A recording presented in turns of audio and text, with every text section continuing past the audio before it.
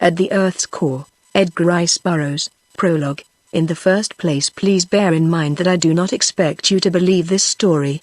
Nor could you wonder had you witnessed a recent experience of mine when, in the armor of blissful and stupendous ignorance, I gaily narrated the gist of it to a fellow of the Royal Geological Society on the occasion of my last trip to London. You would surely have thought that I had been detected in no less a heinous crime than the purloining of the crown jewels from the tower, or putting poison in the coffee of His Majesty the King.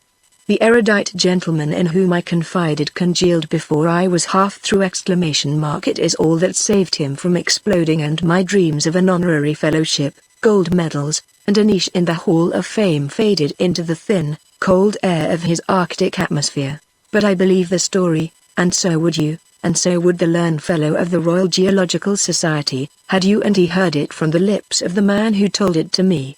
Had you seen, as I did, the fire of truth in those grey eyes, had you felt the ring of sincerity in that quiet voice, had you realized the pathos of it all, you, too, would believe. You would not have needed the final ocular proof that I had the weird ram 4 inches-like creature which he had brought back with him from the inner world. I came upon him quite suddenly, and no less unexpectedly, upon the rim of the Great Sahara Desert. He was standing before a goatskin tent amidst a clump of date palms within a tiny oasis.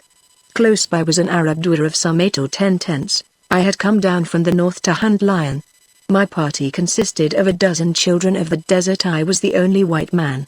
As we approached the little clump of verdure, I saw the man come from his tent and with hand-shaded eyes peer intently at us.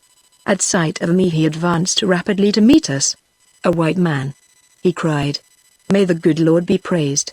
I have been watching you for hours, hoping against hope that this time there would be a white man. Tell me the date. What year is it?" And when I had told him, he staggered as though he had been struck full in the face, so that he was compelled to grasp my stirrup leather for support. "It cannot be!" he cried after a moment. "It cannot be! Tell me that you are mistaken, or that you are but joking." "I am telling you the truth, my friend," I replied. "Why should I deceive a stranger, or attempt to, in so simple a matter as the date?" For some time he stood in silence, with bowed head. 10 years. He murmured, at last. 10 years, and I thought that at the most it could be scarce more than one. That night he told me his story, the story that I give you here as nearly in his own words as I can recall them. Chapter 1. Toward the Eternal Fires. I was born in Connecticut about 30 years ago. My name is David Innes. My father was a wealthy mine owner. When I was 19 he died. All his property was to be mine when I had attained my majority, provided that I had devoted the 2 years intervening in close application to the great business I was to inherit. I did my best to fulfill the last wishes of my parent, not because of the inheritance, but because I loved and honored my father. For 6 months I toiled in the mines and in the counting rooms, for I wished to know every minute detail of the business. Then Perry interested me in his invention. He was an old fellow who had devoted the better part of a long life to the perfection of a mechanical subterranean prospector. As relaxation he studied paleontology. I looked over his plans, listened to his arguments, inspected his working model, and then, convinced, I advanced the funds necessary to construct a full-sized, practical prospector. I shall not go into the details of its construction. It lies out there in the desert now, about 2 miles from here. Tomorrow you may care to ride out and see it. Roughly, it is a steel cylinder 100 feet long, and jointed so that it may turn and twist through solid rock if need be. At one end is a mighty revolving drill operated by an engine which Berry said generated more power to the cubic inch than any other engine did to the cubic foot. I remember that he used to claim that that invention alone would make us fabulously wealthy. We were going to make the whole thing public after the successful issue of our first secret trial, but Perry never returned from that trial trip, and I only after 10 years. I recall as it were but yesterday the night of that momentous occasion upon which we were to test the practicality of that wondrous invention. It was near midnight when we repaired to the lofty tower in which Perry had constructed his iron mole, as he was wont to call the thing. The great nose rested upon the bare earth of the floor. We passed through the doors into the outer jacket, secured them, and then passing on into the cabin, which contained the controlling mechanism within the inner tube, switched on the electric lights. Berry looked to his generator. to the great tanks that held the life-giving chemicals with which he was to manufacture fresh air to replace that which we consumed in breathing, to his instruments for recording temperatures, speed, distance, and for examining the materials through which we were to pass. He tested the steering device, and overlooked the mighty cogs which transmitted its marvelous velocity to the giant drill at the nose of his strange craft. Our seats, into which we strapped ourselves, were so arranged upon transverse bars that we would be upright whether the craft were ploughing her way downward into the bowels of the earth, or running horizontally along some great seam of coal, or rising vertically toward the surface again. At length all was ready. Barry bowed his head in prayer. For a moment we were silent, and then the old man's hand grasped the starting lever. There was a frightful roaring beneath us. The giant frame trembled and vibrated. There was a rush of sound as the loose earth passed up through the hollow space between the inner and outer jackets to be deposited in our wake. We were off. The noise was deafening. The sensation was frightful. For a full minute neither of us could do aught but cling with the proverbial desperation of the drowning man to the handrails of our swinging seats. Then Perry glanced at the thermometer. "Gad!" he cried, "it cannot be possible. Quick! What does the distance meter read?"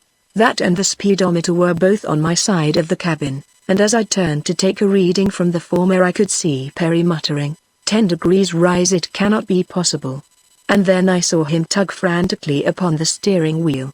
As I finally found the tiny needle in the dim light I translated Perry's evident excitement, and my heart sank within me. But when I spoke I hid the fear which haunted me. "It will be 700 feet, Perry," I said. "By the time you can turn her into the horizontal, you'd better lend me a hand then, my boy," he replied, "for I cannot budge her out of the vertical alone. God give that our combined strength may be equal to the task, for else we are lost." I wormed my way to the old man's side with never a doubt but that the great wheel would yield on the instant to the power of my young and vigorous muscles. Nor was my belief mere vanity, for always had my physique been the envy and despair of my fellows. And for that very reason it had waxed even greater than nature had intended, since my natural pride in my great strength had led me to care for and develop my body and my muscles by every means within my power. What with boxing, football, and baseball, I had been in training since childhood, and so it was with the utmost confidence that I laid hold of the huge iron rim, but though I threw every ounce of my strength into it, my best effort was as unavailing as Perry's had been. The thing would not budge, the grim, insensate, horrible thing that was holding us upon the straight road to death. At length I gave up the useless struggle, and without a word returned to my seat. There was no need for words, at least none that I could imagine, unless Perry desired to pray.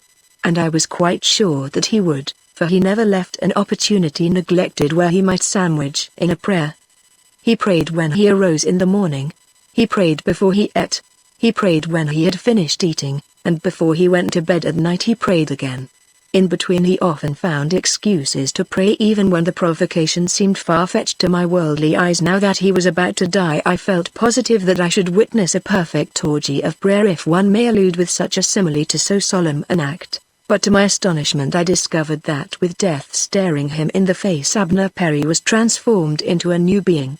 From his lips there flowed not prayer but a clear and limpid stream of undiluted profanity, and it was all directed at that quietly stubborn piece of unyielding mechanism. "I should think, Perry," I chided, "that a man of your professed religiousness would rather be at his prayers than cursing in the presence of imminent death." "Death," he cried. "Death is it that appalls you? That is nothing by comparison with the loss the world must suffer. Why, David, within this iron cylinder we have demonstrated possibilities that science has scarce dreamed. We have harnessed a new principle, and with it animated a piece of steel with the power of 10,000 men. That 2 lives will be snuffed out is nothing to the world calamity that entombs in the bowels of the earth the discoveries that I have made and proved in the successful construction of the thing that is now carrying us farther and farther toward the eternal central fires. I am frank to admit that for myself I was much more concerned with our own immediate future than with any problematic loss which the world might be about to suffer. The world was at least ignorant of its bereavement, while to me it was a real and terrible actuality. "What can we do?" I asked, hiding my perturbation beneath the mask of a low and level voice.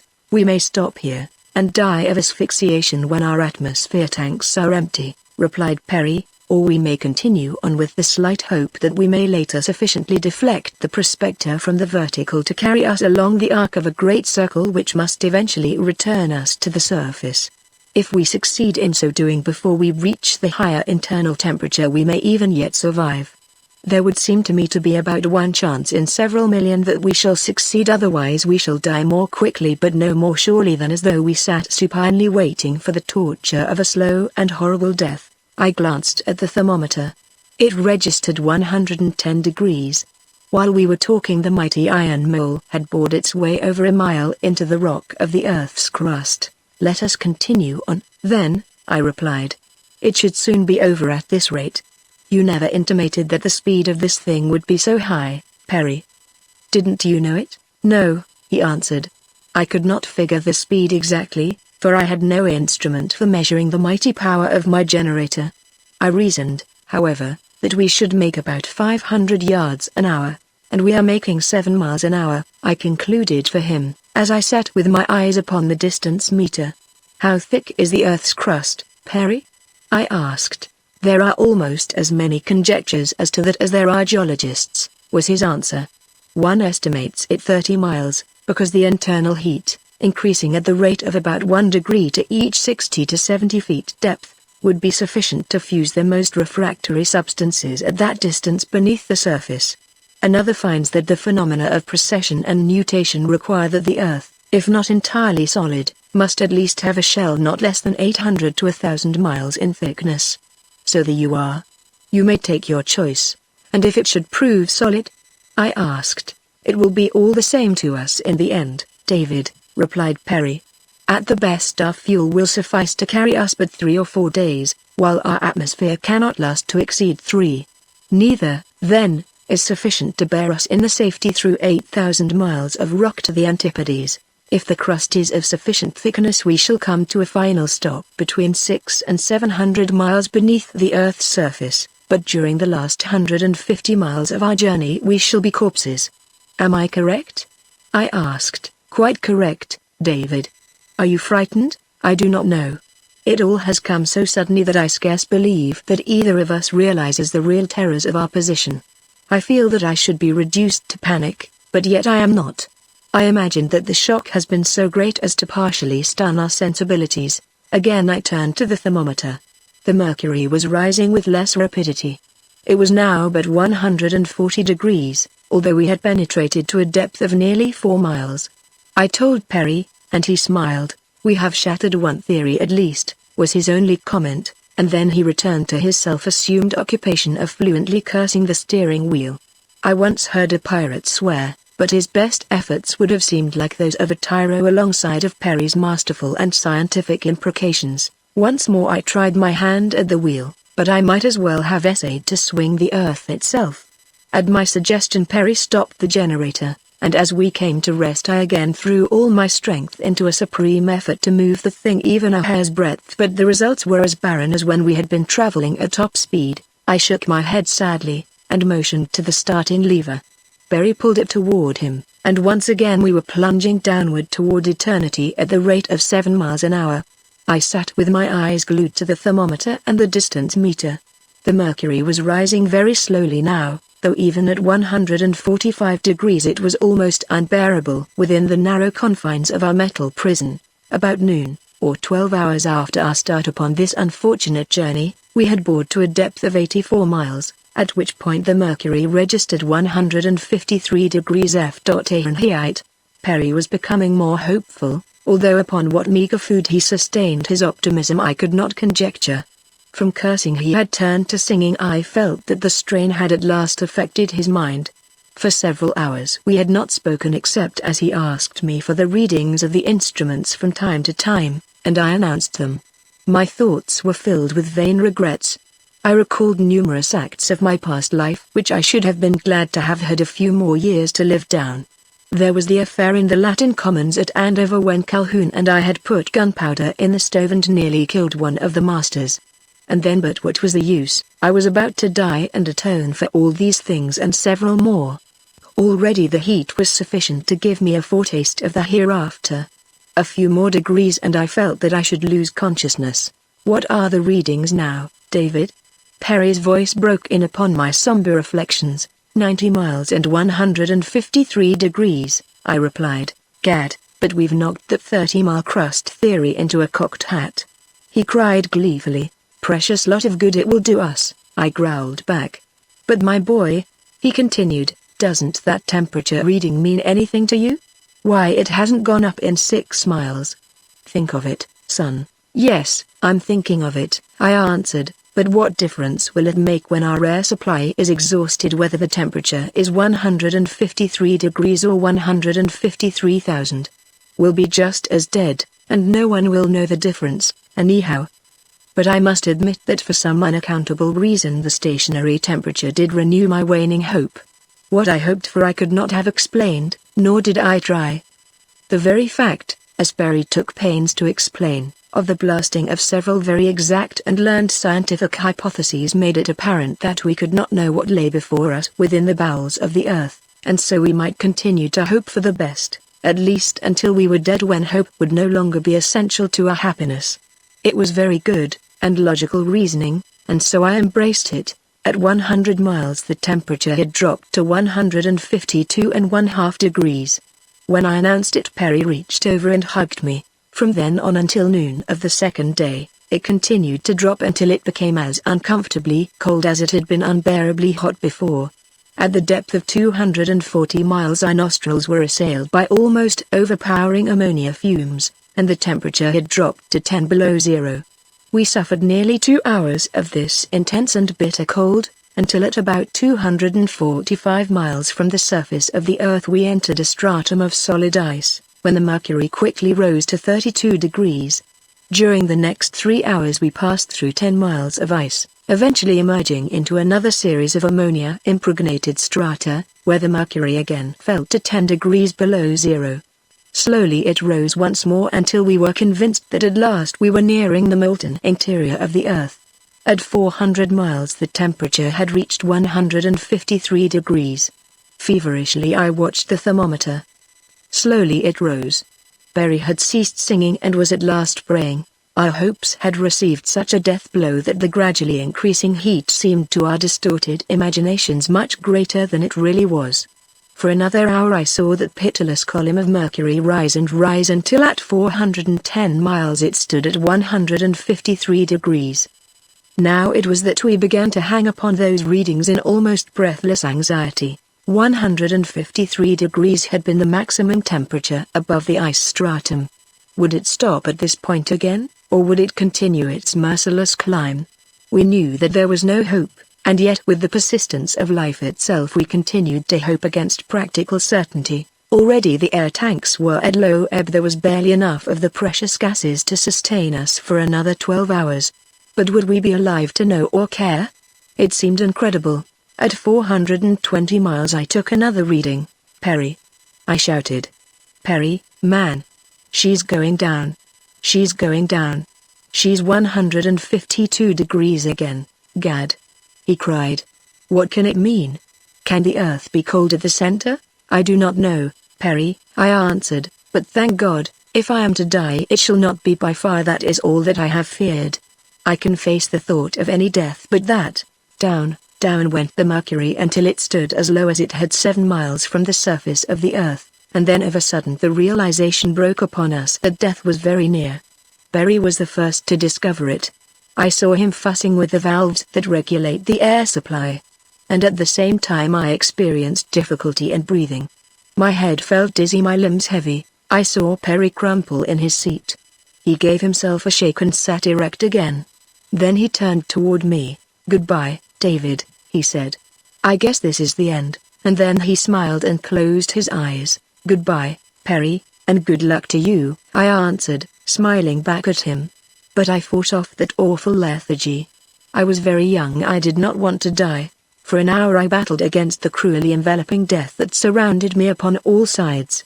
At first I found that by climbing high into the framework above me I could find more of the precious life-giving elements, and for a while these sustained me. It must have been an hour after Perry had succumbed that I at last came to the realization that I could no longer carry on this unequal struggle against the inevitable. With my last flickering ray of consciousness I turned mechanically toward the distance meter. It stood at exactly 500 miles from the Earth's surface, and then of a sudden the huge thing that bore us came to a stop. The rattle of hurtling rock through the hollow jacket ceased. The wild racing of the giant drill betokened that it was running loose in air, and then another truth flashed upon me. The point of the prospector was above us. Slowly it dawned on me that since passing through the ice strata it had been above. We had turned in the ice and sped upward toward the Earth's crust. Thank God. We were safe. I put my nose to the intake pipe through which samples were to have been taken during the passage of the prospector through the Earth, and my fondest hopes were realized. A flood of fresh air was pouring into the iron cabin. The reaction left me in a state of collapse, and I lost consciousness. Chapter 2: A Strange World. I was unconscious little more than an instant, for as I lunged forward from the crossbeam to which I had been clinging, and fell with a crash to the floor of the cabin, the shock brought me to myself. My first concern was with Perry. I was horrified at the thought that upon the very threshold of salvation he might be dead. Tearing open his shirt I placed my ear to his breast. I could have cried with relief. His heart was beating quite regularly. At the water tank I wetted my handkerchief, slapping it smartly across his forehead and face several times. In a moment I was rewarded by the raising of his lids. For a time he lay wide-eyed and quite uncomprehending. Then his scattered wits slowly foregathered, and he sat up sniffing the air with an expression of wonderment upon his face. "Why, David," he cried at last, "it's air, as sure as I live. Why, what does it mean? Where in the world are we? What has happened?" "It means that we're back at the surface all right, Perry," I cried, "but where, I don't know. I haven't opened her up yet. Been too busy reviving you. Lord, man, but you had a close squeak. You say we're back at the surface, David? How can that be? How long have I been unconscious?" "Not long. We turned in the ice stratum. Don't you recall the sudden whirling of our seats? After that the drill was above you instead of below. We didn't notice it at the time, but I recall it now." "You mean to say that we turned back in the ice stratum, David?" "That is not possible. The prospector cannot turn unless its nose is deflected from the outside by some external force or resistance. The steering wheel within would have moved in response. The steering wheel has not budged, David, since we started. You know that." I did know it, but here we were with our drill racing in pure air, and copious volumes of it pouring into the cabin. "We couldn't have turned in the ice stratum, Perry, I know as well as you," I replied, "but the fact remains that we did. For here we are this minute at the surface of the Earth again, and I am going out to see just where. Better wait till morning, David. It must be midnight now." I glanced at the chronometer. 12:30. "We have been out 72 hours, so it must be midnight. Nevertheless I am going to have a look at the blessed sky that I had given up all hope of ever seeing again," and so saying I lifted the bars from the inner door, and swung it open. There was quite a quantity of loose material in the jacket, and this I had to remove with a shovel to get at the opposite door in the outer shell. In a short time I had removed enough of the earth and rock to the floor of the cabin to expose the door beyond. Perry was directly behind me as I threw it open. The upper half was above the surface of the ground. With an expression of surprise I turned and looked at Perry. It was broad daylight without. "Something seems to have gone wrong either with our calculations or the chronometer," I said. Perry shook his head. There was a strange expression in his eyes. "Let's have a look beyond that door, David," he cried. Together we stepped out to stand in silent contemplation of a landscape at once weird and beautiful. Before us a low and level shore stretched down to a silent sea. As far as the eye could reach the surface of the water was dotted with countless tiny isles, some of towering, barren, granitic rock, others resplendent in gorgeous trappings of tropical vegetation, myriad starred with the magnificent splendor of vivid blooms. Behind us rose a dark and forbidding wood of giant arborescent ferns intermingled with the commoner types of a primeval tropical forest. Huge creepers depended in great loops from tree to tree, dense underbrush overgrew a tangled mass of fallen trunks and branches. Upon the outer verge we could see the same splendid coloring of countless blossoms that glorified the islands, but within the dense shadows all seemed dark and gloomy as the grave. And upon all the noonday sun poured its torrid rays out of a cloudless sky. "Where on earth can we be?" I asked, turning to Perry. For some moments the old man did not reply. He stood with bowed head, buried in deep thought. But at last he spoke. "David," he said, "I am not so sure that we are on earth." "What do you mean, Perry?" I cried. "Do you think that we are dead, and this is heaven?" He smiled, and turning, pointing to the nose of the prospector protruding from the ground at our backs. "But for that, David, I might believe that we were indeed come to the country beyond the sticks. The prospector renders that theory untenable. Certainly, could never have gone to heaven. However, I am willing to concede that we actually may be in another world from that which we have always known. If we are not on Earth, there is every reason to believe that we may be in it. We may have quartered through the Earth's crust and come out upon some tropical island of the West Indies," I suggested. Again Perry shook his head. "Let us wait and see, David," he replied, "and in the meantime suppose we do a bit of exploring up and down the coast. We may find a native who can enlighten us." As we walked along the beach, Perry gazed long and earnestly across the water. Evidently he was wrestling with a mighty problem. "David," he said abruptly, "do you perceive anything unusual about the horizon?" As I looked, I began to appreciate the reason for the strangeness of the landscape that had haunted me from the first with an elusive suggestion of the bizarre and unnatural. There was no horizon. As far as the eye could reach out, the sea continued, and upon its bosom floated tiny islands, those in the distance reduced to mere specks, but ever beyond them was the sea, until the impression became quite real that one was looking up at the most distant point that the eyes could fathom. The distance was lost in the distance. That was all. There was no clear-cut horizontal line marking the dip of the globe below the line of vision. "A great light is commencing to break on me," continued Perry, taking out his watch. "I believe that I have partially solved the riddle. It is now 2 o'clock. When we emerged from the prospector, the sun was directly above us. Where is it now?" I glanced up to find the great orb still motionless in the center of the heaven. And such a sun! I had scarcely noticed it before. Fully thrice the size of the sun I had known throughout my life, and apparently so near that the sight of it carried the conviction that one might almost reach up and touch it. "My God, Perry, where are we?" I exclaimed. "This thing is beginning to get on my nerves. I think that I may state quite positively, David," he commenced, "that we are," but he got no further. From behind us in the vicinity of the prospector there came the most thunderous, awe-inspiring roar that ever had fallen upon my ears. With one accord we turned to discover the author of that fearsome noise. Had I still retained the suspicion that we were on Earth, the sight that met my eyes would quite entirely have banished it. Emerging from the forest was a colossal beast which closely resembled a bear. It was fully as large as the largest elephant and with great forepaws armed with huge claws. Its nose, or snout, depended nearly a foot below its lower jaw, much after the manner of rudimentary trunk. The giant body was covered by a coat of thick, shaggy hair. Roaring horribly, it came toward us at a ponderous, shuffling trot. I turned to Perry to suggest that it might be wise to seek other surroundings. The idea had evidently occurred to Perry previously, for he was already 100 paces away, and with each second his prodigious bounds increased the distance.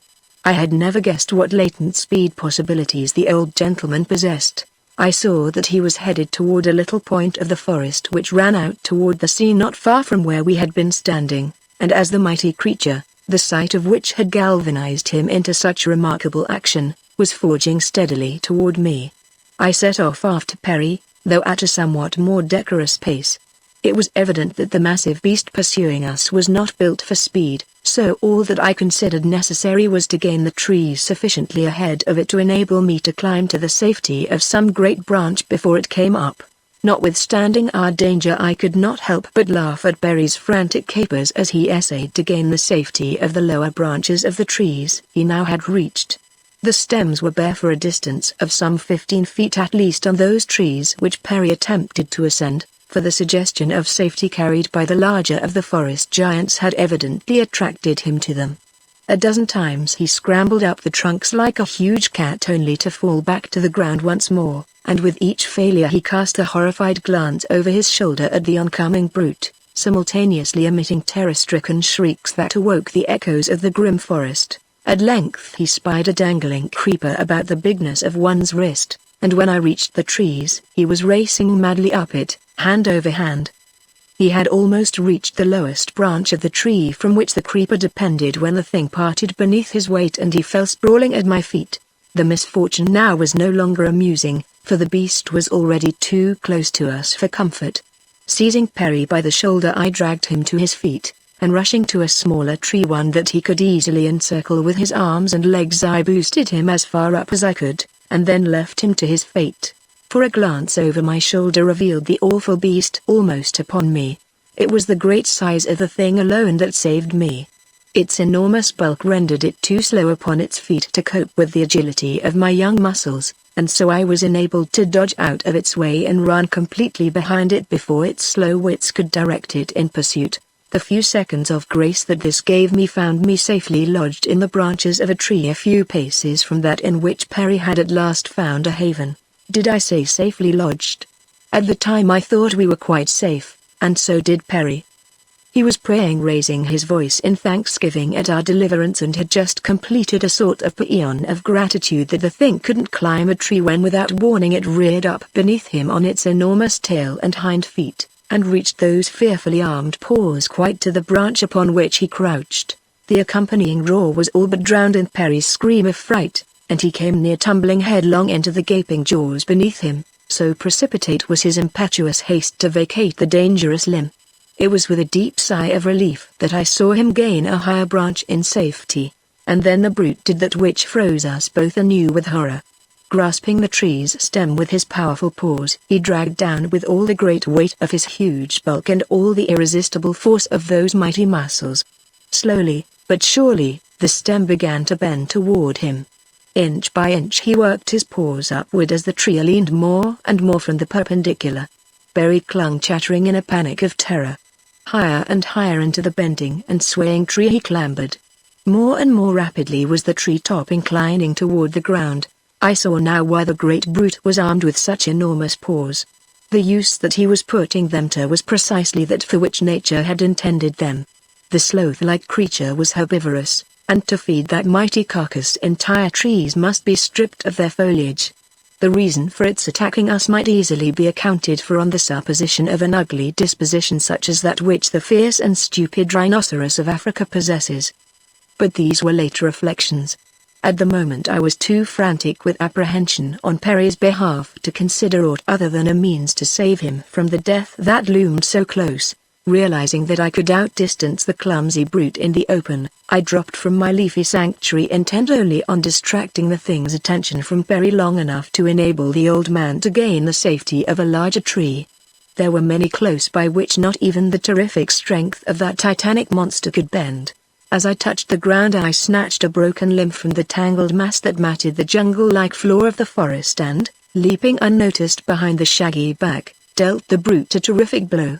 My plan worked like magic. From the previous slowness of the beast I had been led to look for no such marvelous agility as he now displayed. Releasing his hold upon the tree he dropped on all fours and at the same time swung his great, wicked tail with a force that would have broken every bone in my body had it struck me, but, fortunately, I had turned to flee at the very instant that I felt my blow land upon the towering back. As it started in pursuit of me I made the mistake of running along the edge of the forest rather than making for the open beach. In a moment I was knee-deep in rotting vegetation, and the awful thing behind me was gaining rapidly as I floundered and fell in my efforts to extricate myself. A fallen log gave me an instant's advantage, for climbing upon it I leapt to another a few paces farther on, and in this way was able to keep clear of the mush that carpeted the surrounding ground.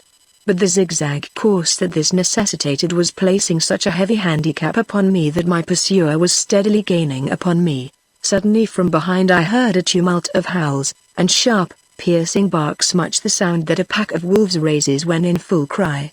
Involuntarily I glanced backward to discover the origin of this new and menacing note, with the result that I missed my footing and went sprawling once more upon my face in the deep muck.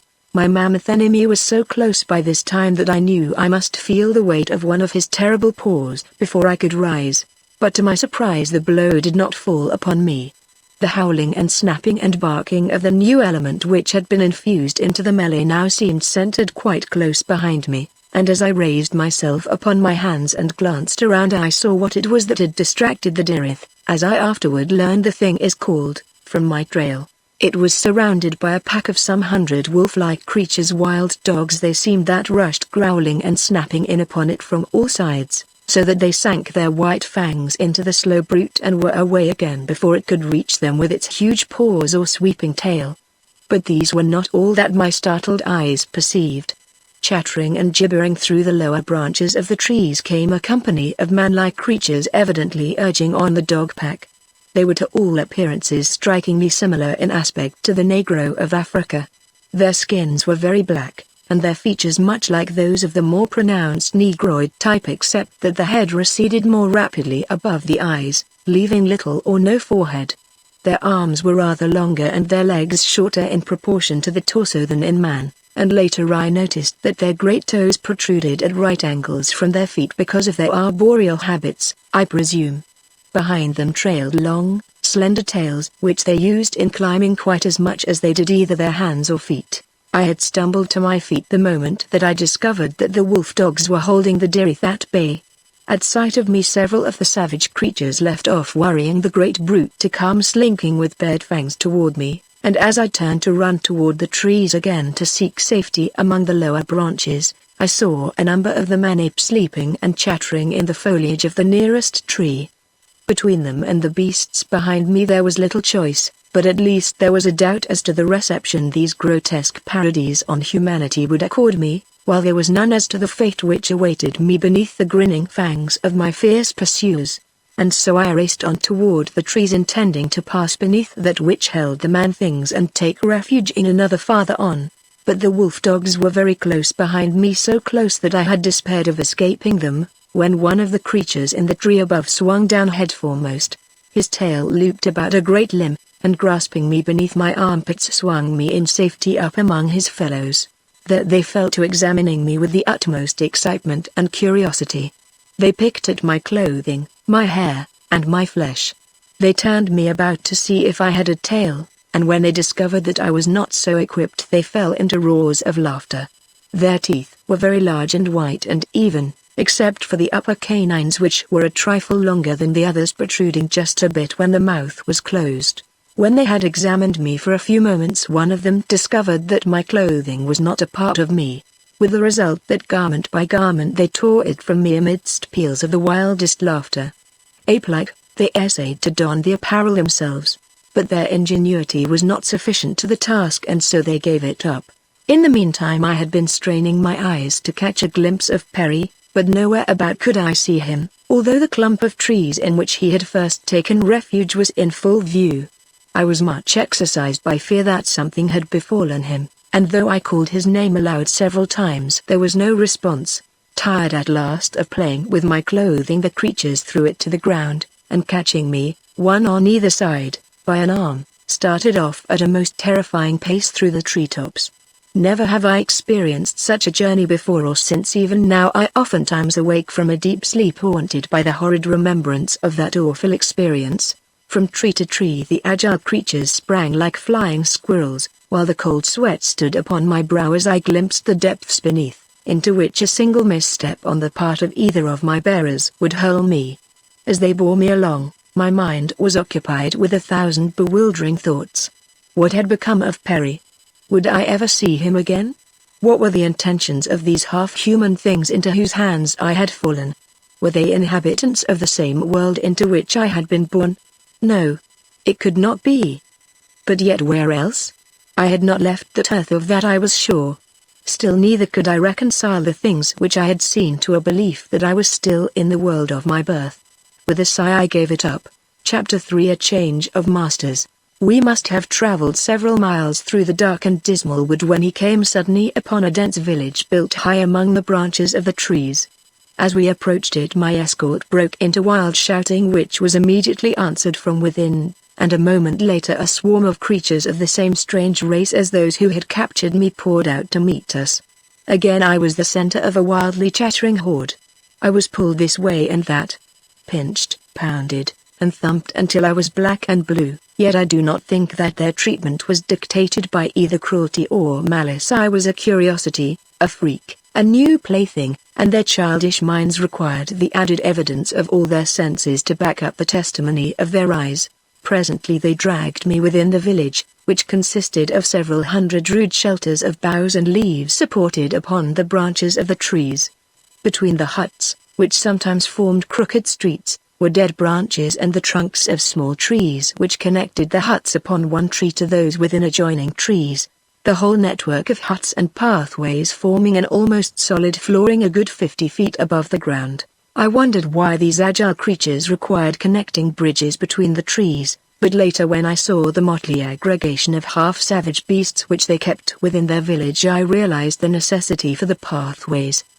There were a number of the same vicious wolf dogs which we had left worrying the Dirith, and many goat-like animals whose distended udders explained the reasons for their presence. My guard halted before one of the huts into which I was pushed, then two of the creatures squatted down before the entrance to prevent my escape, doubtless. Though where I should have escaped to I certainly had not the remotest conception. I had no more than entered the dark shadows of the interior than there fell upon my ears the tones of a familiar voice. In prayer, Perry. I cried. Dear old Perry. Thank the Lord you are safe, David.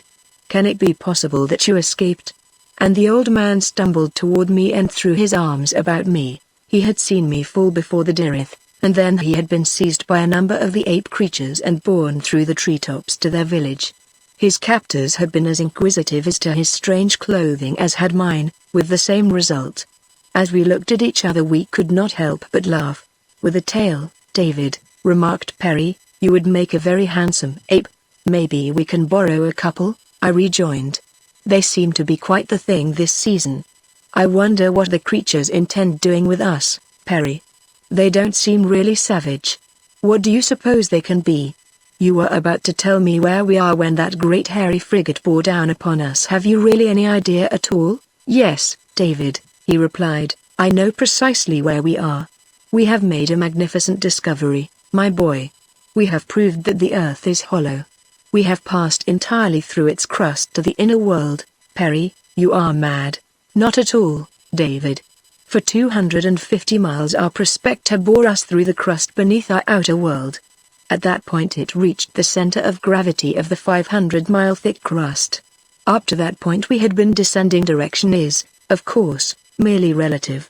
Then at the moment that our seats revolved, the thing that made you believe that we had turned about and were speeding upward, we passed the center of gravity and, though we did not alter the direction of our progress, yet we were in reality moving upward toward the surface of the inner world.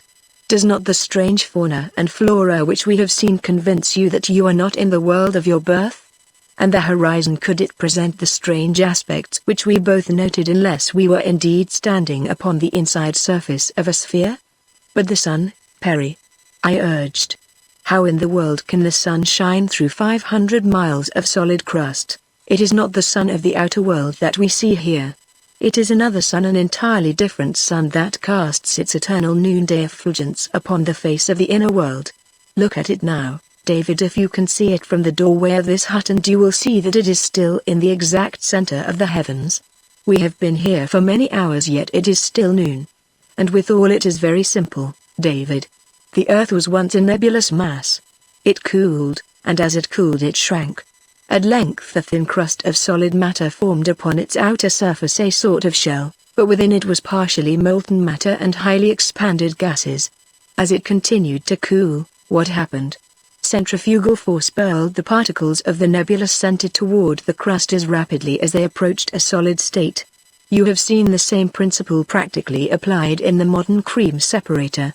Presently there was only a small superheated core of gaseous matter remaining within a huge vacant interior left by the contraction of the cooling gases. The equal attraction of the solid crust from all directions maintained this luminous core in the exact center of the hollow globe. What remains of it is the sun you saw today, a relatively tiny thing at the exact center of the earth. Equally to every part of this inner world it diffuses its perpetual noonday light and torrid heat. This inner world must have cooled sufficiently to support animal life long ages after life appeared upon the outer crust. But that the same agencies were at work here is evident from the similar forms of both animal and vegetable creation which we have already seen. Take the great beast which attacked us, for example. Unquestionably a counterpart of the megatherium of the post-Pliocene period of the outer crust, whose fossilized skeleton has been found in South America. But the grotesque inhabitants of this forest? I urged. Surely they have no counterpart in the Earth's history. Who can tell? He rejoined. They may constitute the link between ape and man, all traces of which have been swallowed by the countless convulsions which have racked the outer crust, or they may be merely the result of evolution along slightly different lines. Either is quite possible. Further speculation was interrupted by the appearance of several of our captors before the entrance of the hut. 2 of them entered and dragged us forth. The perilous pathways and the surrounding trees were filled with the black ape men, their females, and their young. There was not an ornament, a weapon, or a garment among the lot. Quite low in the scale of creation, commented Perry. Quite high enough to play the deuce with us, though, I replied. Now what do you suppose they intend doing with us? We were not long in learning. As on the occasion of our trip to the village, we were seized by a couple of the powerful creatures and whirled away through the treetops, while about us and in our wake raced a chattering, jabbering, grinning horde of sleek, black ape things. Twice my bearers missed their footing, and my heart ceased beating as we plunged toward instant death among the tangled deadwood beneath. But on both occasions those lithe, powerful tails reached out and found sustaining branches, nor did either of the creatures loosen their grasp upon me. In fact, it seemed that the incidents were of no greater moment to them than would be the stubbing of one's toe at a street crossing in the outer world. They but laughed uproariously and sped on with me. For some time they continued through the forest. How long I could not guess, for I was learning, what was later borne very forcefully to my mind, that time ceases to be a factor the moment means for measuring it ceased to exist. Our watches were gone, and we were living beneath a stationary sun. Already I was puzzled to compute the period of time which had elapsed since we broke through the crust of the inner world. It might be hours, or it might be days. Who in the world could tell where it was always noon? By the sun, no time had elapsed, but my judgment told me that we must have been several hours in this strange world. Presently the forest terminated, and we came out upon a level plain. A short distance before us rose a few low, rocky hills. Toward these our captors urged us, and after a short time led us through a narrow pass into a tiny, circular valley. Here they got down to work, and we were soon convinced that if we were not to die to make a Roman holiday, we were to die for some other purpose. The attitude of our captors altered immediately as they entered the natural arena within the rocky hills. Their laughter ceased. Grim ferocity marked their bestial faces. Bared fangs menaced us. We were placed in the center of the amphitheater, the 1,000 creatures forming a great ring about us. Then a wolf dog was brought. Hyanodon Perry called it, and turned loose with us inside the circle. The thing's body was as large as that of a full-grown mastiff, its legs were short and powerful, and its jaws broad and strong. Dark, shaggy hair covered its back and sides, while its breast and belly were quite white. As it slunk toward us it presented a most formidable aspect, with its up-curled lips baring its mighty fangs. Barry was on his knees, praying. I stooped and picked up a small stone. At my movement the beast veered off a bit and commenced circling us. Evidently it had been a target for stones before. The ape things were dancing up and down, urging the brute on with savage cries, until at last, seeing that I did not throw, he charged us. At Andover, and later at Yale, I had pitched on winning ball teams. My speed and control must both have been above the ordinary, for I made such a record during my senior year at college that overtures were made to me in behalf of one of the great major league teams, but in the tightest pitch that ever had confronted me in the past I had never been in such need for control as now. As I wound up for the delivery, I held my nerves and muscles under absolute command, though the grinning jaws were hurtling toward me at terrific speed. And then I let go, with every ounce of my weight in muscle and science in back of that throw. The stone caught the hyanodon full upon the end of the nose, and sent him bowling over upon his back. At the same instant a chorus of shrieks and howls arose from the circle of spectators, so that for a moment I thought that the upsetting of their champion was the cause, but in this I soon saw that I was mistaken. As I looked, The ape things broke in all directions toward the surrounding hills, and then I distinguished the real cause of their perturbation.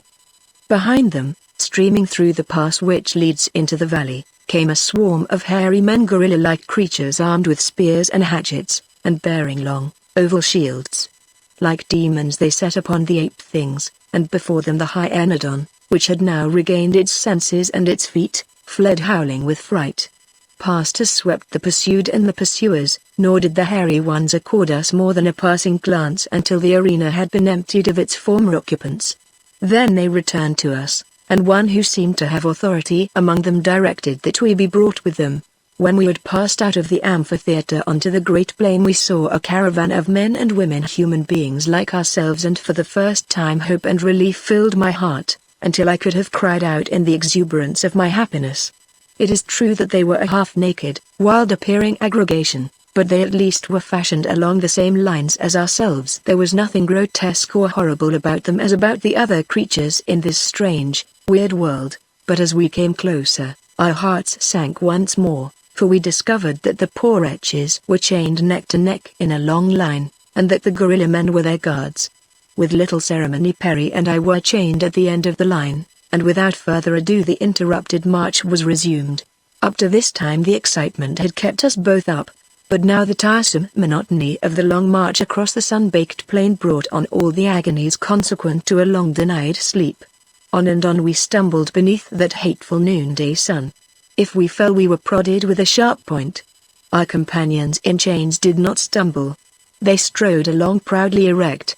Occasionally they would exchange words with one another in a monosyllabic language. They were a noble-appearing race with well-formed heads and perfect physiques. The men were heavily bearded, tall and muscular. The women, smaller and more gracefully molded, with great masses of raven hair caught into loose knots upon their heads. The features of both sexes were well proportioned. There was not a face among them that would have been called even plain if judged by earthly standards. They wore no ornaments, but this I later learned was due to the fact that their captors had stripped them of everything of value. As garmenture the women possessed a single robe of some light-colored, spotted hide, rather similar in appearance to a leopard's skin. This they wore either supported entirely about the waist by a leathern thong, so that it hung partially below the knee on one side, or possibly looped gracefully across one shoulder. Their feet were shod with skin sandals. The men wore loincloths of the hide of some shaggy beast, long ends of which depended before and behind nearly to the ground. In some instances these ends were finished with the strong talons of the beast from which the hides had been taken. Our guards, whom I already have described as gorilla-like men, were rather lighter in build than a gorilla, but even so they were indeed mighty creatures. Their arms and legs were proportioned more in conformity with human standards, but their entire bodies were covered with shaggy, brown hair, and their faces were quite as brutal as those of the few stuffed specimens of the gorilla which I had seen in the museums at home. Their only redeeming feature lay in the development of the head above and back of the ears. In this respect they were not one whit less human than we. They were clothed in a sort of tunic of light cloth which reached to the knees. Beneath this they wore only a loincloth of the same material, while their feet were shod with thick hide of some mammoth creature of this inner world. Their arms and necks were encircled by many ornaments of metal silver predominating, and on their tunics were sewn the heads of tiny reptiles in odd and rather artistic designs. They talked among themselves as they marched along on either side of us, but in a language which I perceived differed from that employed by our fellow prisoners. When they addressed the latter they used what appeared to be a third language, and which I later learned is a mongrel tongue rather analogous to the pidgin English of the Chinese coolie. How far we marched I have no conception, nor has Perry. Both of us were asleep much of the time for hours before a halt was called, then we dropped in our tracks. I say for hours, but how may one measure time where time does not exist? When our march commenced the sun stood at zenith. When we halted our shadows still pointed toward nadir. Whether an instant or an eternity of earthly time elapsed who may say? That march may have occupied 9 years and 11 months of the 10 years that I spent in the inner world, or it may have been accomplished in the fraction of a second. I cannot tell.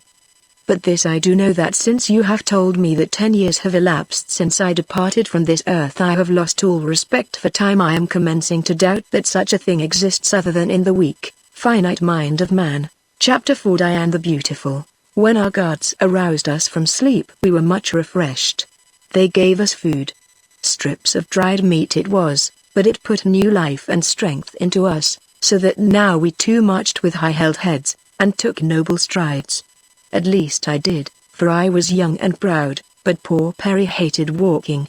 On earth I had often seen him call a cab to Traveller Square. He was paying for it now, and his old legs wobbled so that I put my arm about him and half carried him through the balance of those frightful marches. The country began to change at last, and we wound up out of the level plain through mighty mountains of virgin granite. The tropical verdure of the lowlands was replaced by hardier vegetation. But even here the effects of constant heat and light were apparent in the immensity of the trees and the profusion of foliage and blooms.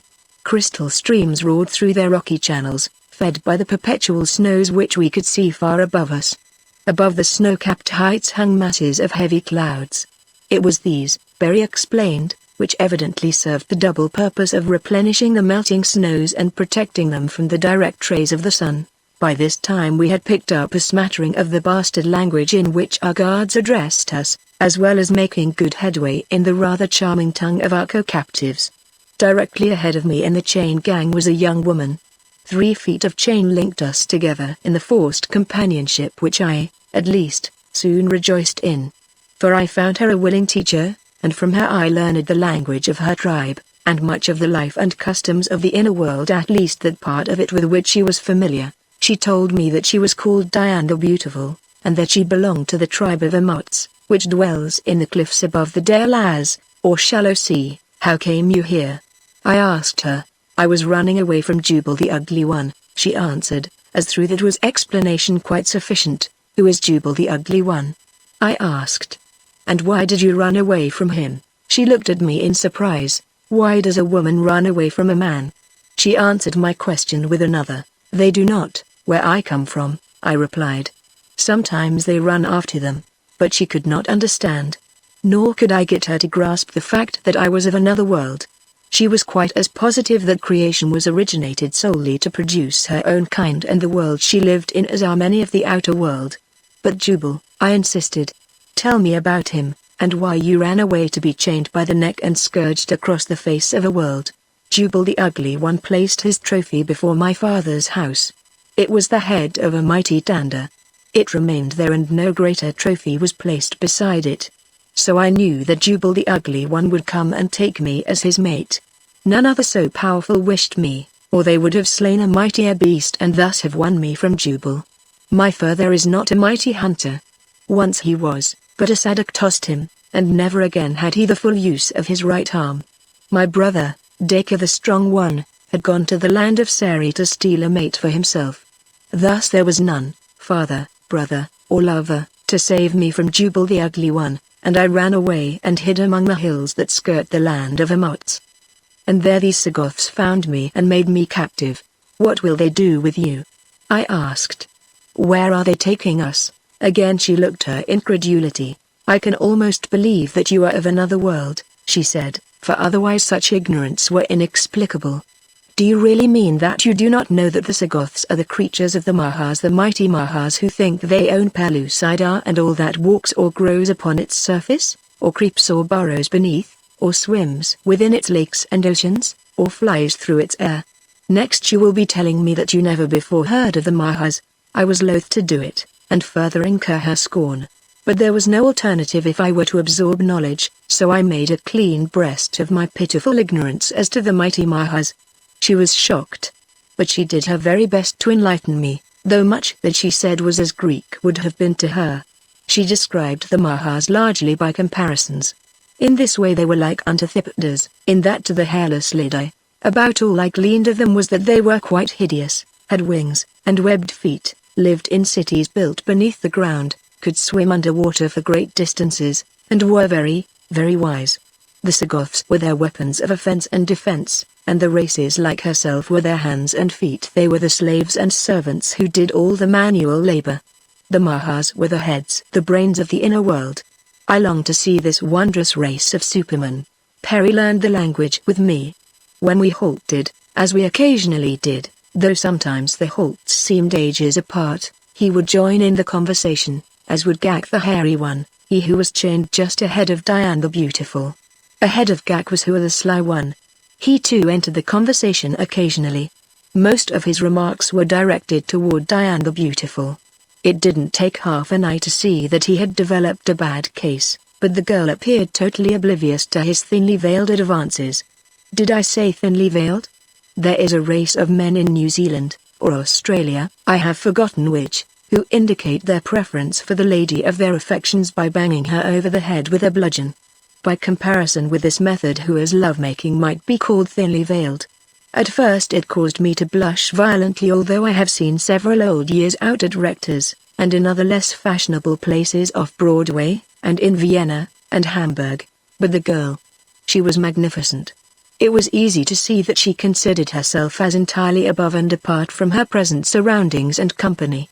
She talked with me, and with Perry, and with the taciturn Gak because we were respectful, but she couldn't even see Hua the sly one, much less hear him, and that made him furious. He tried to get one of the Sagoths to move the girl up ahead of him in the slave gang, but the fellow only poked him with his spear and told him that he had selected the girl for his own property, that he would buy her from the Mahas as soon as they reached Phutra. Phutra, it seemed, was the city of our destination. After passing over the first chain of mountains we skirted a salt sea, upon whose bosom swam countless horrid things. Seal-like creatures there were, with long necks stretching 10 and more feet above their enormous bodies, and whose snake heads were split with gaping mouths bristling with countless fangs. There were huge tortoises too, paddling about among these other reptiles, which Berry said were plesiosaurs of the Lias. I didn't question his veracity, they might have been most anything. Diane told me they were Tantorazes, or Tandors of the sea, and that the other, and more fearsome reptiles, which occasionally rose from the deep to do battle with them, were Asgiriths, or sea diriths. Berry called them ichthyosaurs. They resembled a whale with the head of an alligator. I had forgotten what little geology I had studied at school about all that remained was an impression of horror that the illustrations of restored prehistoric monsters had made upon me, and a well-defined belief that any man with a pig's shank and a vivid imagination could restore most any sort of Paleolithic monster he saw fit, and take rank as a first-class paleontologist. But when I saw these sleek, shiny carcasses shimmering in the sunlight as they emerged from the ocean, shaking their giant heads, when I saw the waters roll from their sinuous bodies in miniature waterfalls as they glided hither and thither, now up on the surface, now half submerged, as I saw them meet, open-mouthed, hissing and snorting, in their titanic and interminable warring, I realized how futile is man's poor, weak imagination by comparison with nature's incredible genius. And Perry, he was absolutely flabbergasted. He said so himself. "David," he remarked, after we had marched for a long time beside that awful sea. "David, I used to teach geology, and I thought that I believed what I taught, but now I see that I did not believe it, that it is impossible for man to believe such things as these unless he sees them with his own eyes. We take things for granted, perhaps, because we are told them over and over again, and have no way of disproving them, like religions, for example, but we don't believe them, we only think we do. If you ever get back to the outer world, you will find that the geologists and paleontologists will be the first to set you down a liar, for they know that no such creatures as they restore ever existed. It is all right to imagine them as existing in an equally imaginary epoch, but now? Poof! At the next halt, Hua the sly one managed to find enough slack chain to permit him to worm himself back quite close to Diane. We were all standing, and as he edged near the girl, she turned her back upon him in such a truly earthly feminine manner that I could scarce repress a smile, but it was a short-lived smile, for on the instant the sly one's hand fell upon the girl's bare arm, jerking her roughly toward him. I was not then familiar with the customs or social ethics which prevailed within Pellucidar, but even so I did not need the appealing look which the girl shot to me from her magnificent eyes to influence my subsequent act. What the sly one's intention was I paused not to inquire, but instead, before he could lay hold of her with his other hand, I placed a right to the point of his jaw that felled him in his tracks. A roar of approval went up from those of the other prisoners and the Sagoths who had witnessed the brief drama, Not, as I later learned, because I had championed the girl, but for the neat and, to them, astounding method by which I had bested her. And the girl? At first she looked at me with wide, wondering eyes, and then she dropped her head, her face half averted, and a delicate flush suffused her cheek. For a moment she stood thus in silence, and then her head went high, and she turned her back upon me as she had upon Hua. Some of the prisoners laughed, and I saw the face of Gak the hairy one go very black as he looked at me searchingly. And what I could see of Diane's cheek went suddenly from red to white, immediately after we resumed the march, and though I realized that in some way I had offended Diane the Beautiful, I could not prevail upon her to talk with me that I might learn wherein I had erred. In fact, I might quite as well have been addressing a sphinx for all the attention I got. At last my own foolish pride stepped in and prevented my making any further attempts, and thus a companionship that without my realizing it had come to mean a great deal to me was cut off.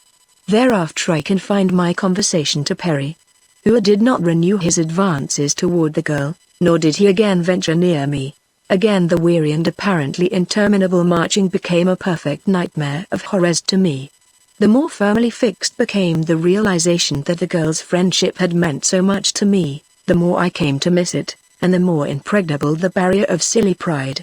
But I was very young and would not ask Gak for the explanation which I was sure he could give, and that might have made everything all right again. On the march, or during halts, Diane refused consistently to notice me. When her eyes wandered in my direction, she looked either over my head or directly through me. At last I became desperate, and determined to swallow my self-esteem, and again beg her to tell me how I had offended, and how I might make reparation. I made up my mind that I should do this at the next halt. We were approaching another range of mountains at the time, and when we reached them, instead of winding across them through some high-flung pass, we entered a mighty natural tunnel, series of labyrinthine grottos, dark as Erebus. The guards had no torches or light of any description. In fact, we had seen no artificial light or sign of fire since we had entered Pellucidar. In a land of perpetual noon there is no need of light above ground, yet I marveled that they had no means of lighting their way through these dark, subterranean passages. So we crept along at a snail's pace, with much stumbling and falling, the guards keeping up a sing-song chant ahead of us, interspersed with certain high notes which I found always indicated rough places and turns. Halts were now more frequent, but I did not wish to speak to Diane until I could see from the expression of her face how she was receiving my apologies. At last a faint glow ahead forewarned us of the end of the tunnel, for which I for one was devoutly thankful. Then at a sudden turn we emerged into the full light of the noonday sun. But with it came a sudden realization of what meant to me a real catastrophe. Diane was gone, and with her a half-dozen other prisoners. The guards saw it too, and the ferocity of their rage was terrible to behold. Their awesome, bestial faces were contorted in the most diabolical expressions, as they accused each other of responsibility for the loss. Finally they fell upon us, beating us with their spear shafts and hatchets. They had already killed 2 near the head of the line, and were like to have finished the balance of us when their leader finally put a stop to the brutal slaughter. Never in all my life had I witnessed a more horrible exhibition of bestial rage. I thanked God that Diane had not been one of those left to endure it. Of the 12 prisoners who had been chained ahead of me, each alternate one had been freed, commencing with Diane. Hua was gone. Gak remained. What could it mean? How had it been accomplished? The commander of the guards was investigating. Soon he discovered that the rude locks which had held the neckbands in place had been deftly picked. "Who the sly one?" murmured Gak, who was now next to me in line. "He has taken the girl that you would not have," he continued, glancing at me. "That I could not have?" I cried. "What do you mean?" He looked at me closely for a moment. "I have doubted your story that you are from another world," he said at last. "But yet upon no other grounds could your ignorance of the ways of Pellucidar be explained. Do you really mean that you do not know that you offended the beautiful one, and how?" "I do not know, Gak," I replied. "Then shall I tell you? When a man of Pellucidar intervenes between another man and the woman the other man would have, the woman belongs to the victor. Diane the Beautiful belongs to you. You should have claimed her or released her. Had you taken her hand, it would have indicated your desire to make her your mate, and had you raised her hand above her head and then dropped it, It would have meant that you did not wish her for a mate and that you released her from all obligation to you. By doing neither you have put upon her the greatest affront that a man may put upon a woman. Now she is your slave. No man will take her as mate, or may take her honorably, until he shall have overcome you in combat, and men do not choose slave women as their mates, at least not the men of Pellucidar. I did not know, Gak, I cried. I did not know. Not for all Pellucidar would I have harmed Diane the Beautiful by word, or look, or act of mine. I do not want her as my slave. I do not want her as my. But here I stopped. The vision of that sweet and innocent face floated before me amidst the soft mists of imagination, and where I had on the second believed that I clung only to the memory of a gentle friendship I had lost, yet now it seemed that it would have been disloyalty to her to have said that I did not want Diane the Beautiful as my mate. I had not thought of her except as a welcome friend in a strange, cruel world. Even now I did not think that I loved her. I believe Gak must have read the truth more in my expression than in my words, for presently he laid his hand upon my shoulder. Man of another world, he said, I believe you. Lips may lie, but when the heart speaks through the eyes it tells only the truth. Your heart has spoken to me. I know now that you meant no affront to Diane the Beautiful. She is not of my tribe, but her mother is my sister. She does not know it. Her mother was stolen by Diane's father, who came with many others of the tribe of Mots to battle with us for our women, the most beautiful women of Pellucidar. Then was her father king of Mots, and her mother was daughter of the king of Sarita, whose power I, his son, have succeeded. Diane is the daughter of kings, though her father is no longer king since the Sadok tossed him and Jubal the Ugly One wrested his kingship from him. Because of her lineage the wrong you did her was greatly magnified in the eyes of all who saw it. She will never forgive you. I asked Gak if there was not some way in which I could release the girl from the bondage and ignominy I had unwittingly placed upon her. If ever you find her, yes, he answered. Merely to raise her hand above her head and drop it in the presence of others is sufficient to release her, but how may you ever find her, you who are doomed to a life of slavery yourself in the buried city of Futra? Is there no escape? I asked. Who the sly one escaped and took the others with him, replied Gak. But there are no more dark places on the way to Futra, and once there it is not so easy. The Mahas are very wise. Even if one escaped from Futra there are the Thiptas, they would find you, and then the hairy one shuddered. No, you will never escape the Mahas. It was a cheerful prospect. I asked Berry what he thought about it, but he only shrugged his shoulders and continued a long-winded prayer he had been at for some time. He was wont to say that the only redeeming feature of our captivity was the ample time it gave him for the improvisation of prayers. It was becoming an obsession with him. The Sagoths had begun to take notice of his habit of declaiming throughout entire marches. One of them asked him what he was saying, to whom he was talking. The question gave me an idea, so I answered quickly before Perry could say anything. Do not interrupt him, I said. He is a very holy man in the world from which we come. He is speaking to spirits which you cannot see. Do not interrupt him or they will spring out of the air upon you and rend you limb from limb like that. And I jumped toward the great brute with a loud boo. That sent him stumbling backward. I took a long chance, I realized, but if we could make any capital out of Perry's harmless mania I wanted to make it while the making was prime. It worked splendidly.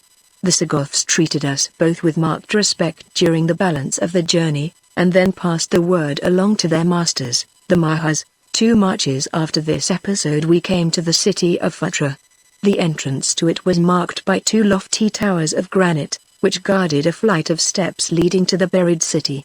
Sagoths were on guard here as well as at 100 or more other towers scattered about over a large plain. Chapter 5 Slaves.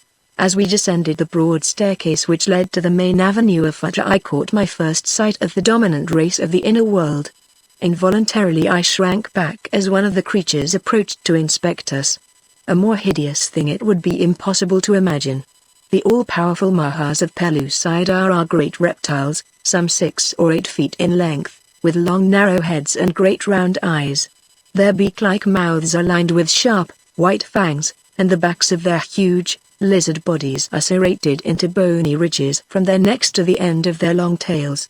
Their feet are equipped with 3 webbed toes, while from the 4 feet membranous wings, which are attached to their bodies just in front of the hind legs, protrude at an angle of 45 degrees toward the rear, ending in sharp points several feet above their bodies. I glanced at Perry as the thing passed me to inspect him.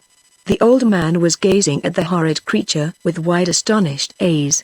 When it passed on, he turned to me. "Around 4 inches of the Midlithic, David," he said, "but, gad, how enormous. The largest remains we ever have discovered have never indicated a size greater than that attained by an ordinary crow." As we continued on through the main avenue of Phutra, we saw many thousand of the creatures coming and going upon their daily duties. They paid but little attention to us. Phutra is laid out underground with a regularity that indicates remarkable engineering skill. It is hewn from solid limestone strata. The streets are broad and of a uniform height of 20 feet. At intervals tubes pierce the roof of this underground city, and by means of lenses and reflectors transmit the sunlight, softened and diffused, to dispel what would otherwise be Cimmerian darkness. In like manner air is introduced. Perry and I were taken, with Gak, to a large public building, where one of the Sagoths who had formed our guard explained to a Maharan official the circumstances surrounding our capture. The method of communication between these two was remarkable in that no spoken words were exchanged. They employed a species of sign language. As I was to learn later, the Mahas have no ears, not any spoken language. Among themselves they communicate by means of what Berry says must be a sixth sense, which is cognizant of a fourth dimension. I never did quite grasp him, though he endeavored to explain it to me upon numerous occasions. I suggested telepathy, but he said no, that it was not telepathy since they could only communicate when in each other's presence, nor could they talk with the Sagoths or the other inhabitants of Pellucidar by the same method they used to converse with one another. "What they do," said Perry, "is to project their thoughts into the fourth dimension, when they become appreciable to the sixth sense of their listener." "Do I make myself quite clear?" "You do not, Perry," I replied. He shook his head in despair, and returned to his work. They had set us to carrying a great accumulation of Maharan literature from one apartment to another, and there arranging it upon shelves. I suggested to Perry that we were in the public library of Phutra, but later, as he commenced to discover the key to their written language, he assured me that we were handling the ancient archives of the race. During this period my thoughts were continually upon Diane the Beautiful. I was, of course, glad that she had escaped the Mahas, and the fate that had been suggested by the Sagoth who had threatened to purchase her upon our arrival at Phutra.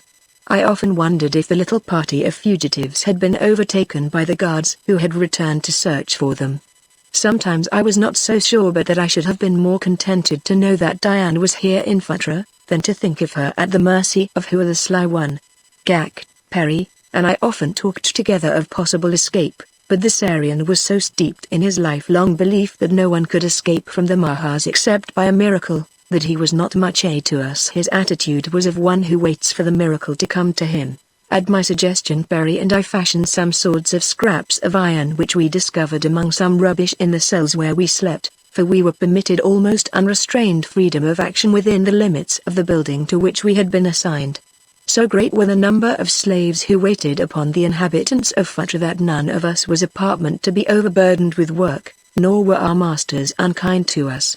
We hid our new weapons beneath the skins which formed our beds, and then Perry conceived the idea of making bows and arrows, weapons apparently unknown within Pellucidar. Next came shields, but these I found it easier to steal from the walls of the outer guardroom of the building.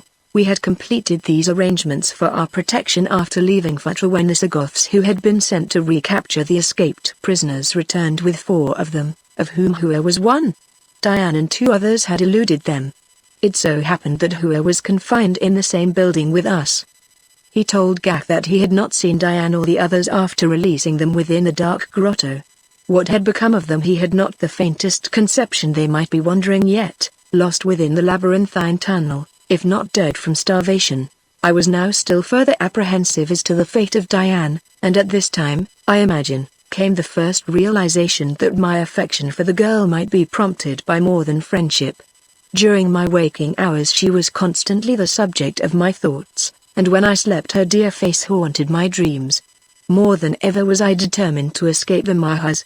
"Perry," I confided to the old man, If I have to search every inch of this diminutive world, I am going to find Diane the beautiful and right the wrong I unintentionally did her. That was the excuse I made for Perry's benefit. Diminutive world. He scoffed. You don't know what you are talking about, my boy, and then he showed me a map of Pellucidar which he had recently discovered among the manuscript he was arranging. Look, he cried, pointing to it, this is evidently water, and all this land. Do you notice the general configuration of the two areas? Where the oceans are upon the outer crust, is land here. These relatively small areas of ocean follow the general lines of the continents of the outer world. We know that the crust of the globe is 500 miles in thickness, then the inside diameter of Pellucidar must be 7,000 miles, and the superficial area 165,480,000 square miles. 3/4 of this is land. Think of it. A land area of 124,110,000 square miles.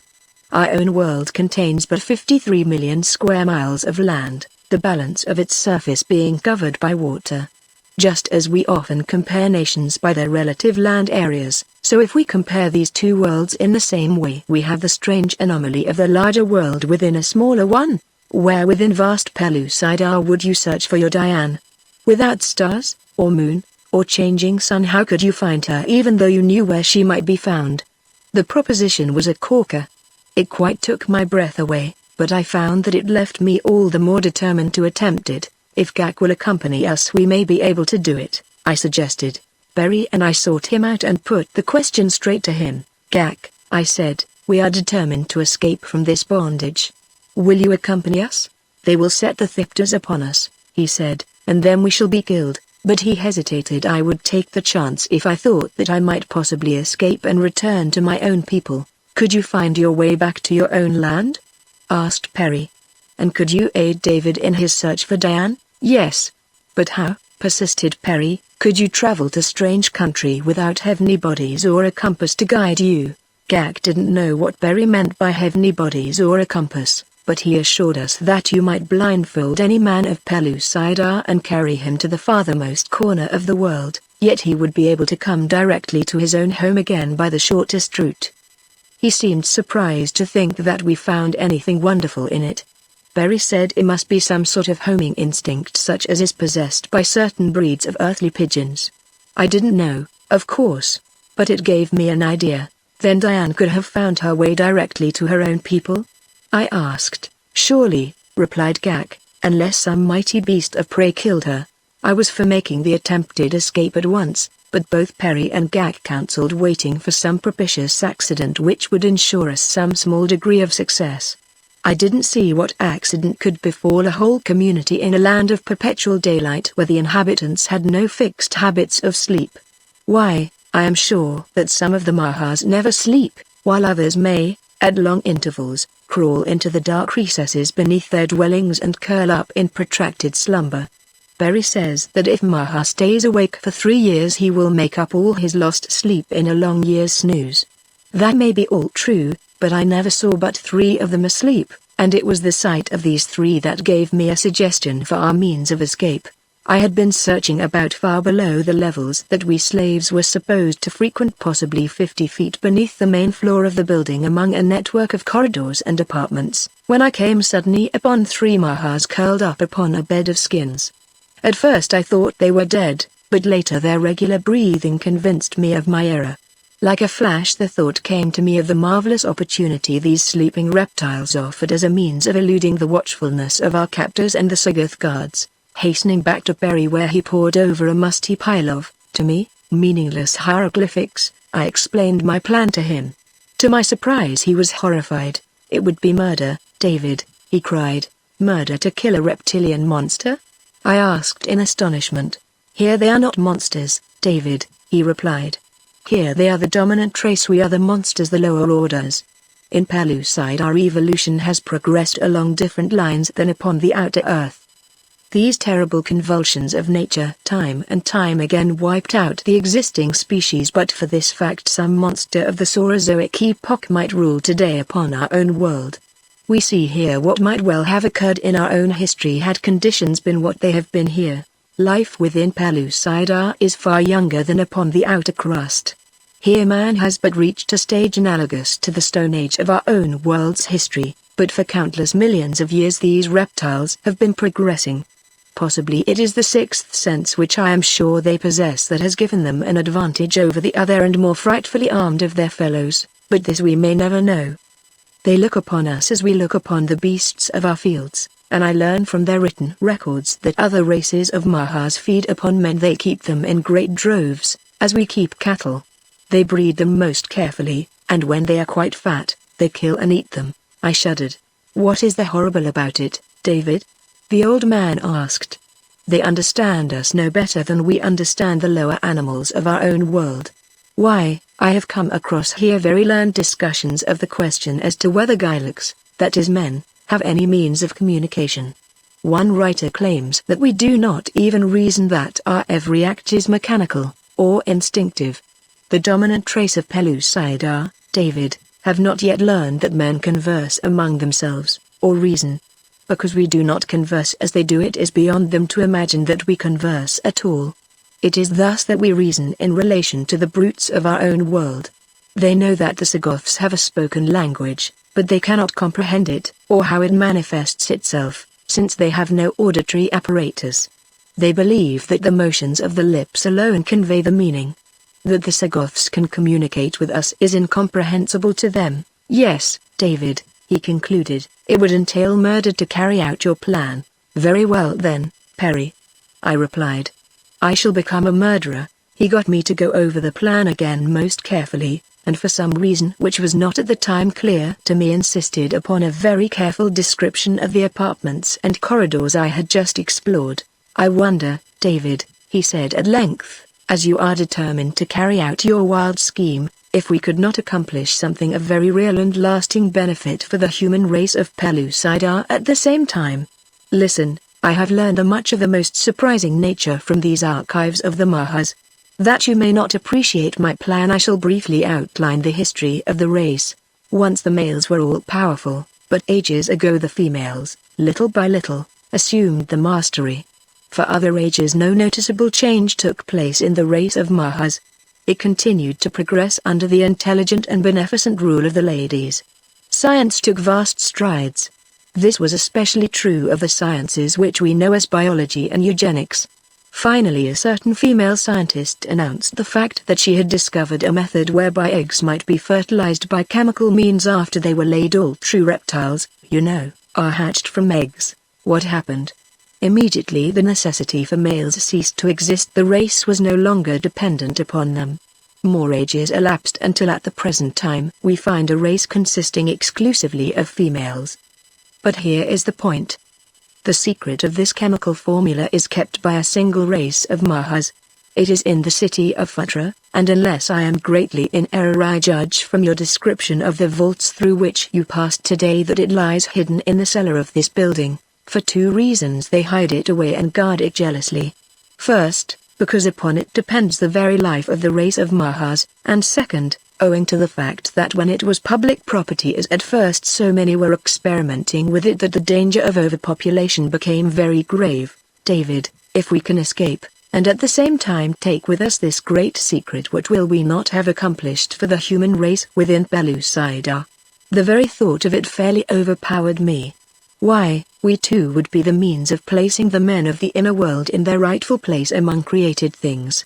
Only the Sagoths would then stand between them and absolute supremacy, and I was not quite sure but that the Sagoths owed all their power to the greater intelligence of the Mahas. I could not believe that these gorilla-like beasts were the mental superiors of the human race of Pellucidar. Why, Perry, I exclaimed, you and I may reclaim a whole world. Together we can lead the races of men out of the darkness of ignorance into the light of advancement and civilization. At one step we may carry them from the age of stone to the 20th century. It's marvelous, absolutely marvelous just to think about it, David, said the old man. I believe that God sent us here for just that purpose. It shall be my life work to teach them His word, to lead them into the light of His mercy while we are training their hearts and hands in the ways of culture and civilization. You are right, Perry, I said, and while you are teaching them to pray I'll be teaching them to fight. and between us we'll make a race of men that will be an honor to us both. Gak had entered the apartment some time before we concluded our conversation, and now he wanted to know what we were so excited about. Barry thought we had best not tell him too much, and so I only explained that I had a plan for escape. When I had outlined it to him, he seemed about as horror-struck as Barry had been, but for a different reason. The hairy one only considered the horrible fate that would be ours were we discovered. But at last I prevailed upon him to accept my plan as the only feasible one, and when I had assured him that I would take all the responsibility for it were we captured, he accorded a reluctant assent. Chapter 6 The beginning of horror. Within Pellucidar one time is as good as another. There were no nights to mask our attempted escape. All must be done in broad daylight, all but the work I had to do in the apartment beneath the building. So we determined to put our plan to an immediate test lest the Mahas who made it possible should awake before I reached them, but we were doomed to disappointment, for no sooner had we reached the main floor of the building on our way to the pits beneath, than we encountered hurrying bands of slaves being hastened under strong Sagoth guard out of the edifice to the avenue beyond. Other Sagoths were darting hither and thither in search of other slaves, and the moment that we appeared we were pounced upon and hustled into the line of marching humans. What the purpose or nature of the general exodus we did not know, but presently through the line of captives ran the rumor that 2 escaped slaves had been recaptured, a man and a woman, and that we were marching to witness their punishment, for the man had killed a Sagoth of the detachment that had pursued and overtaken them. At the intelligence my heart sprang to my throat, for I was sure that the 2 were of those who escaped in the dark grotto with Who the Sly One, and that Diane must be the woman. Gak thought so too, as did Perry. Is there naught that we may do to save her? I asked Gak. Naught, he replied. Along the crowded avenue we marched, the guards showing unusual cruelty toward us, as though we, too, had been implicated in the murder of their fellow. The occasion was to serve as an object lesson to all other slaves of the danger and futility of attempted escape, and the fatal consequences of taking the life of a superior being, and so I imagine that Sagoths felt amply justified in making the entire proceeding as uncomfortable and painful to us as possible. They jabbed us with their spears and struck at us with the hatchets at the least provocation, and at no provocation at all. It was a most uncomfortable half-hour that we spent before we were finally herded through a low entrance into a huge building, the center of which was given up to a good-sized arena. Benches surrounded this open space upon 3 sides, and along the 4th were heaped huge boulders which rose in receding tiers toward the roof. At first I couldn't make out the purpose of this mighty pile of rock, unless it were intended as a rough and picturesque background for the scenes which were enacted in the arena before it. But presently, after the wooden benches had been pretty well filled by slaves and Sagoths, I discovered the purpose of the boulders, for then the Mahas began to file into the enclosure. They marched directly across the arena toward the rocks upon the opposite side, where, spreading their bat-like wings, they rose above the high wall of the pit, settling down upon the boulders above. These were the reserved seats, the boxes of the elect, reptiles that they are. The rough surface of a great stone is to them as plush as upholstery to us. Here they lolled, blinking their hideous eyes, and doubtless conversing with one another in their 6th sense 4th dimension language. For the first time I beheld their queen. She differed from the others in no feature that was appreciable to my earthly eyes. In fact, all Mahas look alike to me, but when she crossed the arena after the balance of her female subjects had found their boulders, she was preceded by a score of huge Sagoths, the largest I ever had seen, and on either side of her waddled a huge Thipter, while behind came another score of Sagoth guardsmen. At the barrier the Sagoths clambered up the steep side with truly ape-like agility, while behind them the haughty queen rose upon her wings with her 2 frightful dragons close beside her, and settled down upon the largest boulder of them all in the exact center of that side of the amphitheater which is reserved for the dominant race. Here she squatted, a most repulsive and uninteresting queen, though doubtless quite as well assured of her beauty and divine right to rule as the proudest monarch of the outer world. And then the music started, music without sound. The Mahas cannot hear, so the drums and fifes and horns of earthly bands are unknown among them. The band consists of a score or more Mahas. It filed out in the center of the arena where the creatures upon the rocks might see it, and there it performed for 15 or 20 minutes.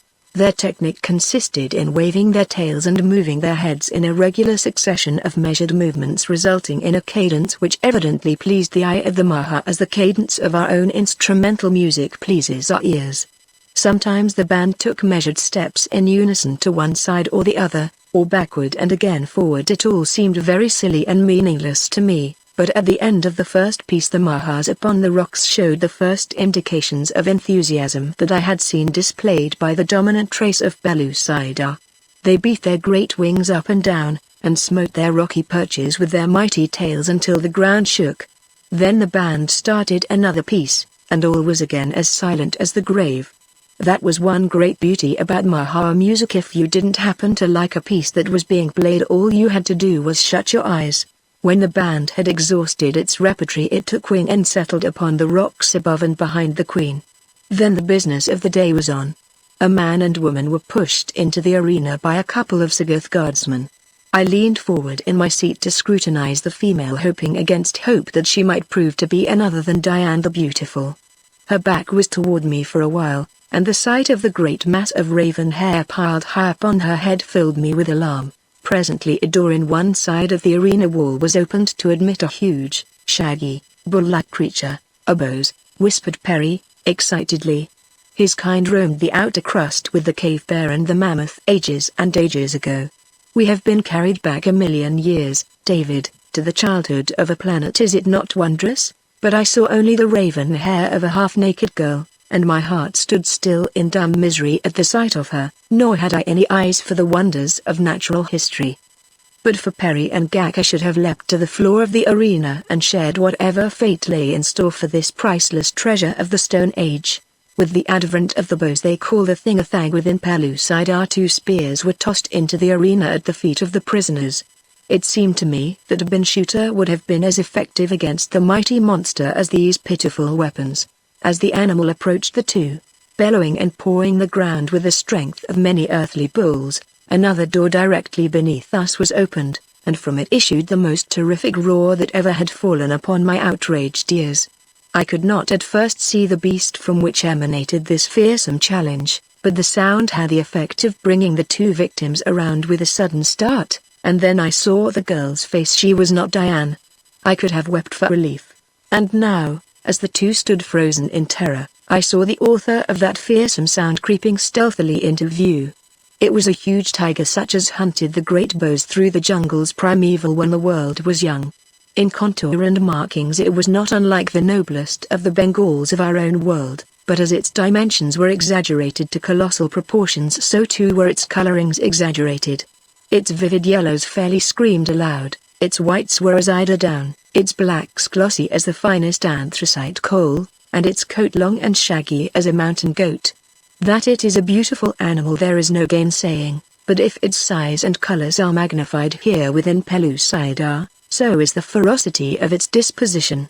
It is not the occasional member of its species that is a man-hunter. All are man-hunters, but they do not confine their foraging to man alone, for there is no flesh or fish within Pellucidar that they will not eat with relish in the constant efforts which they make to furnish their huge carcasses with sufficient sustenance to maintain their mighty thews. Upon one side of the doomed pair the thag bellowed and advanced, and upon the other Tarag, the frightful, crept toward them with gaping mouth and dripping fangs. The man seized the spears, handing one of them to the woman. At the sound of the roaring of the tiger the bull's bellowing became a veritable frenzy of rageful noise. Never in my life had I heard such an infernal din as the 2 brutes made, and to think it was all lost upon the hideous reptiles for whom the show was staged. The thag was charging now from one side, and the tarag from the other. The 2 puny things standing between them seemed already lost, but at the very moment that the beasts were upon them the man grasped his companion by the arm and together they leapt to one side, while the frenzied creatures came together like locomotives in collision.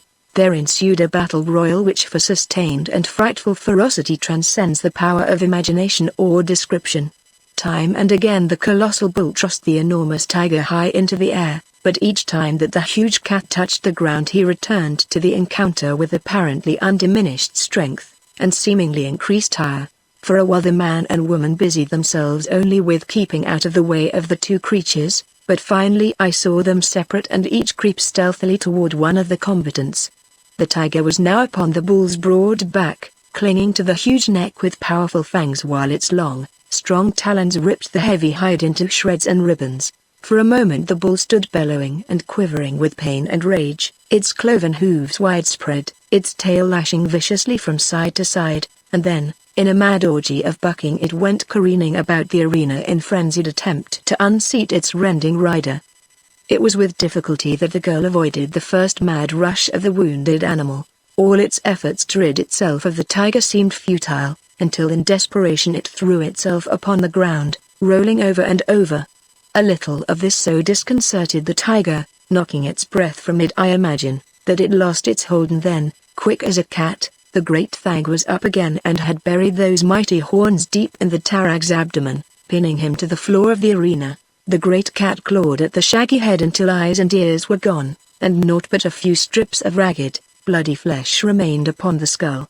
Yet through all the agony of that fearful punishment the thag still stood motionless, pinning down his adversary, and then the man leapt in, seeing that the blind bull would be the least formidable enemy, and ran his spear through the tarag's heart.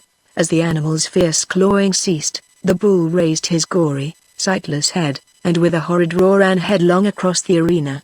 With great leaps and bounds he came, straight toward the arena wall directly beneath where we sat, and then accident carried him, in one of his mighty springs, completely over the barrier into the midst of the slaves and Sagoths just in front of us.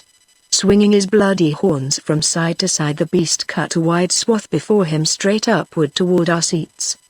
Before him slaves and guerrilla men fought in mad stampede to escape the menace of the creature's death agonies, for such only could that frightful charge have been. Forgetful of us, our guards joined in the general rush for the exits, many of which pierced the wall of the amphitheater behind us. Perry, Gak, and I became separated in the chaos which reigned for a few moments after the beast cleared the wall of the arena, each intent upon saving his own hide. I ran to the right, passing several exits choked with the fear-mad mob that were battling to escape. One would have thought that an entire herd of thags was loose behind them, rather than a single blinded, dying beast, but such is the effect of panic upon a crowd. Chapter 7 Freedom. Once out of the direct path of the animal, fear of it left me, but another emotion as quickly gripped me, hope of escape that the demoralized condition of the guards made possible for the instant. I thought of Perry, but for the hope that I might better encompass his release if myself free, I should have put the thought of freedom from me at once. As it was, I hastened on toward the right, searching for an exit toward which no Sagoths were fleeing, and at last I found it, a low, narrow aperture leading into a dark corridor. Without thought of the possible consequence, I darted into the shadows of the tunnel, feeling my way along through the gloom for some distance. The noises of the amphitheater had grown fainter and fainter until now all was as silent as the tomb about me. Faint light filtered from above through occasional ventilating and lighting tubes, but it was scarce sufficient to enable my human eyes to cope with the darkness, and so I was forced to move with extreme care, feeling my way along step by step with a hand upon the wall beside me.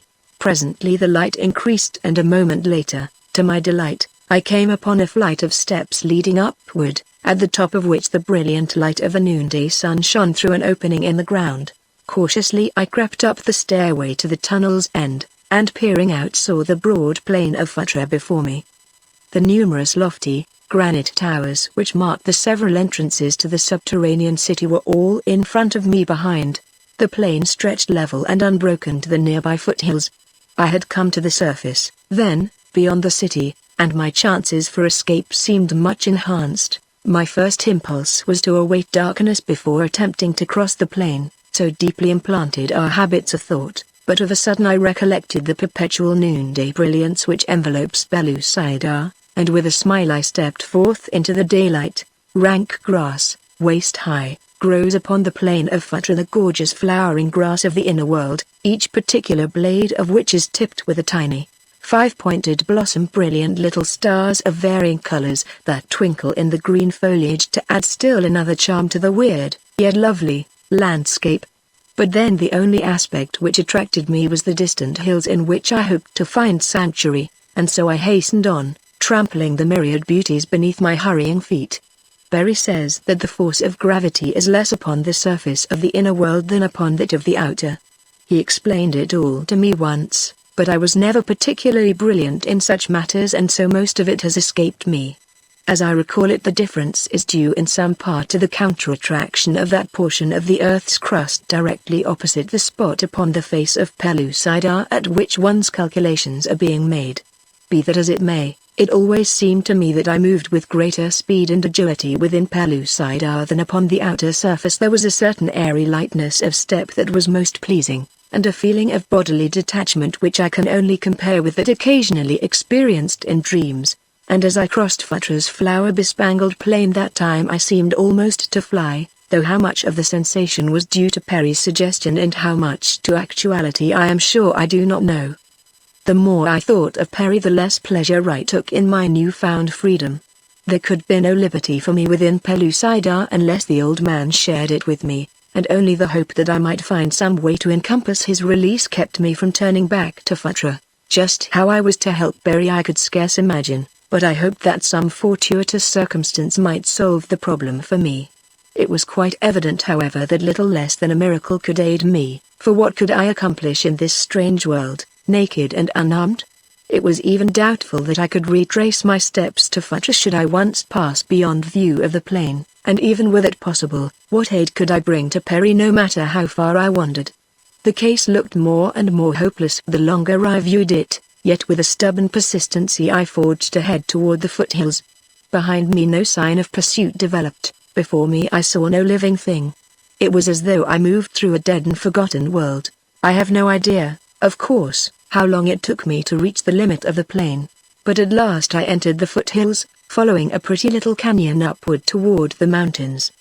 Beside me frolicked a laughing brooklet, hurrying upon its noisy way down to the silent sea.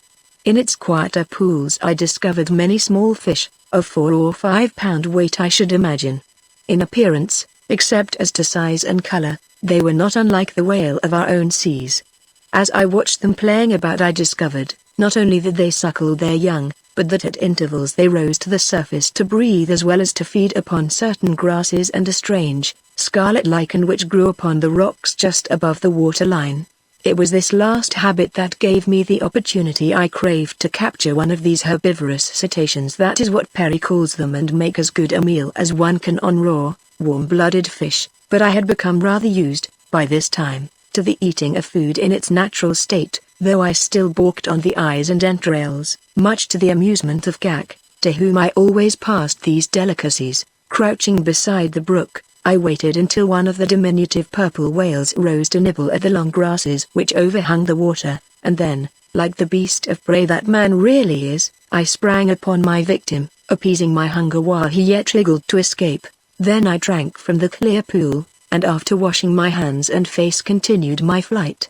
Above the source of the brook I encountered a rugged climb to the summit of a long ridge. Beyond was a steep declivity to the shore of a placid, inland sea, upon the quiet surface of which lay several beautiful islands. The view was charming in the extreme, and as no man or beast was to be seen that might threaten my newfound liberty, I slid over the edge of the bluff, and half sliding, half falling, dropped into the delightful valley, the very aspect of which seemed to offer a haven of peace and security. The gently sloping beach along which I walked was thickly strewn with strangely shaped, colored shells, some empty, others still housing as varied a multitude of mollusks as ever might have drawn out their sluggish lives along the silent shores of the antediluvian seas of the outer crust. As I walked I could not but compare myself with the first man of that other world, so complete the solitude which surrounded me, so primal and untouched the virgin wonders and beauties of adolescent nature. I felt myself a second Adam wending my lonely way through the childhood of a world, searching for my Eve, and at the thought there rose before my mind's eye the exquisite outlines of a perfect face surmounted by a loose pile of wondrous, raven hair. As I walked, my eyes were bent upon the beach, so that it was not until I had come quite upon it that I discovered that which shattered all my beautiful dream of solitude and safety and peace and primal overlordship. The thing was a hollowed log drawn upon the sands, and in the bottom of it lay a crude paddle. The rude shock of awakening to what doubtless might prove some new form of danger was still upon me when I heard a rattling of loose stones from the direction of the bluff. and turning my eyes in that direction I beheld the author of the disturbance, a great copper-colored man, running rapidly toward me. There was that in the haste with which he came which seemed quite sufficiently menacing, so that I did not need the added evidence of brandishing spear and scowling face to warn me that I was in no safe position, but whither to flee was indeed a momentous question. The speed of the fellow seemed to preclude the possibility of escaping him upon the open beach.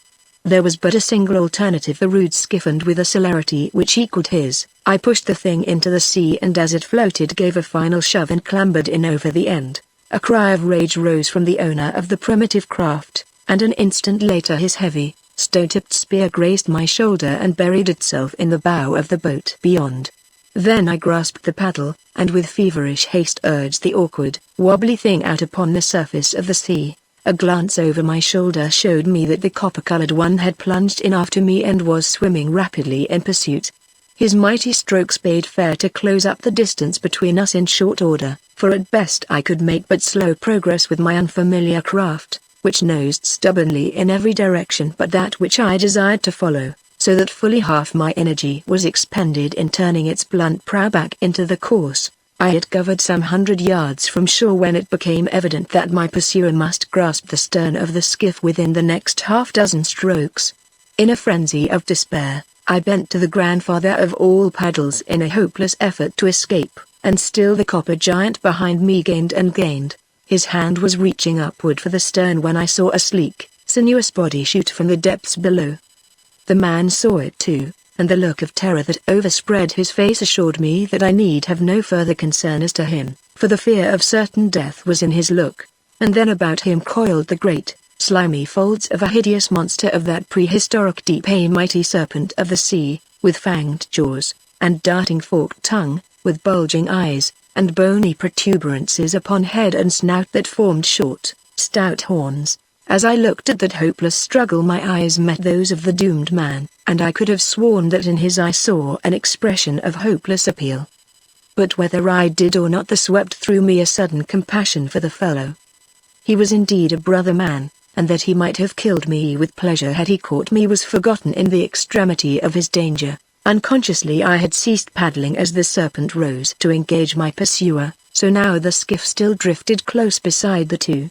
The monster seemed to be but playing with his victim before he closed his awful jaws upon him and dragged him down to his dark den beneath the surface to devour him. The huge, snake-like body coiled and uncoiled about its prey. The hideous, gaping jaws snapped in the victim's face. The forked tongue, lightning-like, ran in and out upon the copper skin. Nobly the giant battled for his life, beating with his stone hatchet against the bony armor that covered that frightful carcass. But for all the damage he inflicted he might as well have struck with his open palm. At last I could endure no longer to sit supinely by while a fellowman was dragged down to a horrible death by that repulsive reptile. Embedded in the prow of the skiff lay the spear that had been cast after me by him whom I suddenly desired to save. With a wrench I tore it loose, and standing upright in the wobbly log drove it with all the strength of my two arms straight into the gaping jaws of the hydrophidian. With a loud hiss the creature abandoned its prey to turn upon me, but the spear, embedded in its throat, prevented it from seizing me, though it came near to overturning the skiff in its mad efforts to reach me. Chapter 8. The Maha Temple. The aborigine, apparently uninjured, climbed quickly into the skiff, and seizing the spear with me helped to hold off the infuriated creature. Blood from the wounded reptile was now crimsoning the waters about us, and soon from the weakening struggles it became evident that I had inflicted a death wound upon it. Presently its efforts to reach us ceased entirely, and with a few convulsive movements it turned upon its back quite dead. And then there came to me a sudden realization of the predicament in which I had placed myself. I was entirely within the power of the savage man whose skiff I had stolen. Still clinging to the spear I looked into his face to find him scrutinizing me intently, and there we stood for some several minutes, each clinging tenaciously to the weapon the while we gazed in stupid wonderment at each other. What was in his mind I do not know, but in my own was merely the question as to how soon the fellow would recommence hostilities. Presently he spoke to me, but in a tongue which I was unable to translate. I shook my head in an effort to indicate my ignorance of his language. at the same time addressing him in the bastard tongue that the Sagoths used to converse with the human slaves of the Mahas. To my delight he understood and answered me in the same jargon. "What do you want of my spear?" he asked. "Only to keep you from running it through me," I replied. "I would not do that," he said, "for you have just saved my life," and with that he released his hold upon it and squatted down in the bottom of the ship. "Who are you?" he continued, "and from what country do you come?" I too sat down, laying the spear between us, and tried to explain how I came to Pellucidar, and where from, but it was as impossible for him to grasp or believe the strange tale I told him as I fear it is for you upon the outer crust to believe in the existence of the inner world. To him it seemed quite ridiculous to imagine that there was another world far beneath his feet peopled by beings similar to himself, and he laughed uproariously the more he thought upon it. But it was ever thus. That which has never come within the scope of our really pitifully meager world experience cannot be. Our finite minds cannot grasp that which may not exist in accordance with the conditions which obtain about us upon the outside of the insignificant grain of dust which wends its tiny way among the boulders of the universe, the speck of moist earth we so proudly call the world. So I gave it up and asked him about himself. He said he was a Mesop, and that his name was Who are the Mesops? I asked. Where do they live? He looked at me in surprise. I might indeed believe that you were from another world, he said, for who of Pellucidar could be so ignorant? The Mesops live upon the islands of the seas. In so far as I ever have heard, no Mesop lives elsewhere, and no others than Mesops dwell upon islands, but of course it may be different in other far distant lands. I do not know. At any rate, in this sea and those nearby it is true that only people of my race inhabit the islands. We are fishermen, though we be great hunters as well, often going to the mainland in search of the game that is scarce upon all but the larger islands. And we are warriors also, he added proudly. Even the Sagoths of the Mahas fear us. Once, when Pellucidar was young, the Sagoths were wont to capture us for slaves as they do the other men of Pellucidar. It is handed down from father to son among us that this is so, but we fought so desperately and slew so many Sagoths, and those of us that were captured killed so many Mahas in their own cities that at last they learned that it were better to leave us alone, and later came the time that the Mahas became too indolent even to catch their own fish, except for amusement, and then they needed us to supply their wants, and so a truce was made between the races. Now they give us certain things which we are unable to produce in return for the fish that we catch, and the Mesops and the Mahas live in peace. The great ones even come to our islands.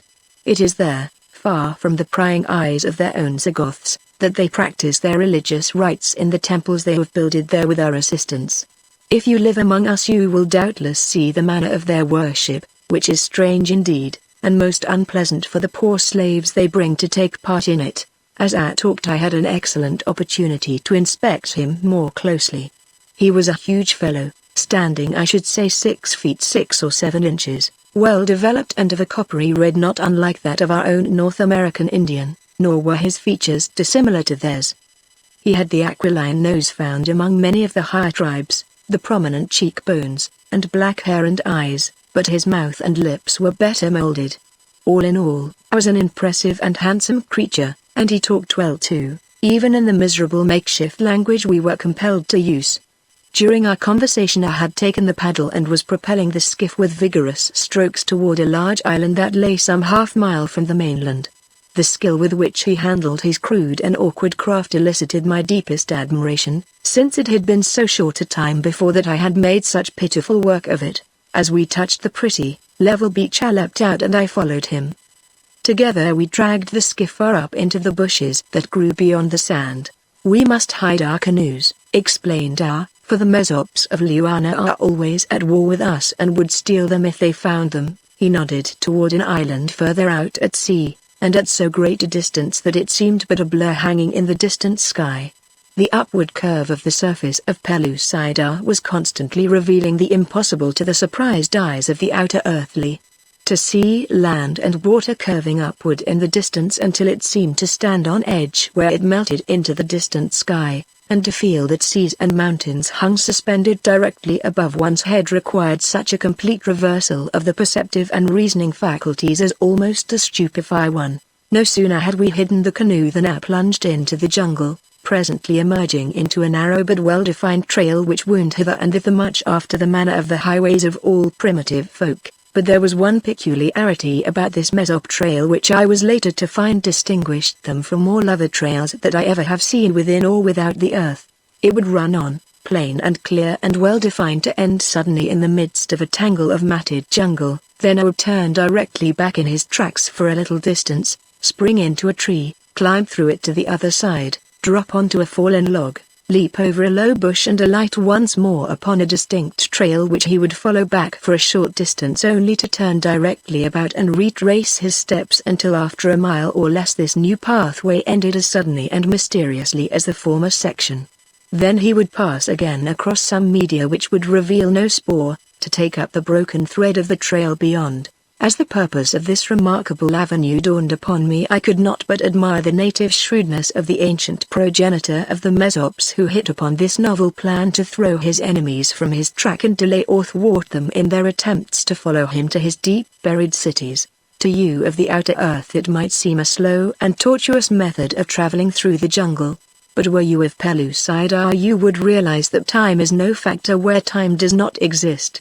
So labyrinthine are the windings of these trails, so varied the connecting links and the distances which one must retrace one's steps from the paths and to find them, that a Mesop often reaches man's estate before he is familiar even with those which lead from his own city to the sea. In fact, 3/4 of the education of the young male Mesop consists in familiarizing himself with these jungle avenues, and the status of an adult is largely determined by the number of trails which he can follow upon his own island. The females never learn them, since from birth to death they never leave the clearing in which the village of their nativity is situated, except they be taken to mate by a male from another village, or captured in war by the enemies of their tribe. After proceeding through the jungle for what must have been upward of 5 miles, we emerged suddenly into a large clearing, in the exact center of which stood as strange an appearing village as one might well imagine. Large trees had been chopped down 15 or 20 feet above the ground, and upon the tops of them spherical habitations of woven twigs, mud-covered, had been built. Each ball-like house was surmounted by some manner of carved image, which I told me indicated the identity of the owner.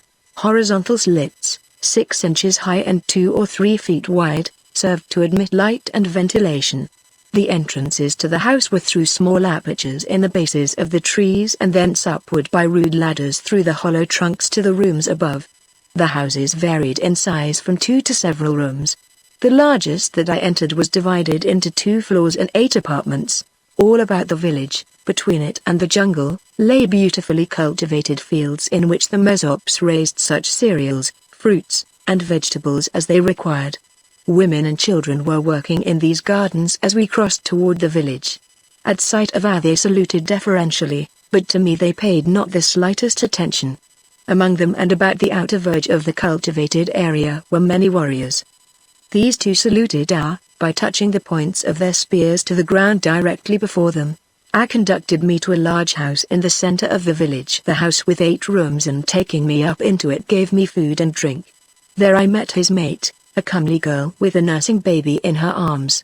I told her of how I had saved his life, and she was thereafter most kind and hospitable toward me, even permitting me to hold and amuse the tiny bundle of humanity whom I told me would one day rule the tribe, for I, it seemed, was the chief of the community. We had eaten and rested, and I had slept, much to his amusement, for it seemed that he seldom if ever did so, and then the red man proposed that I accompany him to the temple of the Mahas, which lay not far from his village. We are not supposed to visit it, he said, but the great ones cannot hear, and if we keep well out of sight they need never know that we have been there. For my part, one hate them and always have, but the other chieftains of the island think it best that we continue to maintain the amicable relations which exist between the 2 races, otherwise I should like nothing better than to lead my warriors amongst the hideous creatures and exterminate them. Pellucidar would be a better place to live were there none of them. I wholly concurred in his belief, but it seemed that it might be a difficult matter to exterminate the dominant race of Pellucidar. Thus conversing we followed the intricate trail toward the temple, which we came upon in a small clearing surrounded by enormous trees similar to those which must have flourished upon the outer crust during the Carboniferous age. Here was a mighty temple of hewn rock built in the shape of a rough oval with rounded roof in which were several large openings. No doors or windows were visible in the sides of the structure, nor was the need of any, except one entrance for the slaves, since, as explained, the Mahas flew to and from their place of ceremonial, entering and leaving the building by means of the apertures in the roof. But, added there is an entrance near the base of which even the Mahas know nothing. Come, and he led me across the clearing and about the end to a pile of loose rock which lay against the foot of the wall. Here he removed a couple of large boulders, revealing a small opening which led straight within the building, or so it seemed, though as I entered after I discovered myself in a narrow place of extreme darkness. We are within the outer wall, said It is hollow. Follow me closely. The red man groped ahead a few paces and then began to ascend a primitive ladder similar to that which leads from the ground to the upper stories of his house.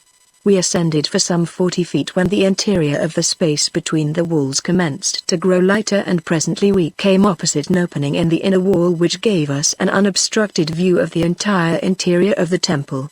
The lower floor was an enormous tank of clear water in which numerous hideous Mahas swam lazily up and down. Artificial islands of granite rock dotted this artificial sea, and upon several of them I saw men and women like myself. What are the human beings doing here? I asked. Wait and you shall see, replied They are to take a leading part in the ceremonies which will follow the advent of the Queen.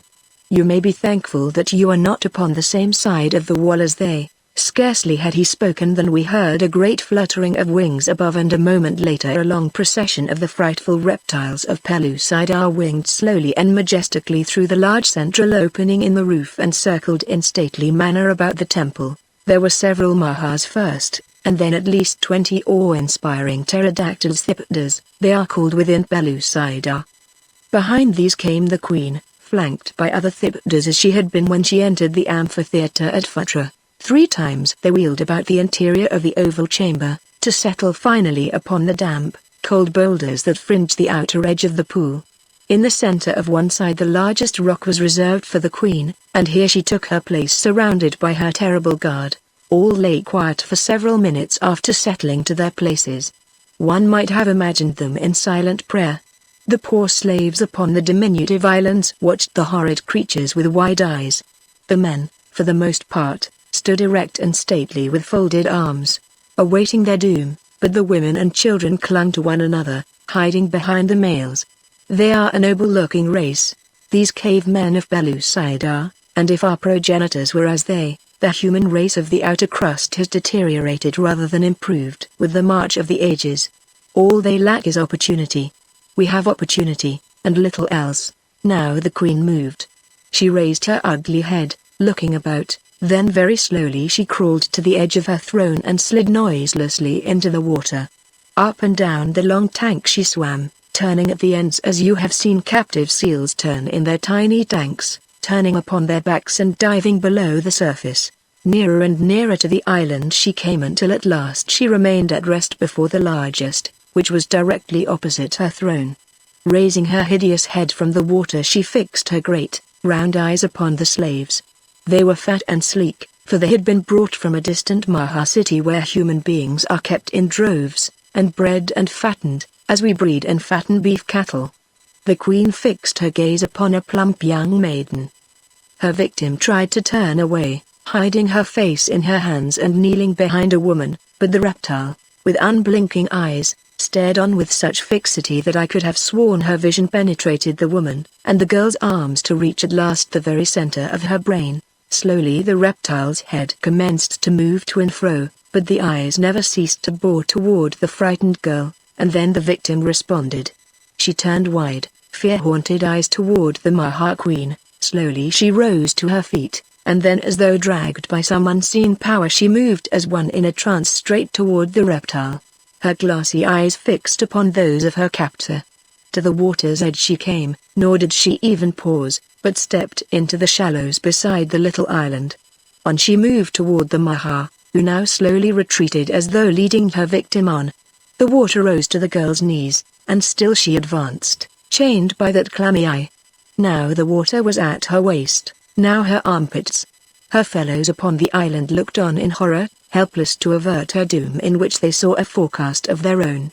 The Maha sank now till only the long upper bill and eyes were exposed above the surface of the water, and the girl had advanced until the end of that repulsive beak was but an inch or two from her face, her horror-filled eyes riveted upon those of the reptile. Now the water passed above the girl's mouth and nose, her eyes and forehead all that showed, yet still she walked on after the retreating Maha. The queen's head slowly disappeared beneath the surface, and after it went the eyes of her victim. Only a slow ripple widened toward the shores to mark where the two vanished. For a time all was silence within the temple. The slaves were motionless in terror. The Mahas watched the surface of the water for the reappearance of their queen, and presently at one end of the tank her head rose slowly into view. She was backing toward the surface, her eyes fixed before her as they had been when she dragged the helpless girl to her doom. And then to my utter amazement I saw the forehead and eyes of the maiden come slowly out of the depths, following the gaze of the reptile just as when she had disappeared beneath the surface. On and on came the girl until she stood in water that reached barely to her knees, and though she had been beneath the surface sufficient time to have drowned her thrice over, there was no indication, other than her dripping hair and glistening body, that she had been submerged at all. Again and again the queen led the girl into the depths and out again, until the uncanny weirdness of the thing got on my nerves so that I could have leapt into the tank to the child's rescue had I not taken a firm hold of myself. Once they were below much longer than usual, and when they came to the surface I was horrified to see that one of the girl's arms was gone, gnawed completely off at the shoulder, but the poor thing gave no indication of realizing pain, only the horror in her set eyes seemed intensified. The next time they appeared the other arm was gone, and then the breasts, and then a part of the face. It was awful. The poor creatures on the islands awaiting their fate tried to cover their eyes with their hands to hide the fearful sight, but now I saw that they too were under the hypnotic spell of the reptiles, so that they could only crouch in terror with their eyes fixed upon the terrible thing that was transpiring before them. Finally the queen was under much longer than ever before, and when she rose she came alone and swam sleepily toward her boulder. The moment she mounted it seemed to be the signal for the other Mahas to enter the tank, and then commenced, upon a larger scale, a repetition of the uncanny performance through which the queen had led her victim. Only the women and children fell prey to the Mahas, they being the weakest and the most tender, and when they had satisfied their appetite for human flesh, some of them devouring 2 and 3 of the slaves, there were only a score of full-grown men left, and I thought that for some reason these were to be spared. But such was far from the case, for as the last Maha crawled to her rock the queen's thipdas darted into the air, circled the temple once and then, hissing like steam engines, swooped down upon the remaining slaves. There was no hypnotism here, just the plain, brutal ferocity of the beast of prey, tearing, rending, and gulping its meat, but add that it was less horrible than the uncanny method of the Mahas. By the time the thipdas had disposed of the last of the slaves the Mahas were all asleep upon their rocks, and a moment later the great pterodactyls swung back to their posts beside the queen, and themselves dropped into slumber. I thought the Mahas seldom, if ever, slept. I said to Ah, "They do many things in this temple which they do not do elsewhere," he replied. "The Mahas of Phutra are not supposed to eat human flesh. Yet slaves are brought here by thousands, and almost always you will find Mahas on hand to consume them. I imagine that they do not bring their sagoths here, because they are ashamed of the practice, which is supposed to obtain only among the least advanced of their race, but I would wager my canoe against a broken paddle that there is no Maha but eats human flesh whenever she can get it." "Why should they object to eating human flesh?" I asked. "If it is true that they look upon us as lower animals, it is not because they consider us their equals that they are supposed to look with abhorrence upon those who eat our flesh," replied Ah. "It is merely that we are warm-blooded animals. They would not think of eating the meat of a thag, which we consider such a delicacy, any more than I would think of eating a snake." As a matter of fact, it is difficult to explain just why this sentiment should exist among them. "I wonder if they left a single victim," I remarked, leaning far out of the opening in the rocky wall to inspect the temple better.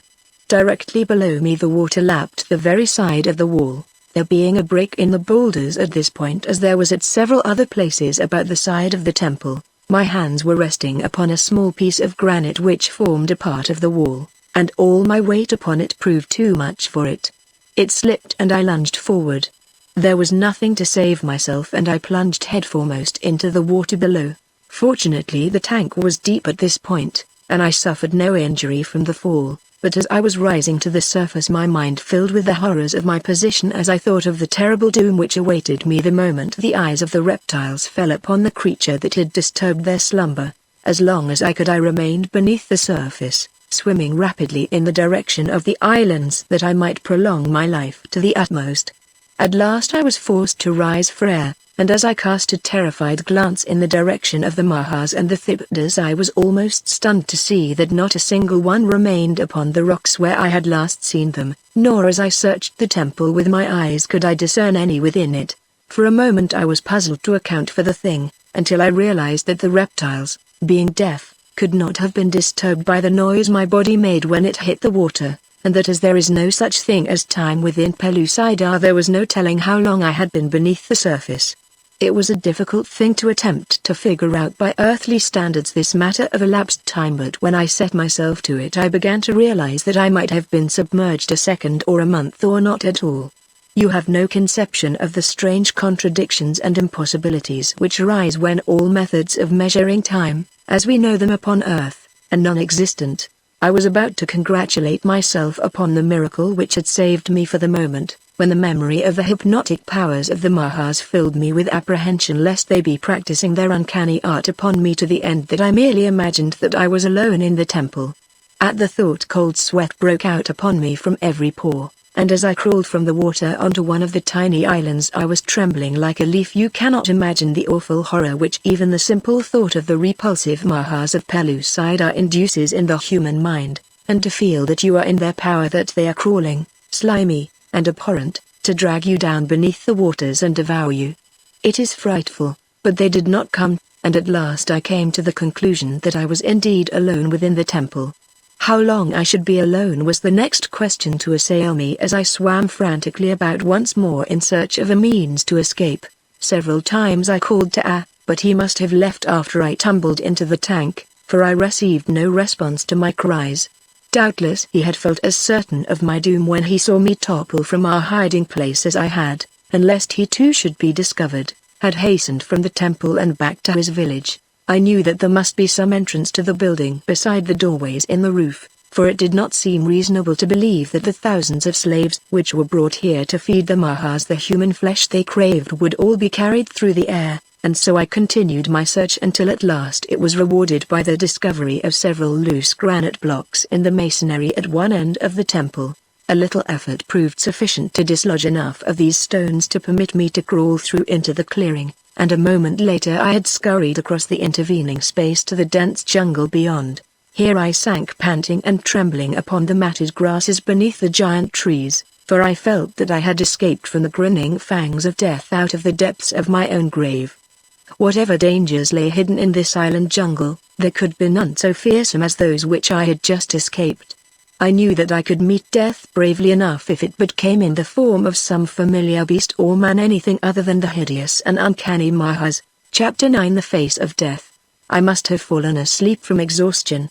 When I awoke I was very hungry, and after busying myself searching for fruit for a while, I set off through the jungle to find the beach.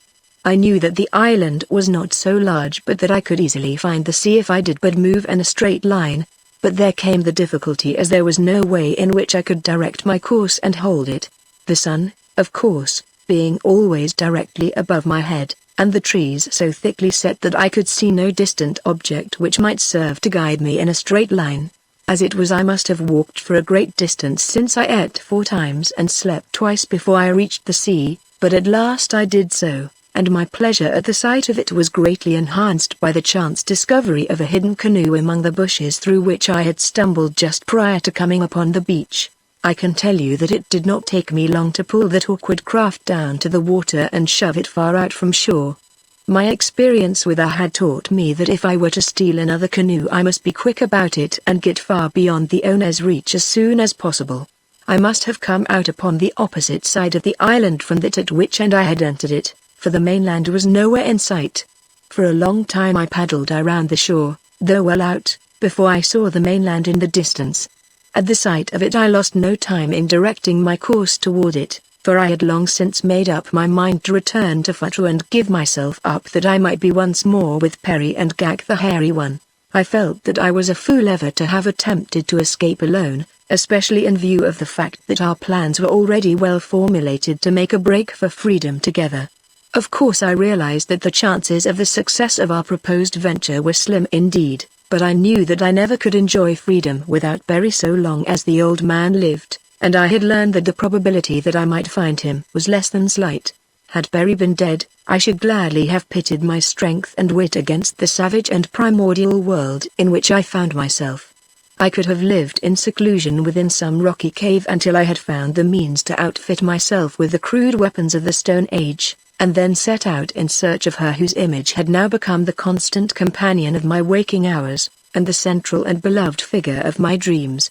But, to the best of my knowledge, Perry still lived, and it was my duty and wish to be again with him, that we might share the dangers and vicissitudes of the strange world we had discovered. And Gak, too, the great, shaggy man had found a place in the hearts of us both, for he was indeed every inch a man and king.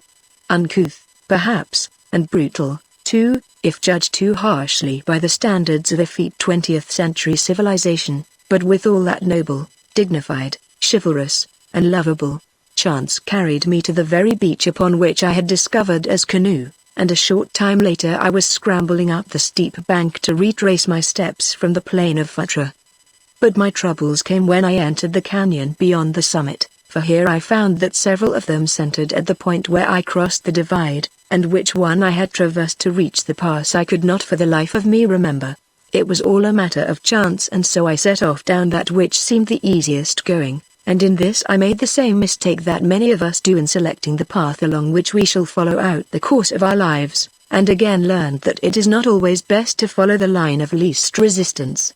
By the time I had eaten 8 meals and slept twice I was convinced that I was upon the wrong trail, for between Fatra and the inland sea I had not slept at all, and had eaten but once.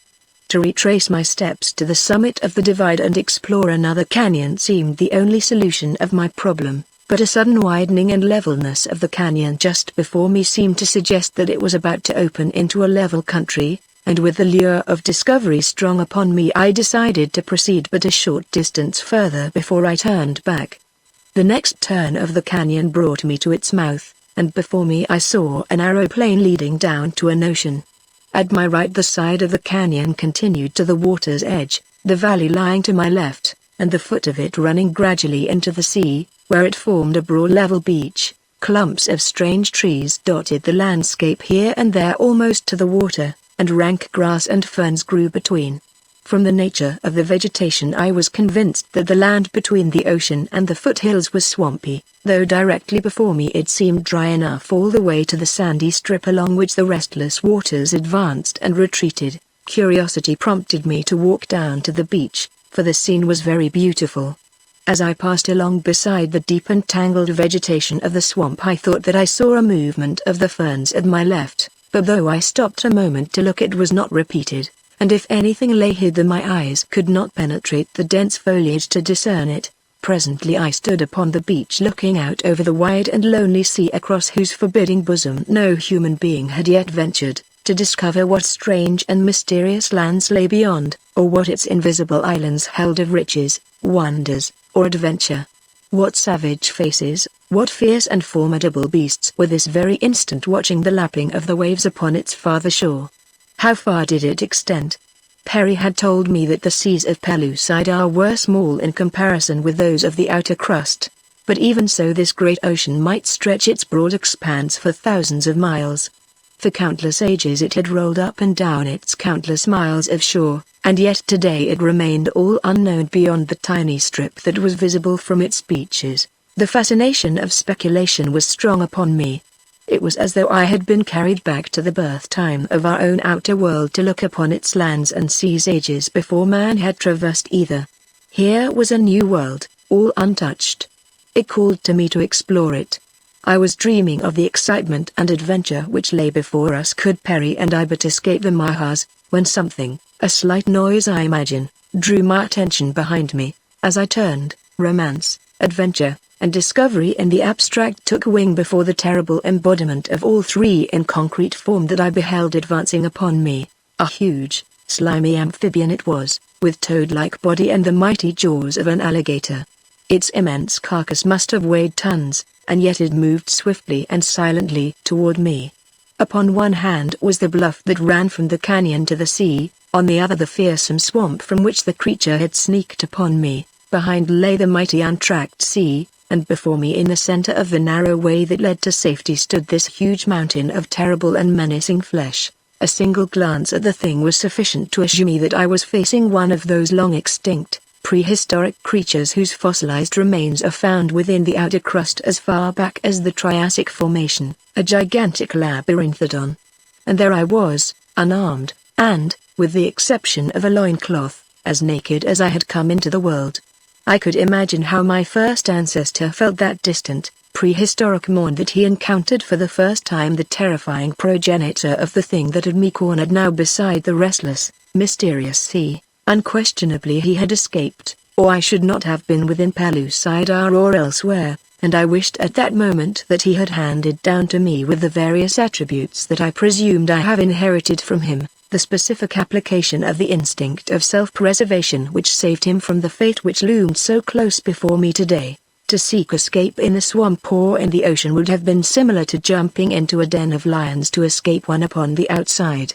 The sea and swamp both were doubtless alive with these mighty, carnivorous amphibians, and if not, the individual that menaced me would pursue me into either the sea or the swamp with equal facility.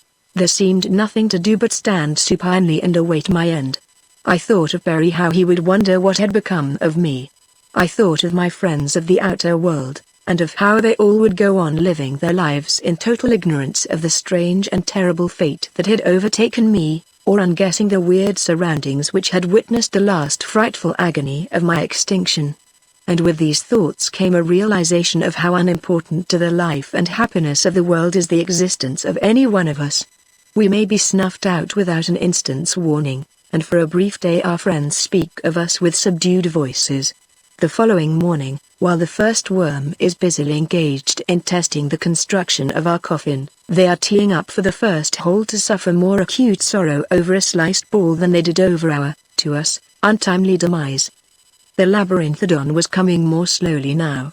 He seemed to realize that escape for me was impossible, and I could have sworn that his huge, fanged jaws grinned in pleasurable appreciation of my predicament, or was it in anticipation of the juicy morsel which would so soon be pulp between those formidable teeth? He was about 50 feet from me when I heard a voice calling to me from the direction of the bluff at my left. I looked and could have shouted in delight at the sight that met my eyes, for there stood Edgar, waving frantically to me, and urging me to run for it to the cliff space. I had no idea that I should escape the monster that had marked me for his breakfast, but at least I should not die alone. Human eyes would watch me end. It was cold comfort, I presume, but yet I derived some slight peace of mind from the contemplation of it. To run seemed ridiculous, especially toward that steep and unscalable cliff, and yet I did so, and as I ran I saw agile as a monkey, crawl down the precipitous face of the rocks, clinging to small projections, and the tough creepers that had found roothold here and there. The labyrinthodon evidently thought that I was coming to double his portion of human flesh, so he was in no haste to pursue me to the cliff and frighten away this other tidbit. Instead he merely trotted along behind me. As I approached the foot of the cliff I saw what intended doing, but I doubted if the thing would prove successful. He had come down to within 20 feet of the bottom, and there, clinging with one hand to a small ledge, and with his feet resting precariously upon tiny bushes that grew from the solid face of the rock, he lowered the point of his long spear until it hung some 6 feet above the ground. To clamber up that slim shaft without dragging a down and precipitating both to the same doom from which the copper-colored one was attempting to save me seemed utterly impossible, and as I came near the spear I told so, and that I could not risk him to try to save myself, but he insisted that he knew what he was doing and was in no danger himself.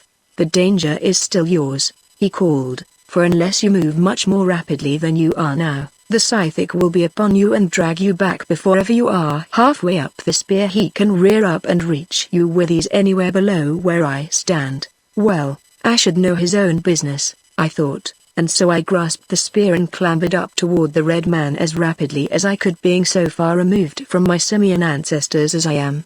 I imagine the slow-witted Scythic, as I called him, suddenly realized our intentions and that he was quite likely to lose all his meal instead of having it doubled as he had hoped.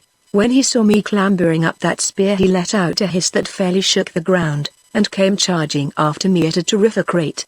I had reached the top of the spear by this time, or almost. Another 6 inches would give me a hold on his hand, when I felt a sudden wrench from below and, glancing fearfully downward, saw the mighty jaws of the monster close on the sharp point of the weapon. I made a frantic effort to reach his hand. The Scythic gave a tremendous tug that came near to jerking from his frail hold on the surface of the rock. The spear slipped from his fingers, and still clinging to it, I plunged feet foremost toward my executioner. At the instant that he felt the spear come away from his hand, the creature must have opened his huge jaws to catch me, for when I came down, still clinging to the butt end of the weapon, the point yet rested in his mouth, and the result was that the sharpened end transfixed his lower jaw. With the pain he snapped his mouth closed. I fell upon his snout, lost my hold upon the spear, rolled the length of his face and head, across his short neck onto his broad back, and from there to the ground. Scarce had I touched the earth than I was upon my feet, dashing madly for the path by which I had entered this horrible valley. A glance over my shoulder showed me the Scythic engaged in pawing at the spear stuck through his lower jaw, and so busily engaged did he remain in this occupation that I had gained the safety of the cliff top before he was ready to take up the pursuit. When he did not discover me in sight within the valley, he dashed, hissing, into the rank vegetation of the swamp, and that was the last I saw of him. Chapter 10. Fatu again. I hastened to the cliff edge above and helped him to a secure footing. He would not listen to any thanks for his attempt to save me, which had come so near miscarrying. I had given you up for lost when you tumbled into the Maha temple, he said, for not even I could save you from their clutches, and you may imagine my surprise when, on seeing a canoe dragged up upon the beach of the mainland, I discovered your own footprints in the sand beside it. I immediately set out in search of you, knowing as I did that you must be entirely unarmed and defenseless against the many dangers which lurk upon the mainland, both in the form of savage beasts and reptiles, and men as well. I had no difficulty in tracking you to this point. It is well that I arrived when I did, but why did you do it? I asked, puzzled at this show of friendship on the part of a man of another world and a different race and color. You saved my life, he replied. From that moment it became my duty to protect and befriend you. I would have been no true Mesop had I evaded my plain duty. But it was a pleasure in this instance, for I like you. I wish that you would come and live with me. You shall become a member of my tribe. Among us there is the best of hunting and fishing, and you shall have, to choose a mate from, the most beautiful girls of Pellucidar. Will you come? I told him about Berry then, and Diane the Beautiful, and how my duty was to them first. Afterward I should return and visit him if I could ever find his island. Oh, that is easy, my friend, he said. You need merely to come to the foot of the highest peak of the mountains of the clouds. There you will find a river which flows into the Urals. Directly opposite the mouth of the river you will see 3 large islands far out, so far that they are barely discernible. The one to the extreme left as you face them from the mouth of the river is Anarok, where I rule the tribe of Anarok. But how am I to find the mountains of the clouds? I asked. Men say that they are visible from half Pellucidar, he replied. How large is Pellucidar? I asked, wondering what sort of theory these primitive men had concerning the form and substance of their world. The Mahas say it is round, like the inside of a tiller shell, he answered, but that is ridiculous, since, were it true, we should fall back were we to travel far in any direction, and all the waters of Pellucidar would run to one spot and drown us. No, Pellucidar is quite flat and extends no man knows how far in all directions. At the edges, so my ancestors have reported and handed down to me, is a great wall that prevents the earth and waters from escaping over into the burning sea whereon Pellucidar floats, but I never have been so far from Anarok as to have seen this wall with my own eyes. However, it is quite reasonable to believe that this is true, whereas there is no reason at all in the foolish belief of the Mahas. According to them, Pellucidarians who live upon the opposite side walk always with their heads pointed downward. and I laughed uproariously at the very thought. It was plain to see that the human folk of this inner world had not advanced far in learning, and the thought that the ugly Mahas had so outstripped them was a very pathetic one indeed. I wondered how many ages it would take to lift these people out of their ignorance, even were it given to Perry and me to attempt it. Possibly we would be killed for our pains, as were those men of the outer world who dared challenge the dense ignorance and superstitions of the Earth's younger days. But it was worth the effort if the opportunity ever presented itself. And then it occurred to me that here was an opportunity that I might make a small beginning upon who was my friend, and thus note the effect of my teaching upon a Pellucidarian. I said, what would you say were I to tell you that insofar as the Maha's theory of the shape of Pellucidar is concerned it is correct? I would say, he replied, that either you are a fool, or took me for one, but, I insisted, if their theory is incorrect, how do you account for the fact that I was able to pass through the earth from the outer crust to Pellucidar? If your theory is correct, all is a sea of flame beneath us, wherein no peoples could exist, and yet I come from as great world that is covered with human beings, and beasts, and birds, and fishes in mighty oceans. You live upon the underside of Pellucidar, and walk always with your head pointed downward? He scoffed. And were I to believe that, my friend, I should indeed be mad. I attempted to explain the force of gravity to him, and by the means of the dropped fruit to illustrate how impossible it would be for a body to fall off the earth under any circumstances. He listened so intently that I thought I had made an impression, and started the train of thought that would lead him to a partial understanding of the truth. But I was mistaken. Your own illustration, he said finally, proves the falsity of your theory. He dropped a fruit from his hand to the ground. See, he said, without support even this tiny fruit falls until it strikes something that stops it. If Pellucidar were not supported upon the flaming sea, it too would fall as the fruit falls. You have proven it yourself.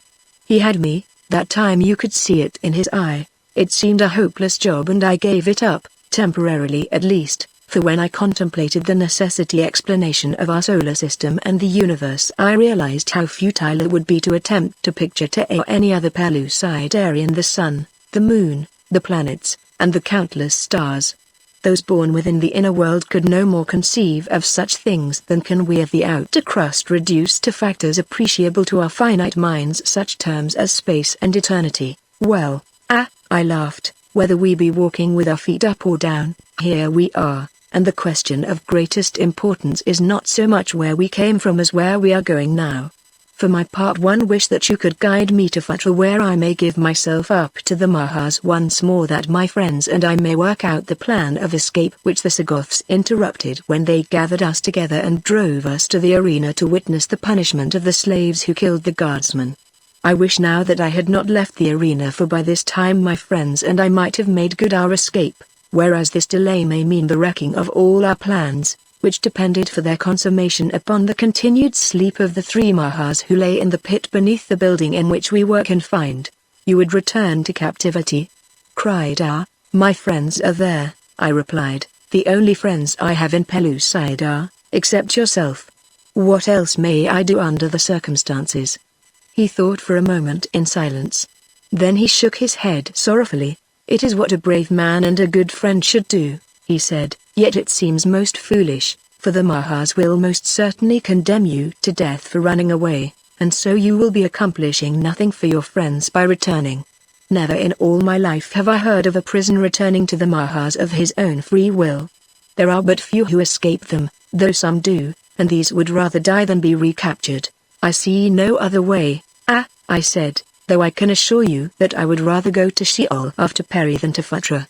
However, Perry is much too pious to make the probability at all great that I should ever be called upon to rescue him from the former locality. Asked me what Sheol was, and when I explained, as best I could, he said, you are speaking of Molopaz, the flaming sea upon which Pellucidar floats. All the dead who are buried in the ground go there. Piece by piece they are carried down to Molopaz by the little demons who dwell there. We know this because when graves are opened we find that the bodies have been partially or entirely borne off. That is why we of Anarok place our dead in high trees where the birds may find them and bear them bit by bit to the dead world above the land of awful shadow. If we kill an enemy we place his body in the ground that it may go to Molopas. As we talked we had been walking up the canyon down which I had come to the great ocean, and the Scythic did his best to dissuade me from returning to Phutra. But when he saw that I was determined to do so, he consented to guide me to a point from which I could see the plain where lay the city. To my surprise the distance was but short from the beach where I had again met Edgar. It was evident that I had spent much time following the windings of a tortuous canon, while just beyond the ridge lay the city of Phutra, near to which I must have come several times. As we topped the ridge and saw the granite gate towers dotting the flowered plain at our feet, I made a final effort to persuade me to abandon my mad purpose and return with him to Enarok, but I was firm in my resolve, and at last he bid me goodbye, assured in his own mind that he was looking upon me for the last time. I was sorry to part with Edgar, for I had come to like him very much indeed. With his hidden city upon the island of Enarok as a base, and his savage warriors as escort, Perry and I could have accomplished much in the line of exploration, and I hoped that were we successful in our effort to escape we might return to Enarok later. There was, however, one great thing to be accomplished first. At least it was the great thing to me, the finding of Diane the Beautiful. I wanted to make amends for the affront I had put upon her in my ignorance, and I wanted to see her again, and to be with her.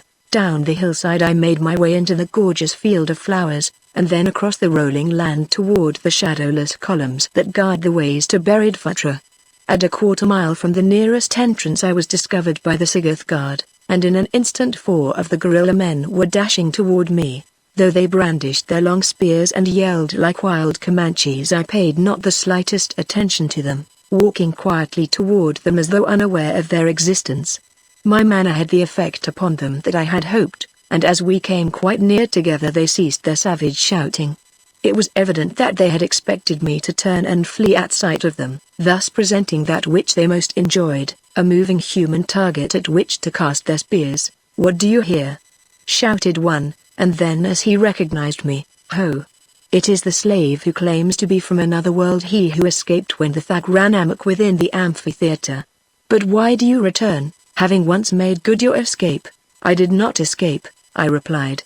"I but ran away to avoid the Thag, as did others, and coming into a long passage I became confused and lost my way in the foothills beyond Phutra. Only now have I found my way back, and you come of your free will back to Phutra," exclaimed one of the guardsmen. "Where else might I go?" I asked. "I am a stranger within Pellucidar and know no other where than Phutra. Why should I not desire to be in Phutra? Am I not well fed and well treated? Am I not happy? What better lot could man desire?" The Sagoths scratched their heads. This was a new one on them, and so being stupid brutes they took me to their masters, whom they felt would be better fitted to solve the riddle of my return. For riddle they still considered it. I had spoken to the Sagoths as I had for the purpose of throwing them off the scent of my purposed attempt at escape.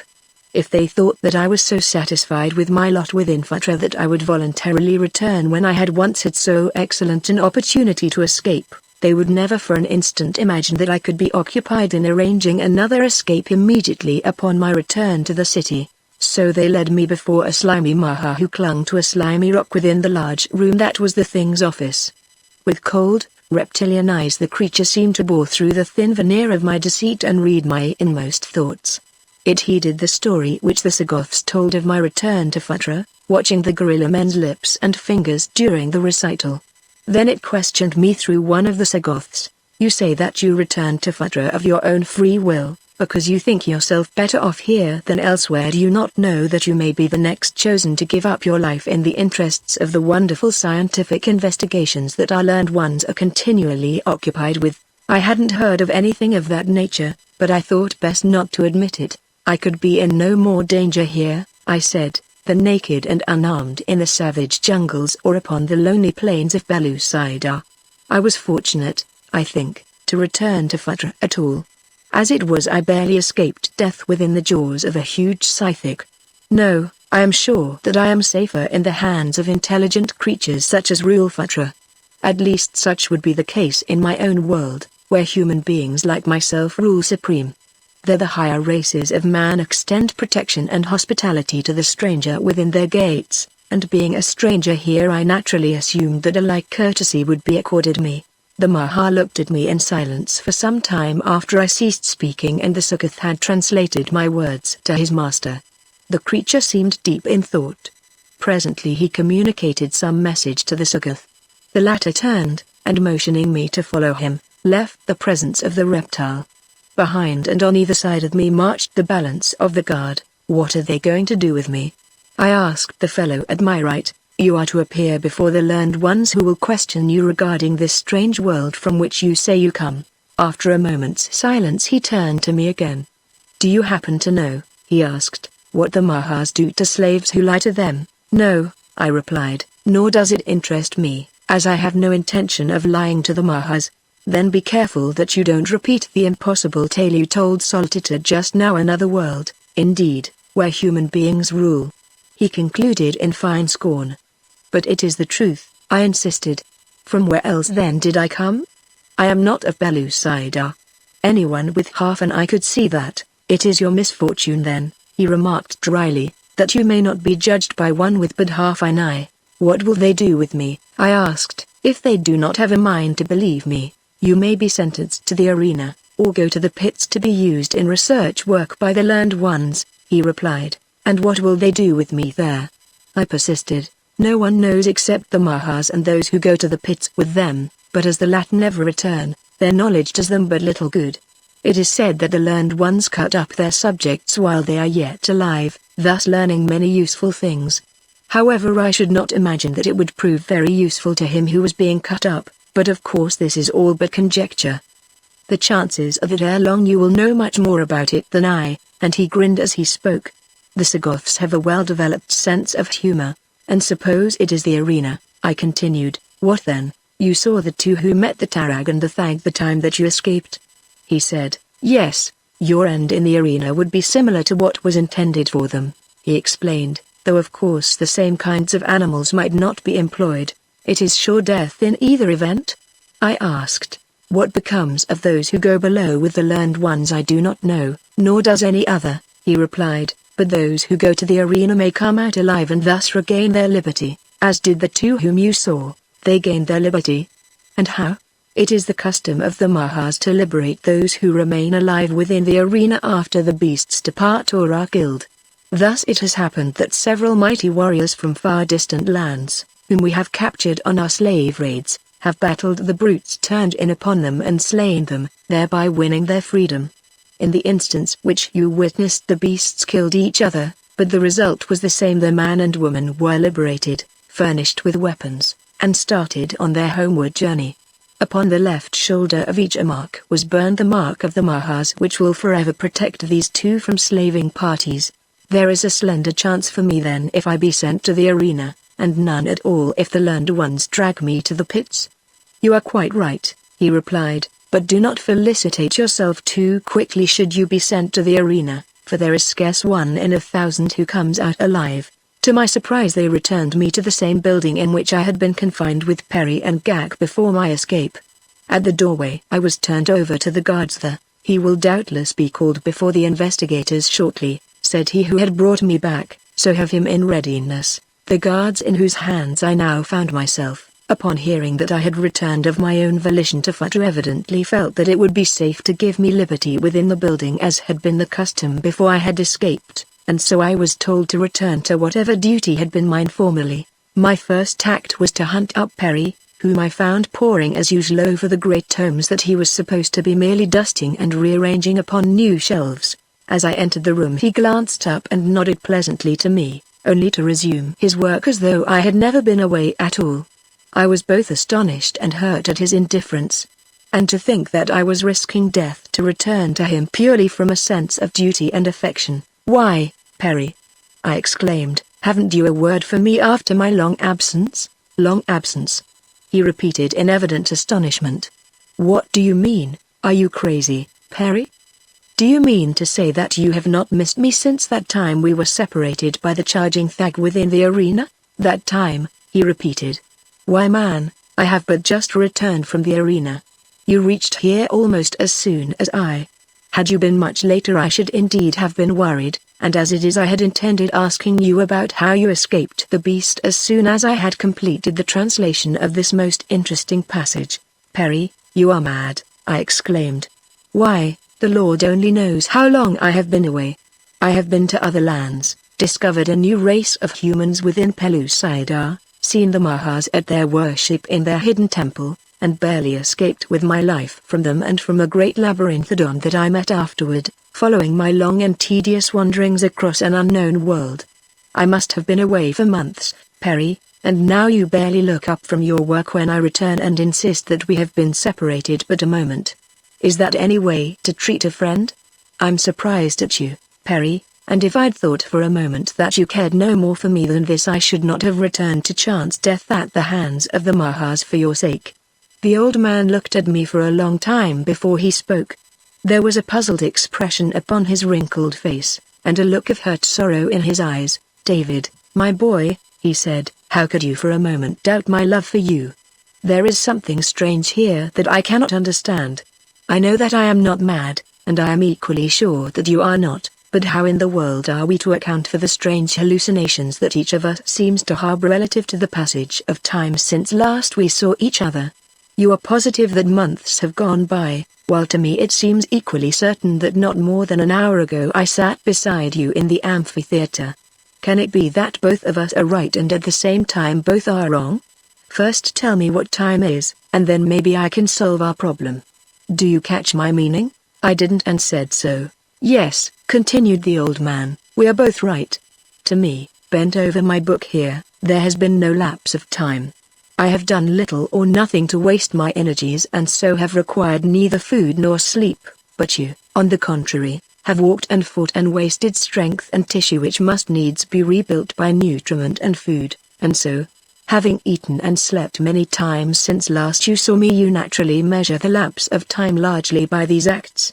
As a matter of fact, David, I am rapidly coming to the conviction that there is no such thing as time. Surely there can be no time here within Pellucidar, where there are no means for measuring or recording time. Why, the Mahas themselves take no account of such a thing as time. I find here in all their literary works but a single tense, the present. There seems to be neither past nor future with them. Of course it is impossible for our outer earthly minds to grasp such a condition, but our recent experiences seem to demonstrate its existence. It was too big a subject for me, and I said so, but Barry seemed to enjoy nothing better than speculating upon it, and after listening with interest to my account of the adventures through which I had passed, he returned once more to the subject, which he was enlarging upon with considerable fluency when he was interrupted by the entrance of a Sagoth. Come, commanded the intruder, beckoning to me. The investigators would speak with you. Goodbye, Perry, I said, clasping the old man's hand. There may be nothing but the present and no such thing as time, but I feel that I am about to take a trip into the hereafter from which I shall never return. If you and Gak should manage to escape, I want you to promise me that you will find Diana beautiful and tell her that with my last words I asked her forgiveness for the unintentional affront I put upon her, and that my one wish was to be spared long enough to right the wrong that I had done her. Tears came to Perry's eyes. I cannot believe but that you will return, David, he said. It would be awful to think of living out the balance of my life without you among these hateful and repulsive creatures. If you are taken away I shall never escape, for I feel that I am as well off here as I should be anywhere within this buried world. Goodbye, my boy, goodbye. And then his old voice faltered and broke, and as he hid his face in his hands the Sagoth guardsman grasped me roughly by the shoulder and hustled me from the chamber. Chapter 11 Four Dead Mahas. A moment later I was standing before a dozen Mahas, the social investigators of Futra. They asked me many questions, through a Sagoth interpreter. I answered them all truthfully. They seemed particularly interested in my account of the outer earth and the strange vehicle which had brought Perry and me to Pellucidar. I thought that I had convinced them, and after they had sat in silence for a long time following my examination, I expected to be ordered returned to my quarters. During this apparent silence they were debating through the medium of strange, unspoken language the merits of my tale.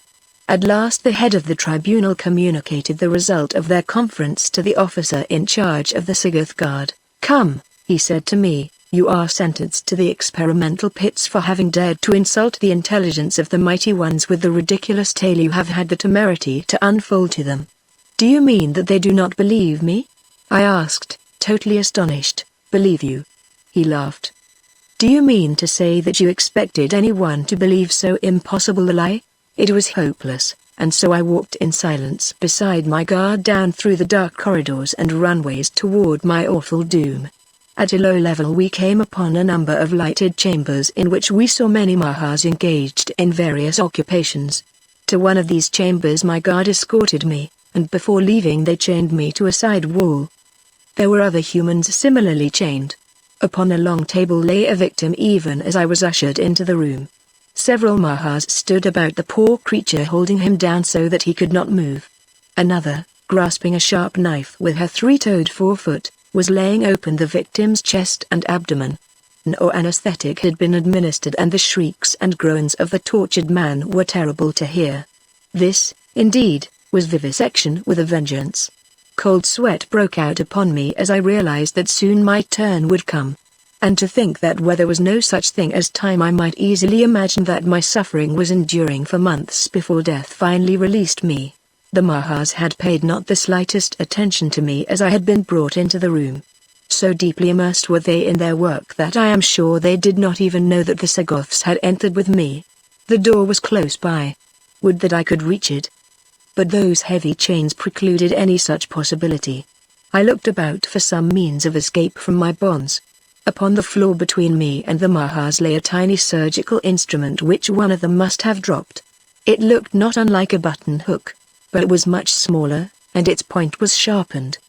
100 times in my boyhood days had I picked locks with a button hook. Could I but reach that little bit of polished steel, I might yet effect at least a temporary escape. Crawling to the limit of my chain, I found that by reaching one hand as far out as I could, my fingers still fell an inch short of the coveted instrument. It was tantalizing. Stretch every fiber of my being as I would, I could not quite make it. At last I turned about and extended one foot toward the object. My heart came to my throat. I could just touch the thing. But suppose that in my effort to drag it toward me I should accidentally shove it still farther away and thus entirely out of reach. Cold sweat broke out upon me from every pore. Slowly and cautiously I made the effort. My toes dropped upon the cold metal. Gradually I worked it toward me until I felt that it was within reach of my hand, and a moment later I had turned about and the precious thing was in my grasp. Assiduously I fell to work upon the Maha lock that held my chain. It was pitifully simple. A child might have picked it, and a moment later I was free. The Mahas were now evidently completing their work at the table. One already turned away and was examining other victims, evidently with the intention of selecting the next subject. Those at the table had their backs toward me. But for the creature walking toward us I might have escaped that moment. Slowly the thing approached me, when its attention was attracted by a huge slave chained a few yards to my right. Here the reptile stopped and commenced to go over the poor devil carefully, and as it did so its back turned toward me for an instant, and in that instant I gave two mighty leaps that carried me out of the chamber into the corridor beyond, down which I raced with all the speed I could command. Where I was, or whither I was going, I knew not. My only thought was to place as much distance as possible between me and that frightful chamber of torture. Presently I reduced my speed to a brisk walk, and later realizing the danger of running into some new predicament, were I not careful, I moved still more slowly and cautiously. After a time I came to a passage that seemed in some mysterious way familiar to me, and presently, chancing to glance within a chamber which led from the corridor, I saw 3 Mahas curled up in slumber upon a bed of skins. I could have shouted aloud in joy and relief. It was the same corridor and the same Mahas that I had intended to have lead so important a role in our escape from Phutra. Providence had indeed been kind to me, for the reptiles still slept. My one great danger now lay in returning to the upper levels in search of Perry and Gak. But there was nothing else to be done, and so I hastened upward.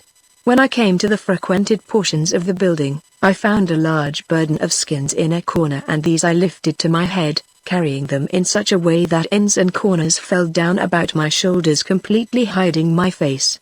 Thus disguised I found Perry and Gak together in the chamber where we had been wont to eat and sleep. Both were glad to see me, It was needless to say, though of course they had known nothing of the fate that had been meted out to me by my judges. It was decided that no time should now be lost before attempting to put our plan of escape to the test, as I could not hope to remain hidden from the Sagoths long, nor could I forever carry that bale of skins about upon my head without arousing suspicion. However, it seemed likely that it would carry me once more safely through the crowded passages and chambers of the upper levels, and so I set out with Perry and Gak, the stench of the illy-cured pelts fairly choking me. Together we repaired to the first tier of corridors beneath the main floor of the buildings, and here Perry and Gak halted to await me. The buildings are cut out of the solid limestone formation. There is nothing at all remarkable about their architecture. The rooms are sometimes rectangular, sometimes circular, and again oval in shape. The corridors which connect them are narrow and not always straight.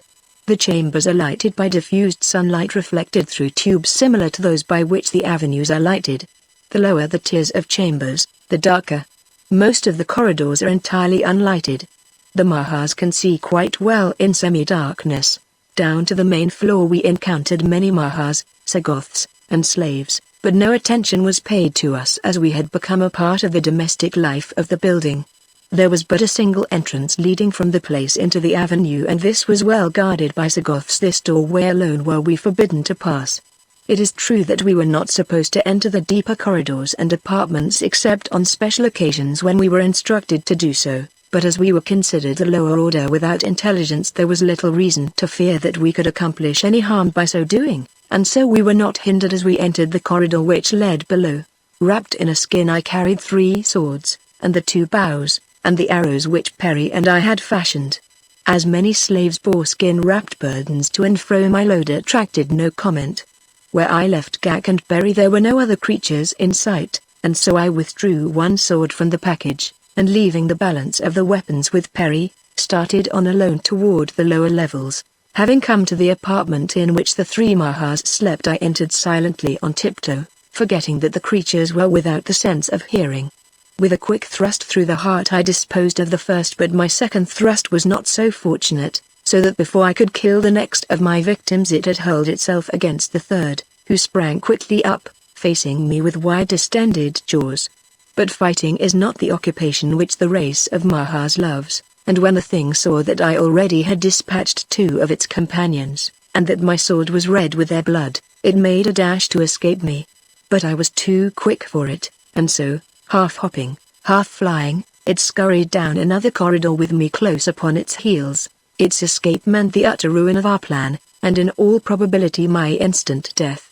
This thought lent wings to my feet, but even at my best I could do no more than hold my own with the leaping thing before me. Of a sudden it turned into an apartment on the right of the corridor, and an instant later as I rushed in I found myself facing 2 of the Mahas. The one who had been there when we entered had been occupied with a number of metal vessels, into which had been put powders and liquids, as I judged from the array of flasks standing about upon the bench where it had been working. In an instant I realized what I had stumbled upon.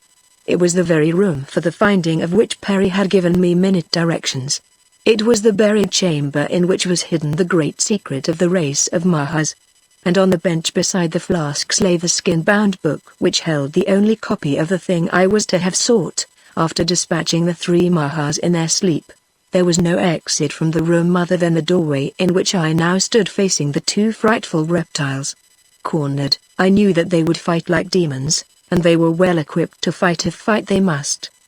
Together they launched themselves upon me, and though I ran one of them through the heart on the instant, the other fastened its gleaming fangs about my sword arm above the elbow, and then with her sharp talons commenced to rake me about the body, evidently intent upon disemboweling me.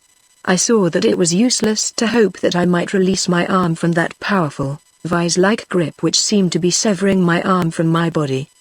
The pain I suffered was intense, but it only served to spur me to greater efforts to overcome my antagonist. Back and forth across the floor we struggled, the Maha dealing me terrific, cutting blows with her 4 feet, while I attempted to protect my body with my left hand, at the same time watching for an opportunity to transfer my blade from my now useless sword hand to its rapidly weakening mate. At last I was successful, and with what seemed to me my last ounce of strength I ran the blade through the ugly body of my foe. Soundless, as it had fought, it died, and though weak from pain and loss of blood, it was with an emotion of triumphant pride that I stepped across its convulsively stiffening corpse to snatch up the most potent secret of the world. A single glance assured me it was the very thing that Perry had described to me, and as I grasped it did I think of what it meant to the human race of Pellucidar. Did there flash through my mind the thought that countless generations of my own kind yet unborn would have reason to worship me for the thing that I had accomplished for them? I did not. I thought of a beautiful oval face, gazing out of limpid eyes, through a waving mass of jet-black hair. I thought of red lips, God made for kissing. And of a sudden, apropos of nothing, standing there alone in the secret chamber of the Mahas of Pellucidar, I realized that I loved Diane the Beautiful. Chapter 12 Pursuit. For an instant I stood there thinking of her, and then, with a sigh, I tucked the book in the thong that supported my loincloth, and turned to leave the apartment. At the bottom of the corridor which leads aloft from the lower chambers I whistled in accordance with the prearranged signal which was to announce to Perry and Gak that I had been successful. A moment later they stood beside me, and to my surprise I saw that Who the Sly One accompanied them. He joined us, explained Perry, and would not be denied. The fellow is a fox. He scents escape, and rather than be thwarted of our chance now I told him that I would bring him to you, and let you decide whether he might accompany us. I had no love for Hua, and no confidence in him. I was sure that if he thought it would profit him he would betray us. But I saw no way out of it now, and the fact that I had killed 4 Mahas instead of only the 3 I had expected to, made it possible to include the fellow in our scheme of escape. Very well, I said, you may come with us, Hua, but at the first intimation of treachery I shall run my sword through you. Do you understand? He said that he did. Sometime later we had removed the skins from the 4 Mahas, and so succeeded in crawling inside of them ourselves that there seemed an excellent chance for us to pass unnoticed from Phutra. It was not an easy thing to fasten the hides together where we had split them along the belly to remove them from their carcasses, but by remaining out until the others had all been sewed in with my help, and then leaving an aperture in the breast of Perry's skin through which he could pass his hands to sew me up, we were enabled to accomplish our design to really much better purpose than I had hoped. We managed to keep the heads erect by passing our swords up through the necks, and by the same means were enabled to move them about in a lifelike manner. We had our greatest difficulty with the webbed feet, but even that problem was finally solved, so that when we moved about we did so quite naturally. Tiny holes punctured in the baggy throats into which our heads were thrust permitted us to see well enough to guide our progress. Thus we started up toward the main floor of the building. Gak headed the strange procession, then came Perry, followed by Hua, while I brought up the rear, after admonishing Hua that I had so arranged my sword that I could thrust it through the head of my disguise into his vitals were he to show any indication of faltering. As the noise of hurrying feet warned me that we were entering the busy corridors of the main level, my heart came up into my mouth. It is with no sense of shame that I admit that I was frightened. Never before in my life, nor since, did I experience any such agony of soul-searing fear and suspense as enveloped me. If it be possible to sweat blood, I sweat it then, slowly, after the manner of locomotion habitual to the Mahas, when they are not using their wings. We crept through throngs of busy slaves, Sagoths, and Mahas. After what seemed an eternity we reached the outer door which leads into the main avenue of Phutra. Many Sagoths loitered near the opening. They glanced at Gak as he padded between them. Then Perry passed, and then Hua. Now it was my turn, and then in a sudden fit of freezing terror I realized that the warm blood from my wounded arm was trickling down through the dead foot of the Maha skin I wore and leaving its telltale mark upon the pavement, for I saw a Sagoth call a companion's attention to it. The guard stepped before me and pointing to my bleeding foot spoke to me in the sign language which these two races employ as a means of communication. Even had I known what he was saying I could not have replied with the dead thing that covered me. I once had seen a great Maha freeze a presumptuous Sagoth with a look.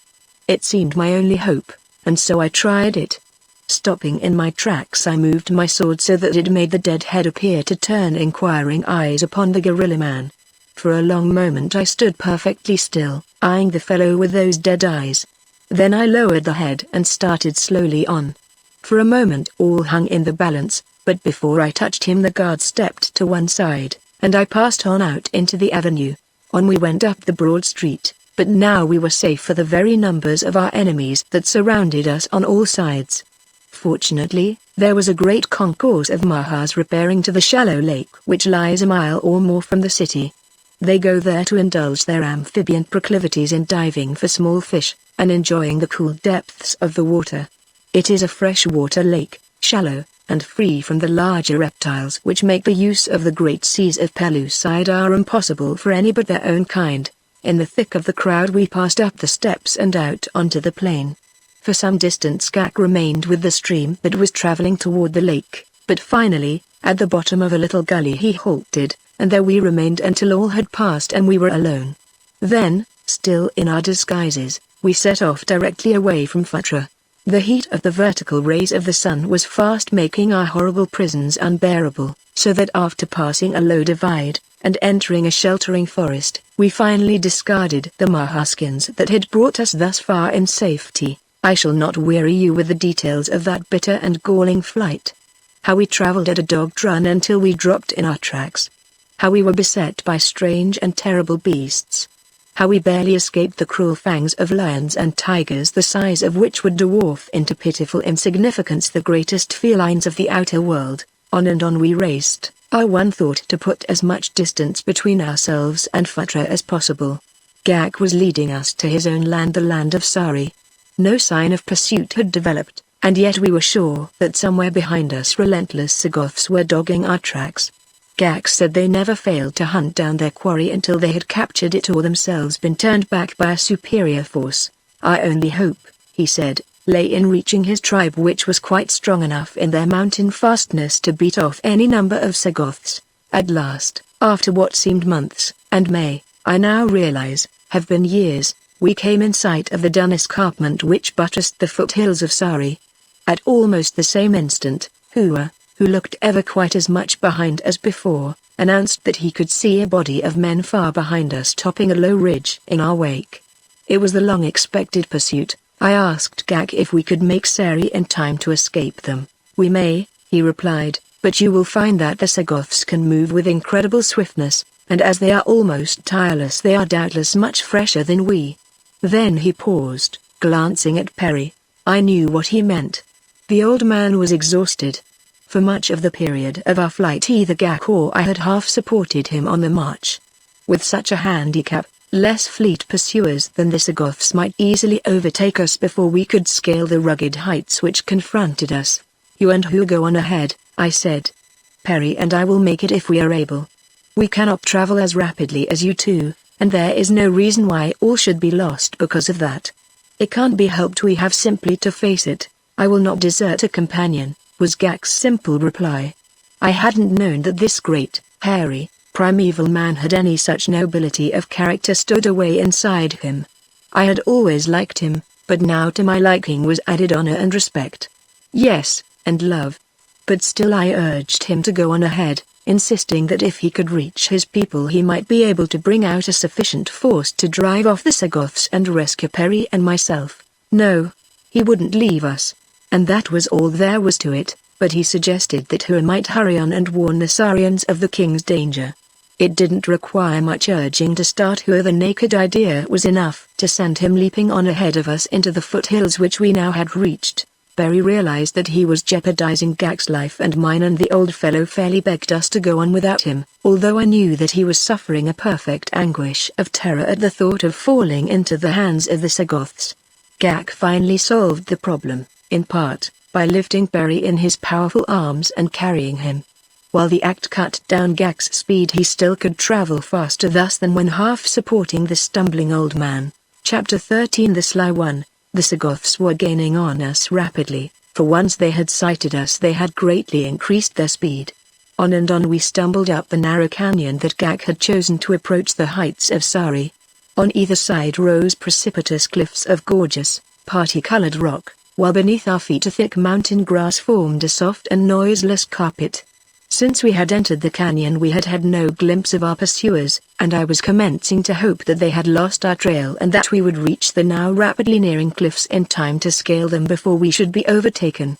Ahead we neither saw nor heard any sign which might betoken the success of Hua's mission. By now he should have reached the outposts of the Sarians, and we should at least hear the savage cries of the tribesmen as they swarmed to arms in answer to their king's appeal for succor. In another moment the frowning cliffs ahead should be black with primeval warriors. But nothing of the kind happened. As a matter of fact, the sly one had betrayed us. At the moment that we expected to see Sarian spearmen charging to our relief at Hua's back, the craven traitor was sneaking around the outskirts of the nearest Sarian village, that he might come up from the other side when it was too late to save us, claiming that he had become lost among the mountains. Hua still harbored ill will against me because of the blow I had struck in Diane's protection, and his malevolent spirit was equal to sacrificing us all that he might be revenged upon me. As we drew nearer the barrier cliffs and no sign of rescuing Sarians appeared, Gak became both angry and alarmed, and presently as the sound of rapidly approaching pursuit fell upon our ears, he called to me over his shoulder that we were lost. A backward glance gave me a glimpse of the first of the Sagoths at the far end of a considerable stretch of canyon through which we had just passed, and then a sudden turning shut the ugly creature from my view. But the loud howl of triumphant rage which rose behind us was evidence that the gorilla man had sighted us. Again the canyon veered sharply to the left, but to the right another branch ran on at a lesser deviation from the general direction, so that appeared more like the main canyon than the left-hand branch. The Sagoths were now not over 250 yards behind us, and I saw that it was hopeless for us to expect to escape other than by a ruse. There was a bare chance of saving Gak and Perry, and as I reached the branching of the canyon I took the chance. Pausing there I waited until the foremost Sagoth hove into sight. Gak and Perry had disappeared around a bend in the left-hand canyon, and as the Sagoth's savage yell announced that he had seen me I turned and fled up the right-hand branch. My ruse was successful, and the entire party of manhunters raced headlong after me up one canyon while Gak bore Perry to safety up the other. Running has never been my particular athletic forte, and now when my very life depended upon fleetness of foot I cannot say that I ran any better than on the occasions when my pitiful base running had called down upon my head the rooters' raucous and reproachful cries of "Ice wagon," and "Call a cab." The Sagoths were gaining on me rapidly. There was one in particular, fleeter than his fellows, who was perilously close. The canyon had become a rocky slit, rising roughly at a steep angle toward what seemed a pass between two abutting peaks. What lay beyond I could not even guess, possibly a sheer drop of hundreds of feet into the corresponding valley upon the other side. Could it be that I had plunged into a cul-de-sac? Realizing that I could not hope to outdistance the Sagoths to the top of the canyon, I had determined to risk all in an attempt to check them temporarily, and to this end had unslung my rudely made bow and plucked an arrow from the skin quiver which hung behind my shoulder. As I fitted the shaft with my right hand I stopped and wheeled toward the gorilla man. In the world of my birth I never had drawn a shaft, but since our escape from Fudge I had kept the party supplied with small game by means of my arrows, and so, through necessity, had developed a fair degree of accuracy. During our flight from Fudge I had restrung my bow with a piece of heavy gut taken from a huge tiger which Gak and I had worried and finally dispatched with arrows, spear, and sword. The hard wood of the bow was extremely tough, and this, with the strength and elasticity of my new string, gave me unwonted confidence in my weapon. Never had I greater need of steady nerves than then, never were my nerves and muscles under better control. I sighted as carefully and deliberately as though at a straw target. The Sagoth had never before seen a bow and arrow, but of a sudden it must have swept over his dull intellect that the thing I held toward him was some sort of engine of destruction, for he too came to a halt, simultaneously swinging his hatchet for a throw. It is one of the many methods in which they employ this weapon, and the accuracy of aim which they achieve, even under the most unfavorable circumstances, is little short of miraculous. My shaft was drawn back its full length. My eye had centered its sharp point upon the left breast of my adversary, and then he launched his hatchet and I released my arrow. At the instant that our missiles flew I leapt to one side, but the Sagoth sprang forward to follow up his attack with a spear thrust. I felt the swish of the hatchet as it grazed my head, and at the same instant my shaft pierced the Sagoth's savage heart, and with a single groan he lunged almost at my feet, stone dead. Close behind him were two more, 50 yards perhaps, but the distance gave me time to snatch up the dead guardsman's shield, for the close call his hatchet had just given me had borne in upon me the urgent need I had for one. Those which I had purloined at Fudge we had not been able to bring along because their size precluded our concealing them within the skins of the mahas which had brought us safely from the city. With the shield slipped well up on my left arm I let fly with another arrow, which brought down a second Sagoth, and then as his fellow's hatchet sped toward me I caught it upon the shield, and fitted another shaft for him, but he did not wait to receive it. Instead, he turned and retreated toward the main body of guerrilla men. Evidently he had seen enough of me for the moment. Once more I took up my flight, nor were the Sagoths apparently over-anxious to press their pursuit so closely as before. Unmolested I reached the top of the canyon where I found a sheer drop of 200 or 300 feet to the bottom of a rocky chasm, but on the left a narrow ledge rounded the shoulder of the overhanging cliff. Along this I advanced, and at a sudden turning, a few yards beyond the canyon's end, the path widened, and at my left I saw the opening to a large cave. Before, the ledge continued until it passed from sight about another projecting buttress of the mountain. Here, I felt, I could defy an army, for but a single foeman could advance upon me at a time, nor could he know that I was awaiting him until he came full upon me around the corner of the turn. About me lay scattered stones crumbled from the cliff above. They were of various sizes and shapes, but enough were of handy dimensions for use as ammunition in lieu of my precious arrows. Gathering a number of stones into a little pile beside the mouth of the cave I waited the advance of the Sagoths. As I stood there, tense and silent, listening for the first faint sound that should announce the approach of my enemies, a slight noise from within the cave's black depths attracted my attention. It might have been produced by the moving of the great body of some huge beast rising from the rock floor of its lair. At almost the same instant I thought that I caught the scraping of hired sandals upon the ledge beyond the turn. For the next few seconds my attention was considerably divided, and then from the inky blackness at my right I saw two flaming eyes glaring into mine. They were on a level that was over 2 feet above my head.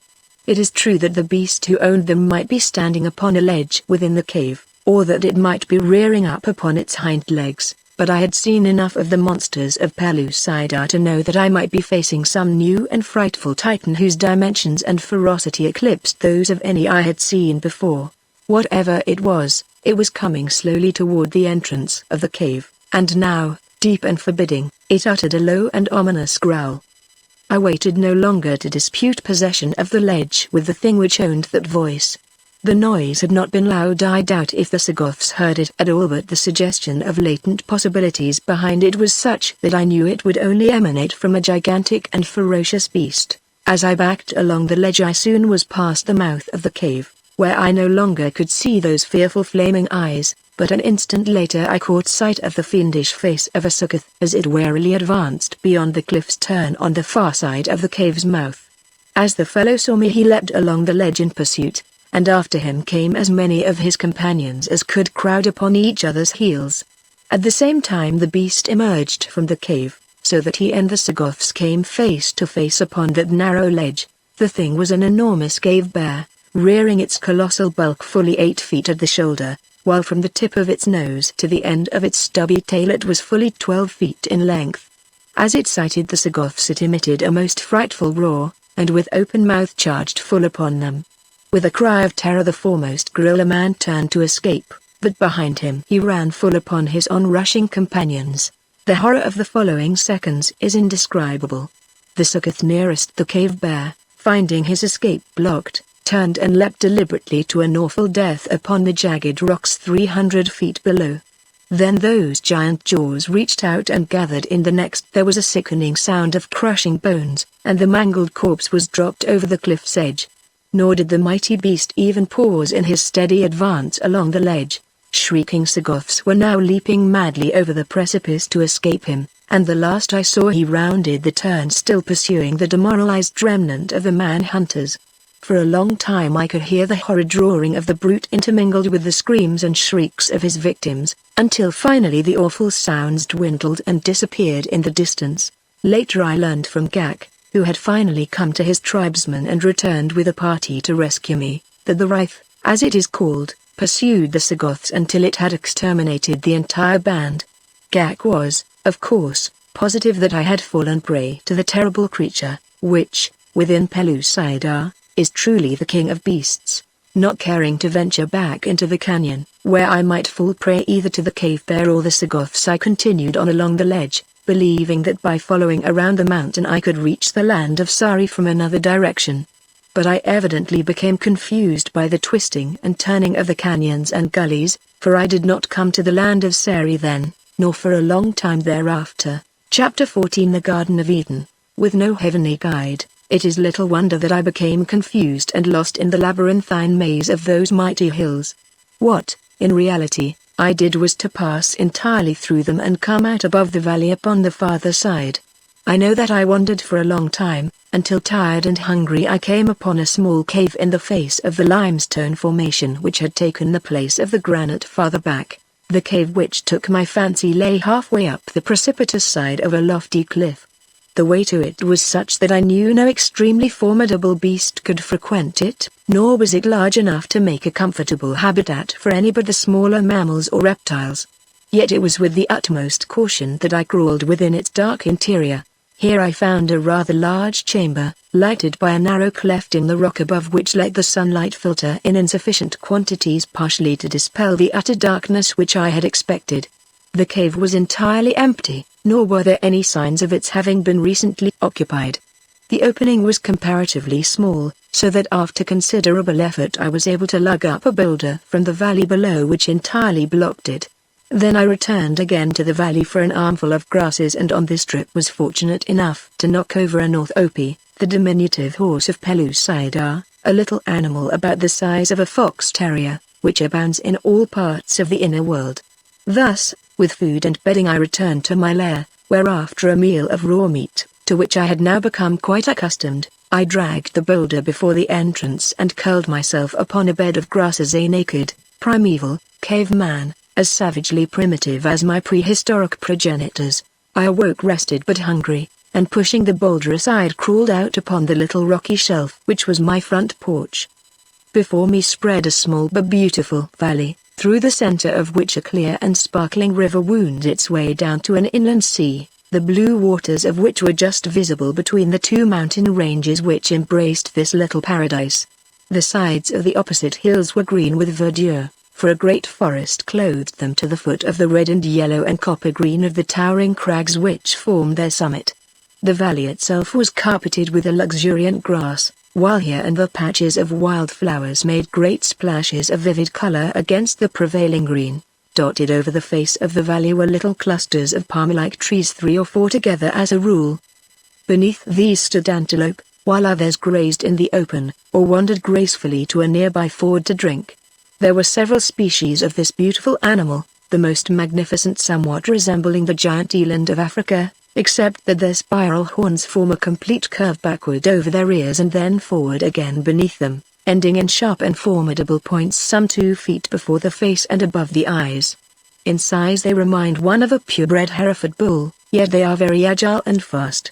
The broad yellow bands that stripe the dark roan of their coats made me take them for zebra when I first saw them. All in all they are handsome animals, and added the finishing touch to the strange and lovely landscape that spread before my new home. I had determined to make the cave my headquarters, and with it as a base make a systematic exploration of the surrounding country in search of the land of Sari. First I devoured the remainder of the carcass of the North Opie I had killed before my last sleep. Then I hid the great secret in a deep niche at the back of my cave, rolled the boulder before my front door, and with bow, arrows, sword, and shield scrambled down into the peaceful valley. The grazing herds moved to one side as I passed through them, the little North Opie evincing the greatest wariness and galloping to safest distances. All the animals stopped feeding as I approached, and after moving to what they considered a safe distance stood contemplating me with serious eyes and up-cocked ears. Once one of the old bull antelopes of the striped species lowered his head and bellowed angrily, even taking a few steps in my direction, so that I thought he meant to charge, but after I had passed, he resumed feeding as though nothing had disturbed him.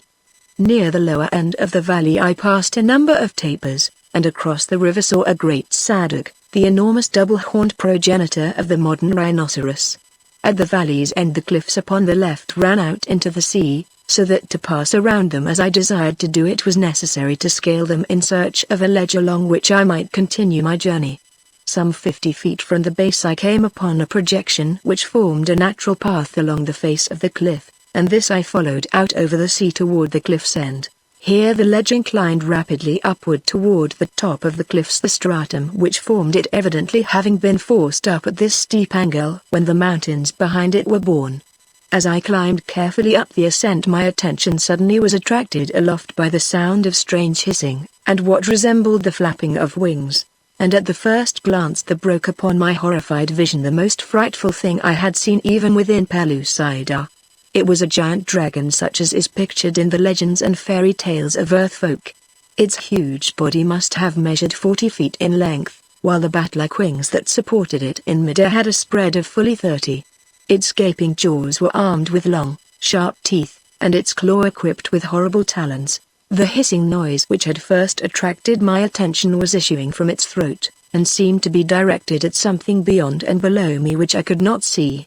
The ledge upon which I stood terminated abruptly a few paces farther on, and as I reached the end I saw the cause of the reptile's agitation. Sometime in past ages an earthquake had produced a fault at this point, so that beyond the spot where I stood the strata had slipped down a matter of 20 feet. The result was that the continuation of my ledge lay 20 feet below me, where it ended as abruptly as did the end upon which I stood, and here, evidently halted in flight by this insurmountable break in the ledge, stood the object of the creature's attack, a girl cowering upon the narrow platform, her face buried in her arms, as though to shut out the sight of the frightful death which hovered just above her. The dragon was circling lower, and seemed about to dart in upon its prey. There was no time to be lost, scarce an instant in which to weigh the possible chances that I had against the awfully armed creature, but the sight of that frightened girl below me called out to all that was best in me, and the instinct for protection of the other sex, which nearly must have equaled the instinct of self-preservation in primeval man, drew me to the girl's side like an irresistible magnet. Almost thoughtless of the consequences, I leapt from the end of the ledge upon which I stood, for the tiny shelf 20 feet below. At the same instant the dragon darted in toward the girl, but my sudden advent upon the scene must have startled him, for he veered to one side, and then rose above us once more. The noise I made as I landed beside her convinced the girl that the end had come, for she thought I was the dragon, but finally when no cruel fangs closed upon her she raised her eyes in astonishment. As they fell upon me the expression that came into them would be difficult to describe, but her feelings could scarcely have been one whit more complicated than my own, for the wide eyes that looked into mine were those of Diane the beautiful. "Diane!" I cried. "Diane! Thank God that I came in time." "You?" she whispered, and then she hid her face again, nor could I tell whether she were glad or angry that I had come. Once more the dragon was sweeping toward us, and so rapidly that I had no time to unsling my bow. All that I could do was to snatch up a rock, and hurl it at the thing's hideous face. Again my aim was true, and with a hiss of pain and rage the reptile wheeled once more and soared away. Quickly I fitted an arrow now that I might be ready at the next attack, and as I did so I looked down at the girl, so that I surprised her in a surreptitious glance which she was stealing at me, but immediately, she again covered her face with her hands. "Look at me, Diane," I pleaded. "Are you not glad to see me?" She looked straight into my eyes. "I hate you," she said, and then, as I was about to beg for a fair hearing she pointed over my shoulder. "The Thipter comes," she said, and I turned again to meet the reptile. So this was a Thipter. I might have known it. The cruel bloodhound of the Mahas. The long-extinct pterodactyl of the outer world. But this time I met it with a weapon it never had faced before. I had selected my longest arrow, and with all my strength had bent the bow until the very tip of the shaft rested upon the thumb of my left hand, and then as the great creature darted toward us I let drive straight for that tough breast. Hissing like the escape valve of a steam engine, the mighty creature fell turning and twisting into the sea below, my arrow buried completely in its carcass. I turned toward the girl. She was looking past me. It was evident that she had seen the Thipter die. "Diane," I said, "won't you tell me that you are not sorry that I have found you?" "I hate you," was her only reply, but I imagined that there was less vehemence in it than before, yet it might have been but my imagination. "Why do you hate me, Diane?" I asked, but she did not answer me. "What are you doing here?" I asked, "and what has happened to you since who freed you from the Sagoths?" At first I thought that she was going to ignore me entirely, but finally she thought better of it. "I was again running away from Jubal the Ugly One," she said.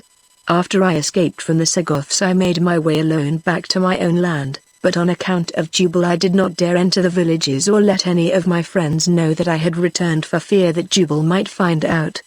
By watching for a long time I found that my brother had not yet returned, and so I continued to live in a cave beside a valley which my race seldom frequents, awaiting the time that he should come back and free me from Jubal. But at last one of Jubal's hunters saw me as I was creeping toward my father's cave to see if my brother had yet returned, and he gave the alarm and Jubal set out after me. He has been pursuing me across many lands. He cannot be far behind me now. When he comes he will kill you and carry me back to his cave. He is a terrible man.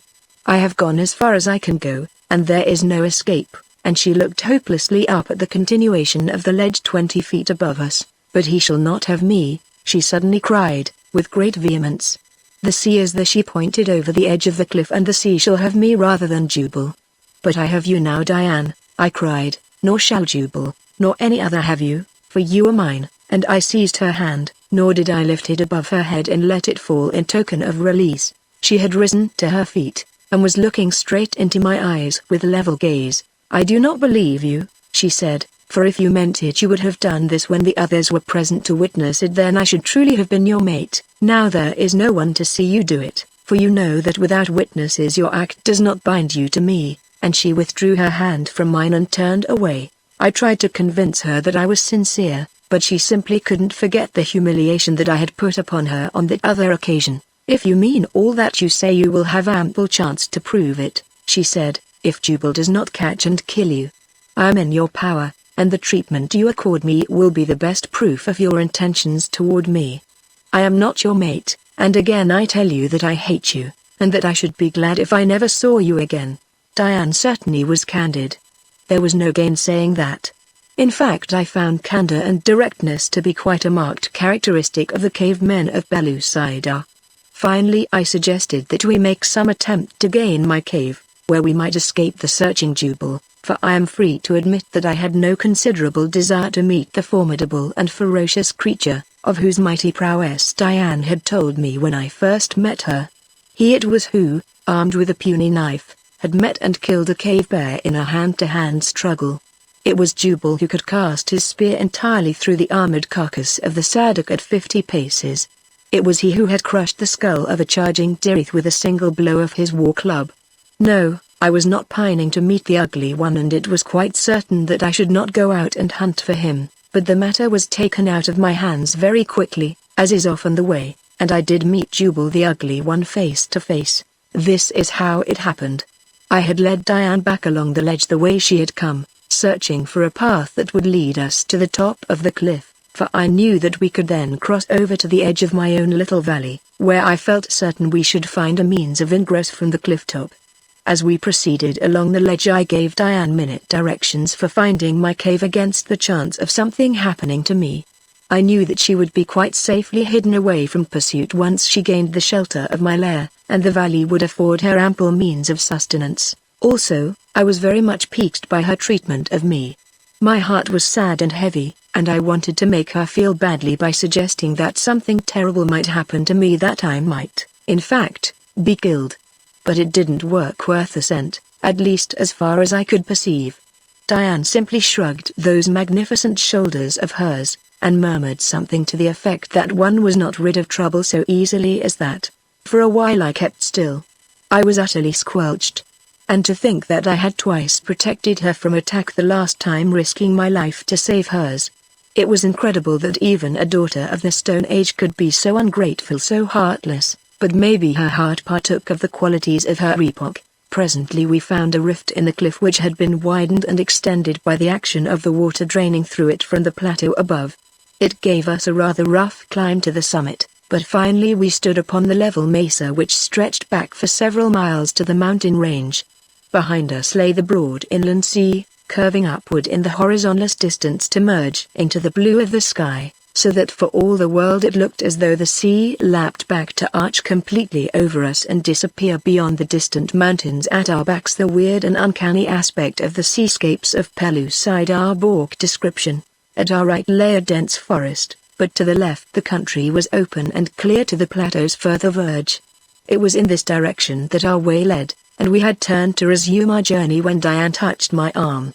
I turned to her, thinking that she was about to make peace overtures, but I was mistaken. "Jubal," she said, and nodded toward the forest. I looked, and there, emerging from the dense wood, came a perfect whale of a man. He must have been 7 feet tall, and proportioned accordingly. He still was too far off to distinguish his features. "Run," I said to Diane. "I can engage him until you get a good start. Maybe I can hold him until you have gotten entirely away," and then, without a backward glance, I advanced to meet the ugly one. I had hoped that Diane would have a kind word to say to me before she went, for she must have known that I was going to my death for her sake, but she never even so much as bid me goodbye, and it was with a heavy heart that I strode through the flower-bespangled grass to my doom. When I had come close enough to Jubal to distinguish his features, I understood how it was that he had earned the sobriquet of Ugly One. Apparently some fearful beast had ripped away one entire side of his face. The eye was gone, the nose, and all the flesh, so that his jaws and all his teeth were exposed and grinning through the horrible scar. Formerly he may have been as good to look upon as the others of his handsome race, and it may be that the terrible result of this encounter had tended to sour an already strong and brutal character. However this may be, it is quite certain that he was not a pretty sight, and now that his features, or what remained of them, were distorted in rage at the sight of Diane with another male, he was indeed most terrible to see and much more terrible to meet. He had broken into the run now, and as he advanced he raised his mighty spear, while I halted and fitting an arrow to my bow took as steady aim as I could. I was somewhat longer than usual, for I must confess that the sight of this awful man had wrought upon my nerves to such an extent that my knees were anything but steady. What chance had I against this mighty warrior for whom even the fiercest cave bear had no terrors? Could I hope to best one who slaughtered the Sadok and Dirith single-handed? I shuddered, but, in fairness to myself, my fear was more for Diane than for my own fate. And then the great brute launched his massive stone-tipped spear, and I raised my shield to break the force of its terrific velocity. The impact hurled me to my knees, but the shield had deflected the missile and I was unscathed. Jubal was rushing upon me now with the only remaining weapon that he carried, a murderous-looking knife. He was too close for a careful bowshot, but I let drive at him as he came, without taking aim. My arrow pierced the fleshy part of his thigh, inflicting a painful but not disabling wound. And then he was upon me. My agility saved me for the instant. I ducked beneath his raised arm, and when he wheeled to come at me again he found a sword's point in his face. And a moment later he felt an inch or two of it in the muscles of his knife arm, so that thereafter he went more warily. It was a duel of strategy now, the great, hairy man maneuvering to get inside my guard where he could bring those giant thews to play, while my wits were directed to the task of keeping him at arm's length. Thrice he rushed me, and thrice I caught his knife blow upon my shield. Each time my sword found his body, once penetrating to his lung. He was covered with blood by this time, and the internal hemorrhage induced paroxysms of coughing that brought the red stream through the hideous mouth and nose, covering his face and breast with bloody froth. He was a most unlovely spectacle, but he was far from dead. As the duel continued I began to gain confidence, for, to be perfectly candid, I had not expected to survive the first rush of that monstrous engine of ungoverned rage and hatred. And I think that Jubal, from utter contempt of me, began to change to a feeling of respect, and then in his primitive mind there evidently loomed the thought that perhaps at last he had met his master, and was facing his end. At any rate, it is only upon this hypothesis that I can account for his next act, which was in the nature of a last resort, a sort of forlorn hope, which could only have been born of the belief that if he did not kill me quickly I should kill him. It happened on the occasion of his fourth charge, when, instead of striking at me with his knife, he dropped that weapon, and seizing my sword blade in both his hands wrenched the weapon from my grasp as easily as from a babe. Flinging it far to one side, he stood motionless for just an instant, glaring into my face with such a horrid leer of malignant triumph as to almost unnerve me. Then he sprang for me with his bare hands. But it was Jubal's day to learn new methods of warfare. For the first time he had seen a bow and arrows. Never before the duel had he beheld a sword, and now he learned what a man who knows may do with his bare fists. As he came for me, like a great bear, I ducked again beneath his outstretched arm, and as I came up planted as clean a blow upon his jaw as ever you have seen. Down went the great mountain of flesh sprawling upon the ground. He was so surprised and dazed that he lay there for several seconds before he made any attempt to rise, and I stood over him with another dose ready when he should gain his knees. Up he came at last, almost roaring in his rage and mortification, but he didn't stay up. I let him have a left fair on the point of the jaw that sent him tumbling over on his back. By this time I think Jubal had gone mad with hate, for no sane man would have come back for more as many times as he did. Time after time I bowled him over as fast as he could stagger up, until toward the last he lay longer on the ground between blows, and each time came up weaker than before. He was bleeding very profusely now from the wound in his lungs, and presently a terrific blow over the heart sent him reeling heavily to the ground, where he lay very still, and somehow I knew at once that Jubal the Ugly One would never get up again. But even as I looked upon that massive body lying there so grim and terrible in death, I could not believe that I, single-handed, had bested this slayer of fearful beasts, this gigantic ogre of the Stone Age. Picking up my sword I leaned upon it, looking down on the dead body of my foeman, and as I thought of the battle I had just fought and won, a great idea was born in my brain, the outcome of this and the suggestion that Perry had made within the city of Futra. If skill and science could render a comparative pygmy the master of this mighty brute, what could not the brute's fellows accomplish with the same skill and science? Why, all Pellucidar would be at their feet and I would be their king and Diane their queen. Diane. A little wave of doubt swept over me. It was quite within the possibilities of Diane to look down upon me even were I king. She was quite the most superior person I ever had met, with the most convincing way of letting you know that she was superior. Well, I could go to the cave, and tell her that I had killed Jubal, and then she might feel more kindly toward me, since I had freed her of her tormentor. I hoped that she had found the cave easily. It would be terrible had I lost her again, and I turned to gather up my shield and bow to hurry after her, when to my astonishment I found her standing not 10 paces behind me. "Girl," I cried, "what are you doing here? I thought that you had gone to the cave, as I told you to do." Up went her head, and the look that she gave me took all the majesty out of me, and left me feeling more like the palace janitor if palaces have janitors, "as you told me to do," she cried, stamping her little foot. "I do as I please. I am the daughter of a king, and furthermore, I hate you."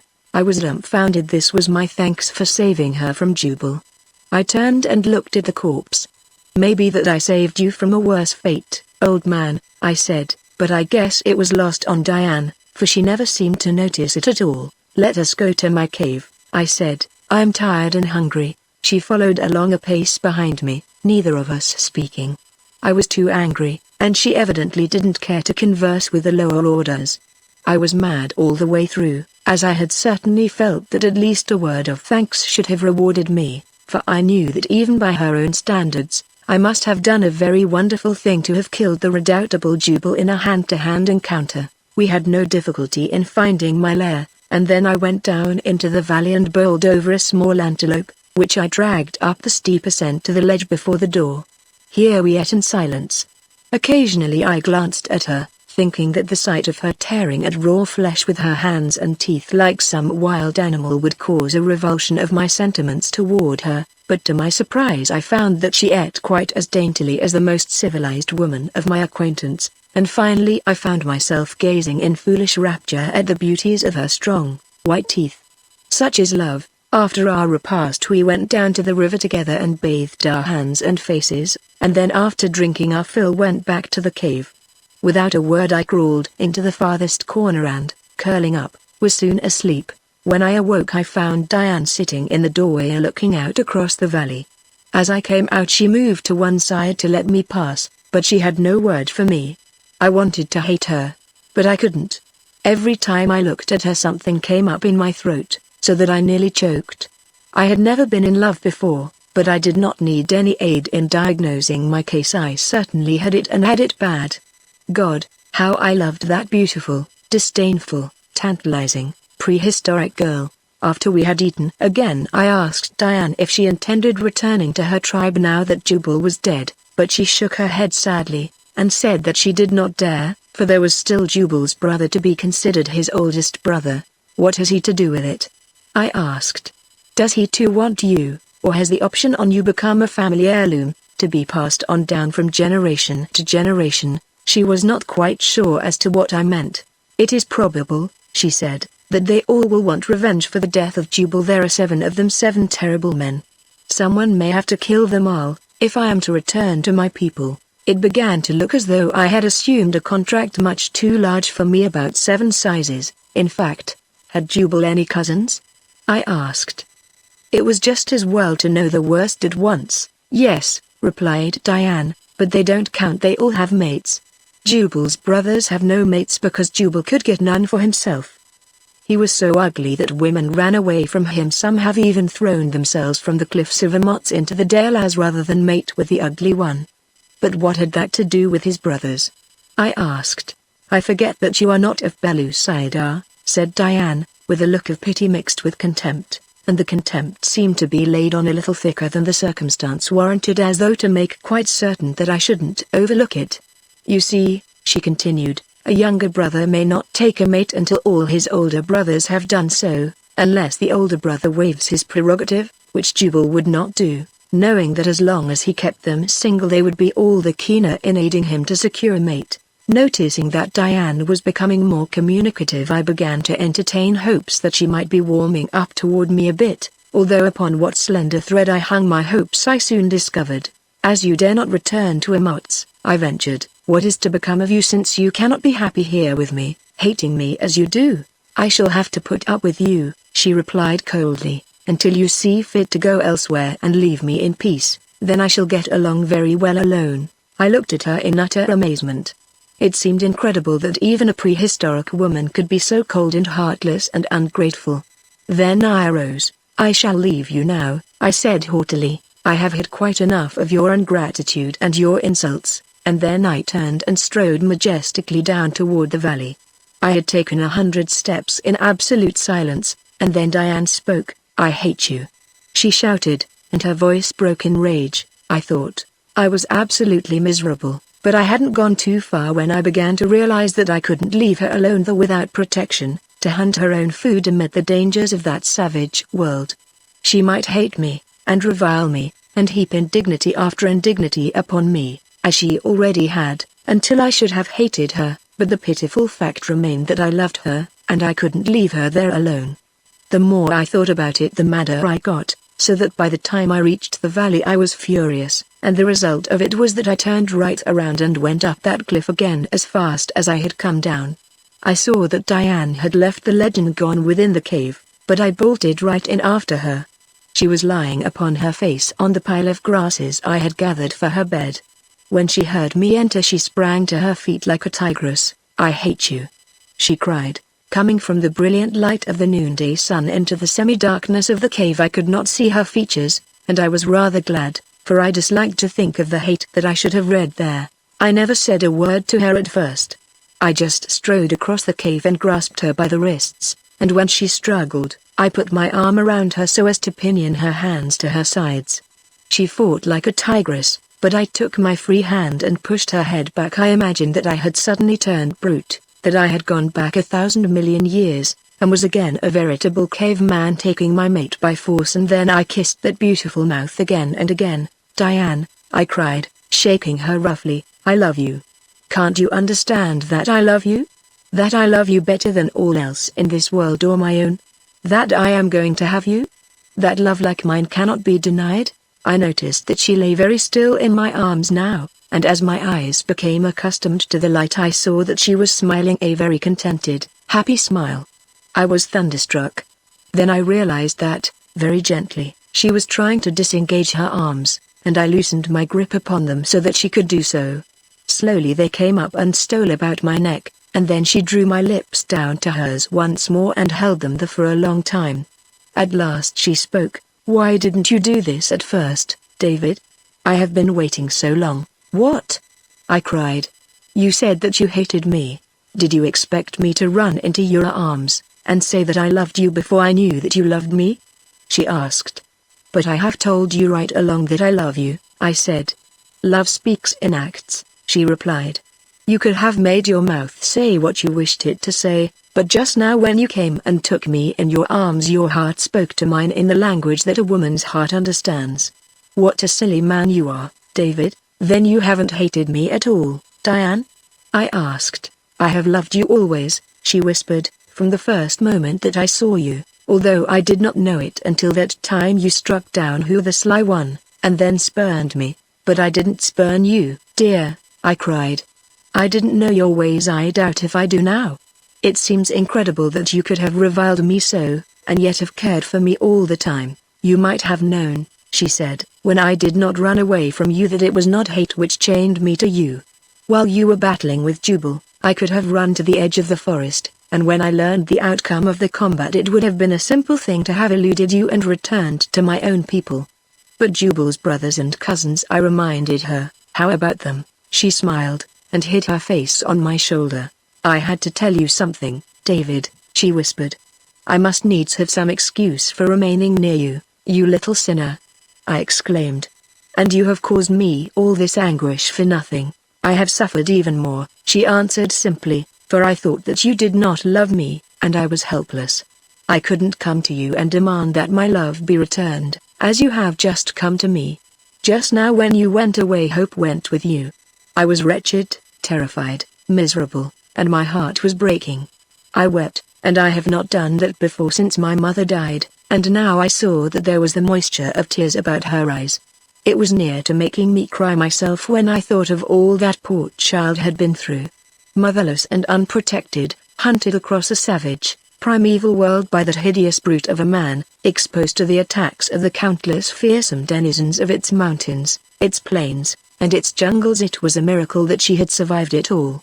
To me it was a revelation of the things my early forebears must have endured that the human race of the outer crust might survive. It made me very proud to think that I had won the love of such a woman. Of course she couldn't read or write, there was nothing cultured or refined about her as you judge culture and refinement, but she was the essence of all that is best in woman, for she was good, and brave, and noble, and virtuous. And she was all these things in spite of the fact that their observance entailed suffering and danger and possible death. How much easier it would have been to have gone to Jubal in the first place. She would have been his lawful mate. She would have been queen in her own land, and it meant just as much to the cave woman to be a queen in the Stone Age as it does to the woman of today to be a queen now. It's all comparative glory any way you look at it, and if there were only half-naked savages on the outer crust today, you'd find that it would be considerable glory to be the wife of a Dahomey chief. I couldn't help but compare Diane's action with that of a splendid young woman I had known in New York. I mean splendid to look at and to talk to. She had been head over heels in love with a chum of mine, a clean, manly chap, but she had married a broken-down, disreputable old debauchee because he was a count in some dinky little European principality that was not even accorded a distinctive color by Rand McNally. Yes, I was mighty proud of Diane. After a time we decided to set out for Sari, as I was anxious to see Perry, and to know that all was right with him. I had told Diane about our plan of emancipating the human race of Belusidar, and she was fairly wild over it. She said that if Edgar, her brother, would only return he could easily be king of Amots, and that then he and Gak could form an alliance. That would give us a flying start, for the Sarians and the Amozites were both very powerful tribes. Once they had been armed with swords, and bows and arrows, and trained in their use, we were confident that they could overcome any tribe that seemed disinclined to join the great army of federated states with which we were planning to march upon the Mahas. I explained the various destructive engines of war which Barry and I could construct after a little experimentation: gunpowder, rifles, cannon, and the like, and Diane would clap her hands, and throw her arms about my neck, and tell me what a wonderful thing I was. She was beginning to think that I was omnipotent, although I really hadn't done anything but talk. But that is the way with women when they love. Barry used to say that if a fellow was 1/10 as remarkable as his wife or mother thought him, He would have the world by the tail with a downhill drag.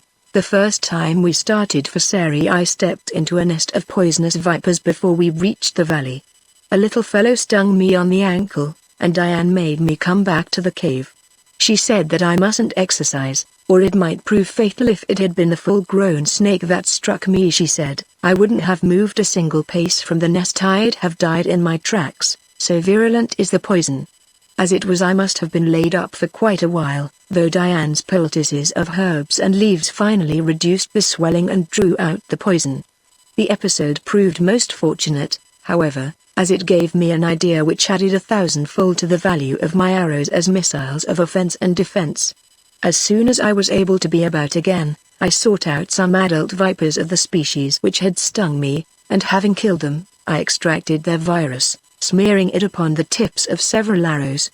Later I shot a hyaenodon with one of these, and though my arrow inflicted but a superficial flesh wound, the beast crumpled in death almost immediately after he was hit. We now set out once more for the land of the Sarians, and it was with feelings of sincere regret that we bade goodbye to our beautiful Garden of Eden, in the comparative peace and harmony of which we had lived the happiest moments of our lives. How long we had been there I did not know, for as I have told you, time had ceased to exist for me beneath that eternal noonday sun. It may have been an hour, or a month of earthly time, I do not know. Chapter 15. Back to Earth. We crossed the river and passed through the mountains beyond, and finally we came out upon a great level plain which stretched away as far as the eye could reach. I cannot tell you in what direction it stretched, even if you would care to know, for all the while that I was within Pellucidar I never discovered any but local methods of indicating direction. There is no north, no south, no east, no west. Up is about the only direction which is well defined, and that, of course, is down to you of the outer crust. Since the sun neither rises nor sets, there is no method of indicating direction beyond visible objects such as high mountains, forests, lakes, and seas. The plain which lies beyond the white cliffs which flank the dale as upon the shore nearest the mountains of the clouds is about as near to any direction as any Pellucidarian can come. If you happen not to have heard of the dale as, or the white cliffs, or the mountains of the clouds, you feel that there is something lacking, and long for the good old understandable northeast and southwest of the outer world. We had barely entered the great plain when we discovered two enormous animals approaching us from a great distance. So far were they that we could not distinguish what manner of beasts they might be, but as they came closer, I saw that they were enormous quadrupeds, 80 or 100 feet long, with tiny heads perched at the top of very long necks. Their heads must have been quite 40 feet from the ground. The beasts moved very slowly, that is, their action was slow, but their strides covered such a great distance that in reality they traveled considerably faster than a man walks. As they drew still nearer, we discovered that upon the back of each sat a human being. Then Diane knew what they were, though she never before had seen one. "They are ladies from the land of the Thorians," she cried. "Thoria lies at the outer verge of the land of awful shadow. The Thorians alone of all the races of Pellucidar ride the Ledi, for nowhere else than beside the dark country are they found." "What is the land of awful shadow?" I asked. "It is the land which lies beneath the dead world," replied Diane, "the dead world which hangs forever between the sun and Pellucidar above the land of awful shadow. It is the dead world which makes the great shadow upon this portion of Pellucidar."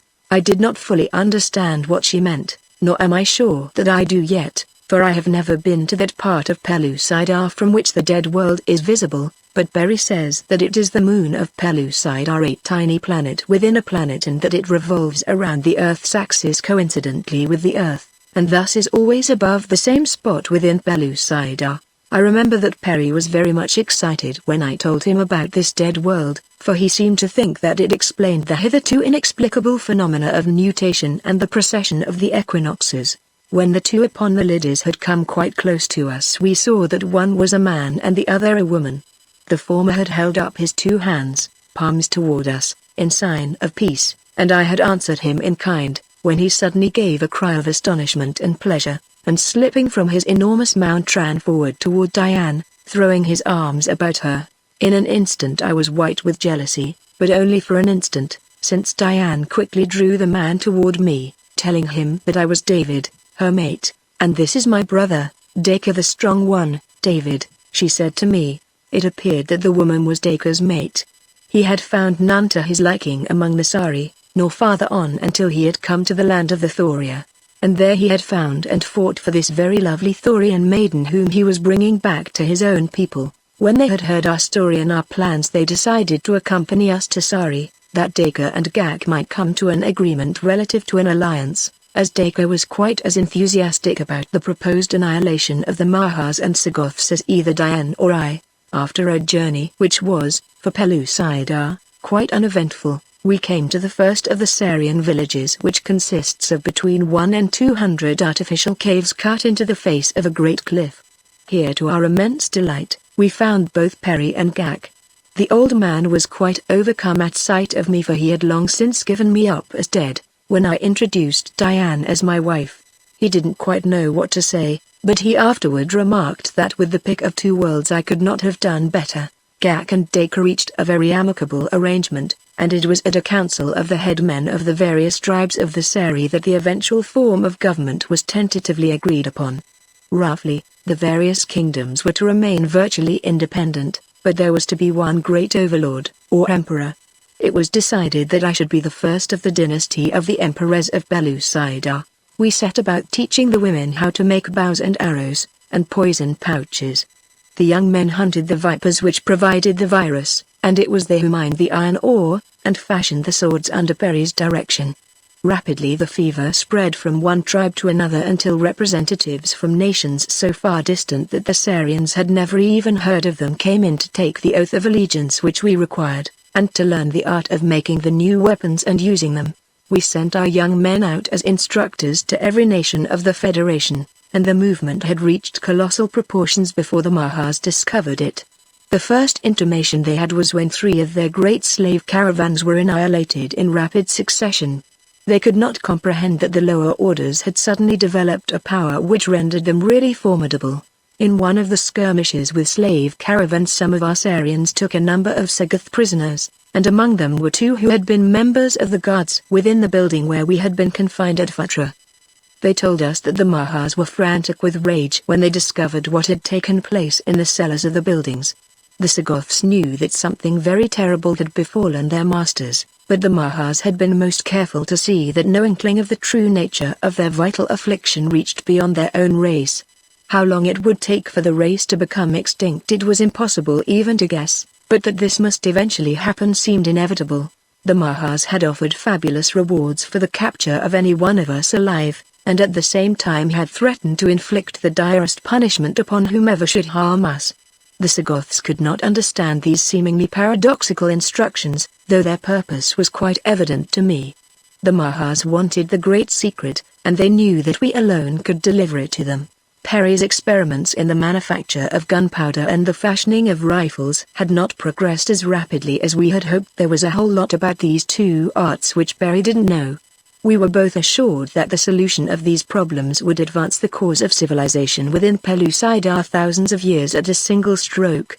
Then there were various other arts and sciences which we wished to introduce, but our combined knowledge of them did not embrace the mechanical details which alone could render them of commercial or practical value. "David," said Perry, immediately after his latest failure to produce gunpowder that would even burn, "one of us must return to the outer world and bring back the information we lack.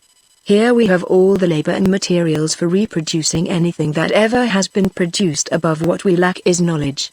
Let us go back and get that knowledge in the shape of books, then this world will indeed be at our feet." And so it was decided that I should return in the prospector, which still lay upon the edge of the forest at the point where we had first penetrated to the surface of the inner world.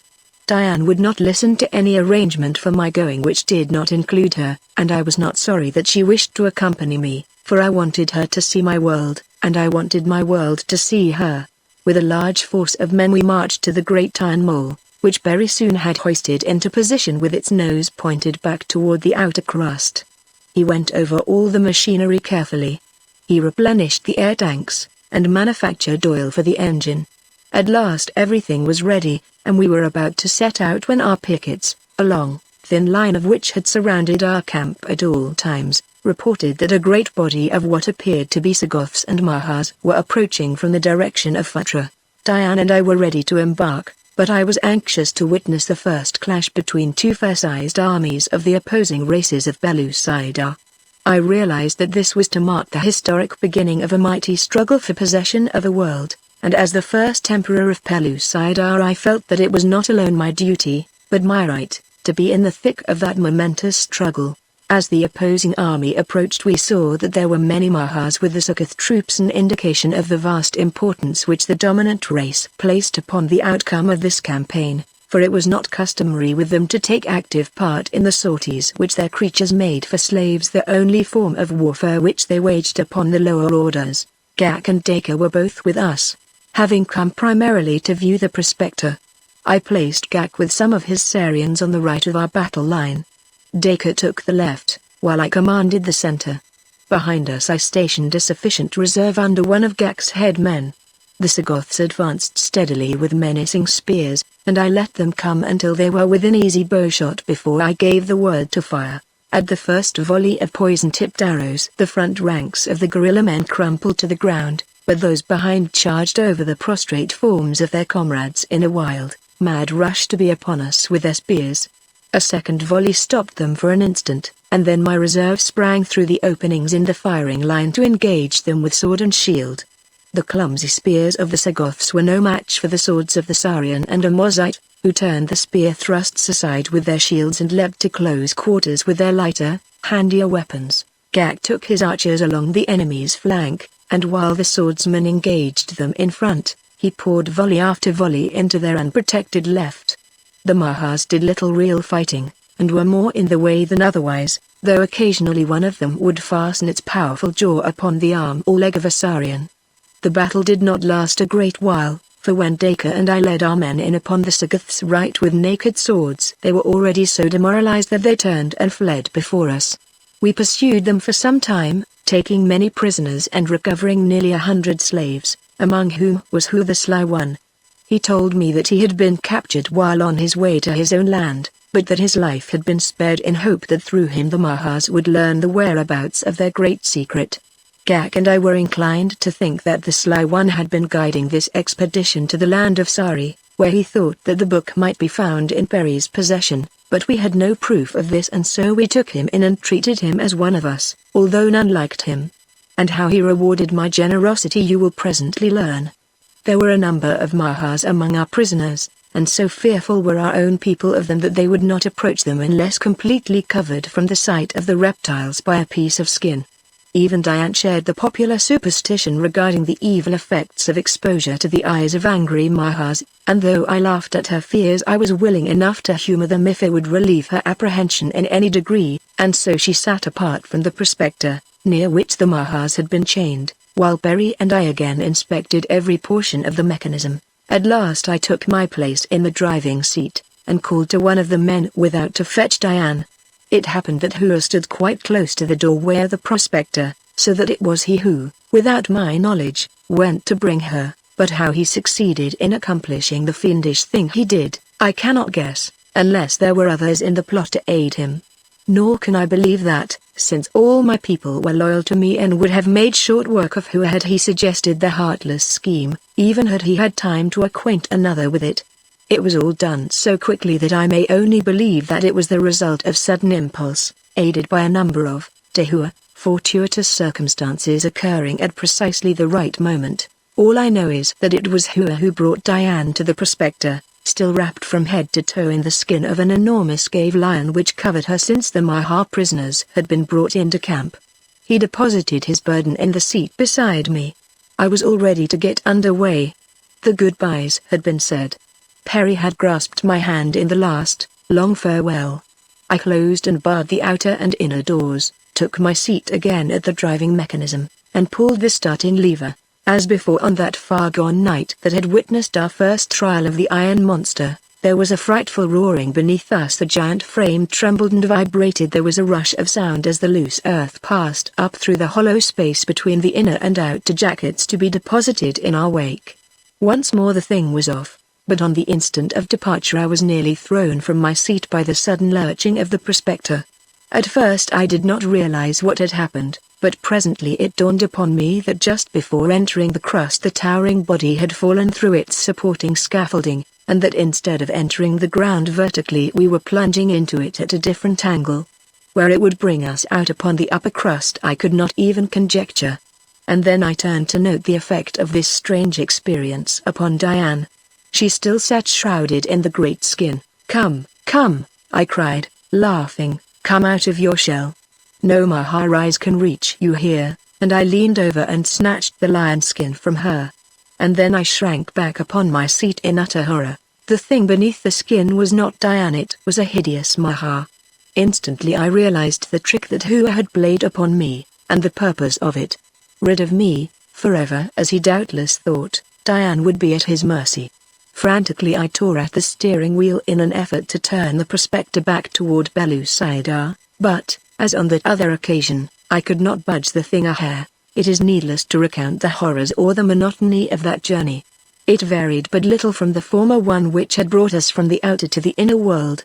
Because of the angle at which we had entered the ground the trip required nearly a day longer, and brought me out here upon the sand of the Sahara instead of in the United States as I had hoped. For months I have been waiting here for a white man to come. I dared not leave the prospector for fear I should never be able to find it again. The shifting sands of the desert would soon cover it, and then my only hope of returning to my Diane and her Belouizdar would be gone forever. That I ever shall see her again seems but remotely possible, for how may I know upon what part of Belouizdar my return journey may terminate, and how, without a north or south or an east or a west, may I hope ever to find my way across that vast world to the tiny spot where my lost love lies grieving for me? That is the story as David Innes told it to me in the goatskin tent upon the rim of the Great Sahara Desert. The next day he took me out to see the prospector. It was precisely as he had described it. So huge was it that it could have been brought to this inaccessible part of the world by no means of transportation that existed there. It could only have come in the way that David Innes said it came up through the crust of the earth from the inner world of Belouizdar. I spent a week with him, and then, abandoned my lion hunt, returned directly to the coast and hurried to London, where I purchased a great quantity of stuff which he wished to take back to Belouizdar with him. There were books, rifles, revolvers, ammunition, cameras, chemicals, telephones, telegraph instruments, wire, tool and more books upon every subject under the sun. He said he wanted a library with which they could reproduce the wonders of the 20th century in the Stone Age, and if quantity counts for anything I got it for him. I took the things back to Algeria myself, and accompanied them to the end of the railroad, but from here I was recalled to America upon important business. However, I was able to employ a very trustworthy man to take charge of the caravan, the same guide, in fact, who had accompanied me on the previous trip into the Sahara, and after writing a long letter to Innes in which I gave him my American address, I saw the expedition head south. Among the other things which I sent to Innes was over 500 miles of double, insulated wire of a very fine gauge. I had it packed on a special reel at his suggestion, as it was his idea that he could fasten one end here before he left, and by paying it out through the end of the prospector lay a telegraph line between the outer and inner worlds. In my letter I told him to be sure to mark the terminus of the line very plainly with a high cairn, in case I was not able to reach him before he set out, so that I might easily find and communicate with him should he be so fortunate as to reach Belouizdar. I received several letters from him after I returned to America. In fact, he took advantage of every northward passing caravan to drop me word of some sort. His last letter was written the day before he intended to depart. Here it is, my dear friend. Tomorrow I shall set out in quest of Belouizdar and Diane. That is if the Arabs don't get me. They have been very nasty of late. I don't know the cause, but on 2 occasions they have threatened my life. One, more friendly than the rest, told me today that they intended attacking me tonight. It would be unfortunate should anything of that sort happen now that I am so nearly ready to depart. However, maybe I will be as well off, for the nearer the hour approaches, the slenderer my chances for success appear. Here is the friendly Arab who is to take this letter north for me, so goodbye, and God bless you for your kindness to me. The Arab tells me to hurry, for he sees a cloud of sand to the south. He thinks it is the party coming to murder me, and he doesn't want to be found with me. So goodbye again, yours, David Innes. A year later found me at the end of the railroad once more, headed for the spot where I had left Innes. My first disappointment was when I discovered that my old guide had died within a few weeks of my return, nor could I find any member of my former party who could lead me to the same spot. For months I searched that scorching land, interviewing countless desert sheikhs in the hope that at last I might find one who had heard of Innes and his wonderful iron mole. Constantly my eyes scanned the blinding waste of sand for the rocky cairn beneath which I was to find the wires leading to Pellucidar, but always was I unsuccessful. And always do these awful questions harass me when I think of David Innes and his strange adventures. Did the Arabs murder him, after all, just on the eve of his departure? Or did he again turn the nose of his iron monster toward the inner world? Did he reach it, or lies he somewhere buried in the heart of the great crust? And if he did come again to Pellucidar, was it to break through into the bottom of one of her great island seas, or among some savage race far, far from the land of his heart's desire? Does the answer lie somewhere upon the bosom of the broad Sahara, at the end of two tiny wires, hidden beneath a lost ken? I wonder.